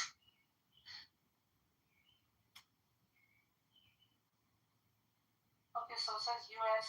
strikes Iraq facility in response. This is a ceasefire, guys. This is a ceasefire. Yeah, but the funny thing is, the Americans, in response, it's the Americans that started attacking the Iranians first. Exactly. Even during this current thing, where the Iranians responded, the Americans attacked first. But they always say self-defense. The first attack, I forgot what it was after the ceasefire. Something about, I think there's some Iranian missiles. He called it a love tap. Trump called it a love tap. They attacked an island after the ceasefire. Oh, shit. They said that they thought that the Iranians are going to attack or something like that.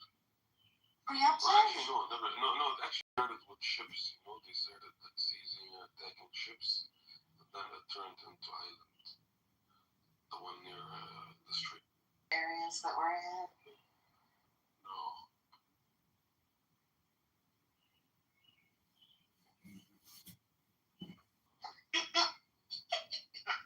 Forgettable titles. I love how they put the three of us. I feel left out. Like, this is not okay. I'm not mean. I just say uncomfortable truths. I thought you hurt me. I'm an asshole to him. I don't get this. You need to drop your game. You're clearly failing. What else will you do? You need to be more like us. I'm an asshole to him. You guys not hear me? The shit that was just such. You're 10 times of an asshole to him. I have to be worse than you guys for hate. Because you have a green bean. I have a what? You have a green bean. What you need to do is throw him down. When he comes up, throw him down. I muted him 4 times. Maybe yeah, that's it.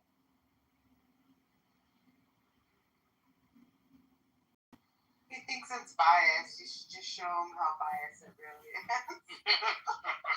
Truly. But But he said he liked cars. All this shit is going to insult me or, affect me somehow. Or He's a fucking nobody. A lefty? Like, how is that even? Yeah.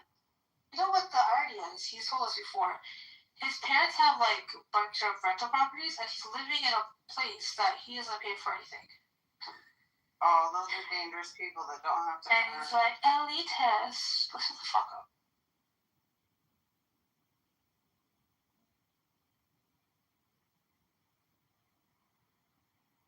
Why is Charlotte still here? You're yapping a lot of shit in here, so come up stage. Well, Charlotte.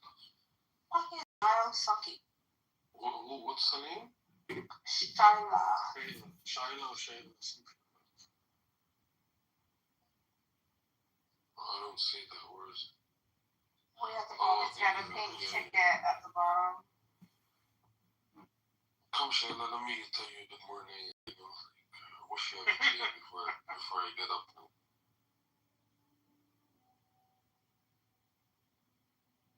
Yeah, come and experience some Palestinian hospitality. Come up, Shayla. Don't be shy.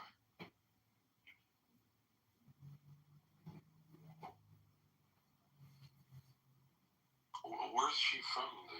She's from India, according to me. He kind of. Is she in India?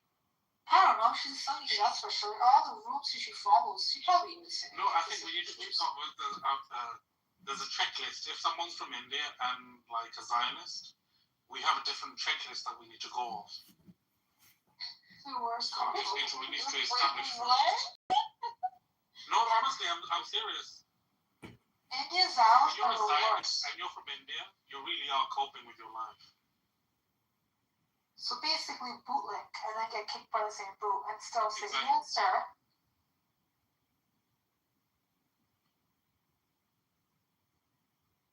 Where is that lady from India? She's not coming up? Nope. She's too shy, Sanju. Uncle, Kihale. Badia? How's your sound? What Badia? You're really... Yeah, I have one of my close friends in Canada are Punjabis, actually. But you learn it even with the right tonality. It's crazy. Yeah, of course. The right accent, I must say. Yeah, I got you, bro. Mm-hmm.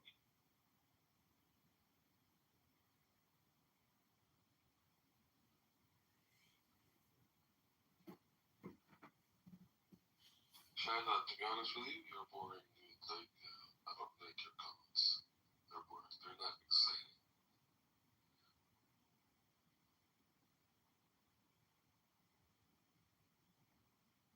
Sanjeev, is there still a shortage with cylinders? Is there still issues in India with oil or paint?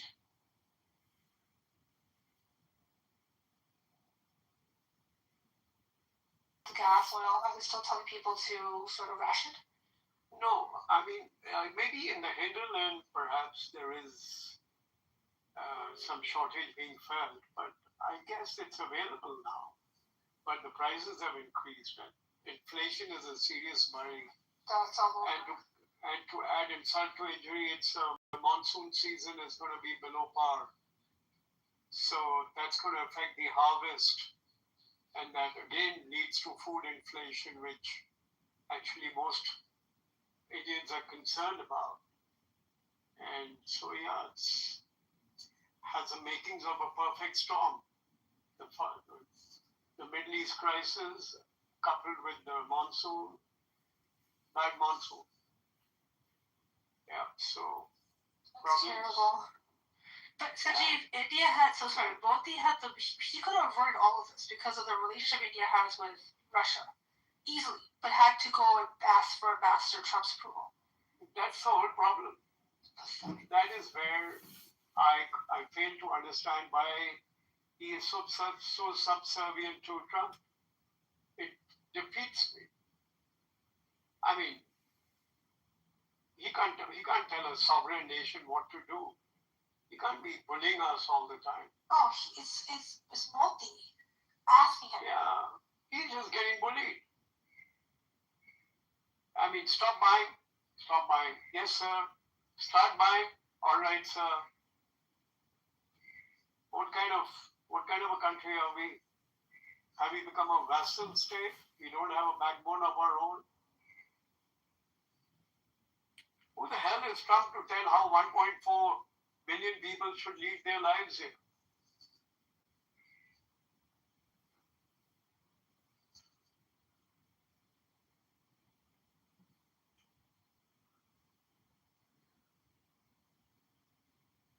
I would like if Shaila would like to come up and. No, Shaila was shown where she belongs.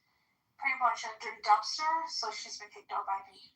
Oh. I can't stand these horrible comments that she's making about people. Like, fuck her. She's blocked. Terrible.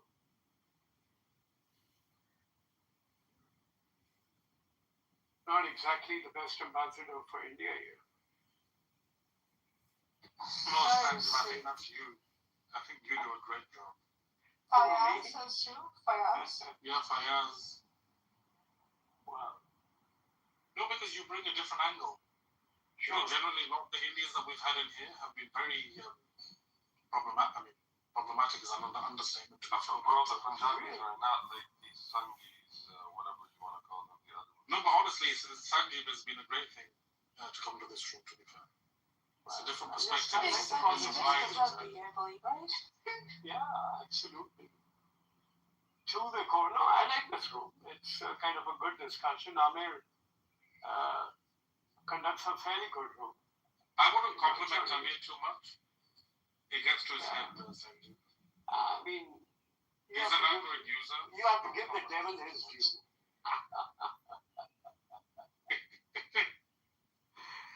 Yeah. So yeah, it's nice. And like there's some insecurities here. No. Amir heard the Android, he came right up. Seems like generally it's everything okay with you? Are you okay? Alhamdulillah. How are you? How's your Android device? I'm doing good. I'm using my beautiful. Alright, see you guys tomorrow then on the other side. Yeah. Good night. Have a good night. Have a good sleep. Good night. Bye-bye. Hit the bed. Assalamu alaikum and have a good one, guys. Good luck.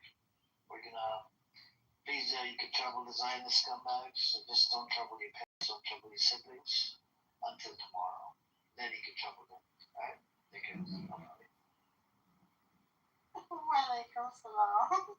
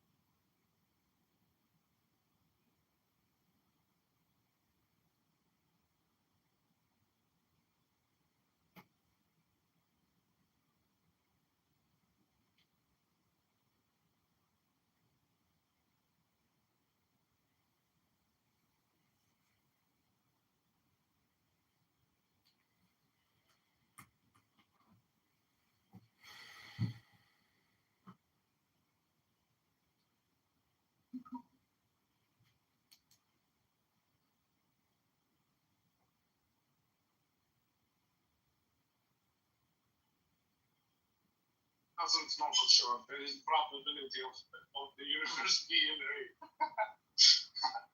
There is nothing certain that the universe is real. This is his answer, I guess.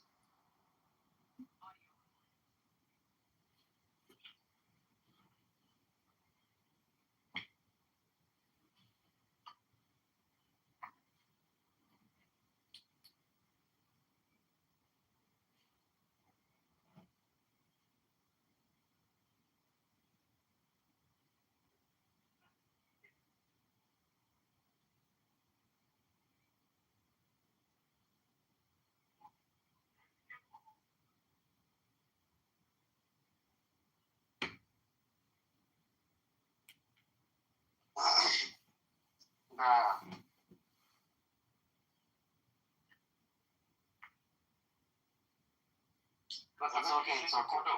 Let it imagine bully. What? Sorry? What biking? Yeah, sorry, I'm back. You're back. Okay. So, now maybe can you summarize what I said or? Yeah, something of some assumptions and hypotheses. No, you're right. Something is funny, bro. Yeah, so you started out with an assumption and a hypothesis. Definitely the baseline and you start to establish something is true. A hypothesis is a hunch, and that itself is going to go into scrutiny. So I'm asking you, what did I say about a hypothesis? What kind of hypothesis? A general hypothesis. Yeah, no, a hypothesis, yes, but what kind of hypothesis did I say were extremely successful for I must have missed that particular portion. Maddie, we're gonna do this all day long. Like, he didn't say much. He said it's a possibility. Like the translation of what he said, I guess, as far as I understand, there is a possibility of the universe being real. We're working on that hypothesis or whatever assumption there is. He doesn't know the universe is real. Yeah, exactly. All right, but you guys yeah. And if we get a little science in that. Tickets are on sale now at LuckyOnTour.com. Grab your minutes, turn on your microphone, and move your feet. Join the band tour. Progressive presents. I didn't say all of that. I didn't say any of that. I said that this is how we start. And what I specifically said that there is some technique that has been extremely successful in figuring out the mystery around us. And that is shortly using an instrument. An instrument based on observation. So what if we observe from dark, whatever you want to call it, dark space, dark, matter, dark energy, whatever you want to call it. But what we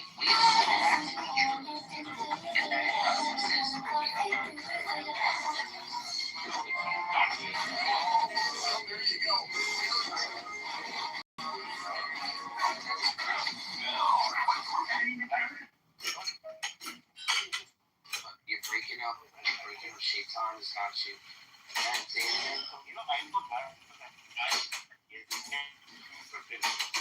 Shaitan is hitting you again.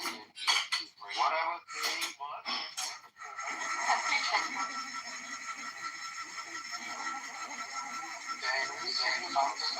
Start again. Yeah, it keeps getting them. Can you stop moving around? Do you have to walk around when you talk to us? You can't stay in one fucking spot. Stand in one place, little dog. Put an antenna on your fucking head. It's in Europe. Bro, check your back channel, bro. Can you hear me? Why you asking to check your back channel? Check your back channel, bro. You're asking me? Yeah. What again? You. Yes, I saw back channel by Chiki and Maddie. Yeah, Maddie, please open I want to ask him the question again. Probably he didn't understand it. Mahdi wants to open a room. He wants to leave us. He doesn't like being boxed with us. That's the thing. Like the cellophane artists, they don't like being. He's not a Salafi. Yeah, but but he cares about what they think. Like he wants to be in with them. He hates them. No, he wants to be friends with them. He's gonna He doesn't continue get. to diss You know, us. they texting him all the time. What do you think? He wants to text fear us. They want that in common that they don't like us. Come on. They don't. They like us because they hate us. I hate They say myself that for we are the loving enemy. you. Islam is so true that we are the enemy of Islam. Can you believe that? No one said that. Yo, They say Galaxy, that. I can't believe come on, it. baby, Galaxy, baby, come on. You have to believe it. According to Maggie. How did he leave? You see, he left. I told you, he wants to start his own room. He just wants to hang out with Salafis. Maybe you're I right. told you. Muhammad? Yeah, No, he his left. boyfriend. Niloufar is his boyfriend. Niloufar is his boyfriend, obviously. Oh, probably, yeah. They want to start another room because they don't like being around us as much. They want to be in control because then they're always right. You know what I'm saying? If he's in his room, he can overtalk. He can But I'll tell you fucking what, 20 like, minutes. Niloufar is constantly, like, cross-questioning back to you. Every time, like, we don't know what Niloufar is saying. He's doing a better job than Rob. I'll tell you. Yeah. Because Rob sucked at it. Yeah, absolutely. The Viagra is getting to his head. I think the Viagra is. He doesn't take Viagra. How do you know he takes Viagra? He does. You can tell. I can just hear it in his voice. Feels blue. If he has blue fever, you can understand. Yeah. It's another thing. Weird. I have never heard a Viagra in his voice. You've never heard of Viagra because you blue fever. How the fuck do you hear Viagra through someone's speech? You just, because you can be a man. You have to be a man. You just don't get it. I'm sorry. Okay, fine. You actually look, Neil is pretty handsome without the beard, you know? You should take it off. That's not his picture. Yes, it is. That's not his true picture. That's fucking some kind of Neanderthal. He thinks of a proto-human. It's a proto-human. Actually, he might have asked the question, like, make me look like, you know, Jesus. See, look. They left. They have to open up their own room. They have to. What happened with Regal? I heard Regal crashed down. Dude, Regal fucking crashed down. So I swear on God. Were you there? Galaxy, when he was crashing out? I'm not sure. So, were you there, Galaxy? I'm not so sure. Maybe I was. I don't remember who. If you don't remember, then you don't remember what the fuck Regal was saying. It was horrendous. Oh no, I was here, but I wasn't paying attention. He was calling out for like anally raping poor Amin. Number one. The guy's fucking drunk. He walks in, starts to like throw a string of profanities on me. Cora catches the drunkenness. Of course, I don't know what the fuck is going on initially. Cora catches the drunkenness, calls it out, goes on to fucking death threat Soul and the rest of the people in the room. Tell them how he's gonna serve their heads on platters and kill them. That's like a bloody. And that kind of like. Why does he have to make white people like this? It's embarrassing to us, the white community. To white people. You know why he does it? Because he says sorry the next day, and we always. You wanna play a game, guys? Yeah, what? You know, we all know the reason why they opened their own room. Because we abused Nilapon, and Nilapon asked Maggie to open his room to protect her. Let's go and abuse her softly. Should we go put it down? I'm gonna lose my points. I'm gonna lose my fucking rank points. He's just gonna bar abuse you. No, okay. He's really mean to Mama every time I protect Mama because he just wanted to. No, okay, we know that he's gonna mod abuse, but we're gonna put the Mahdi in the situation. So we're gonna abuse him soft. Irritate her, not attack her. Oh, you can go over there. Obviously, they didn't want to hang out with us. They were here. Let me go take a look at them. Talk about space. Let's go. Don't give a fuck what they don't want to talk about. Let's just discharge his conversation. Let's go. Oh yeah. Let's go. So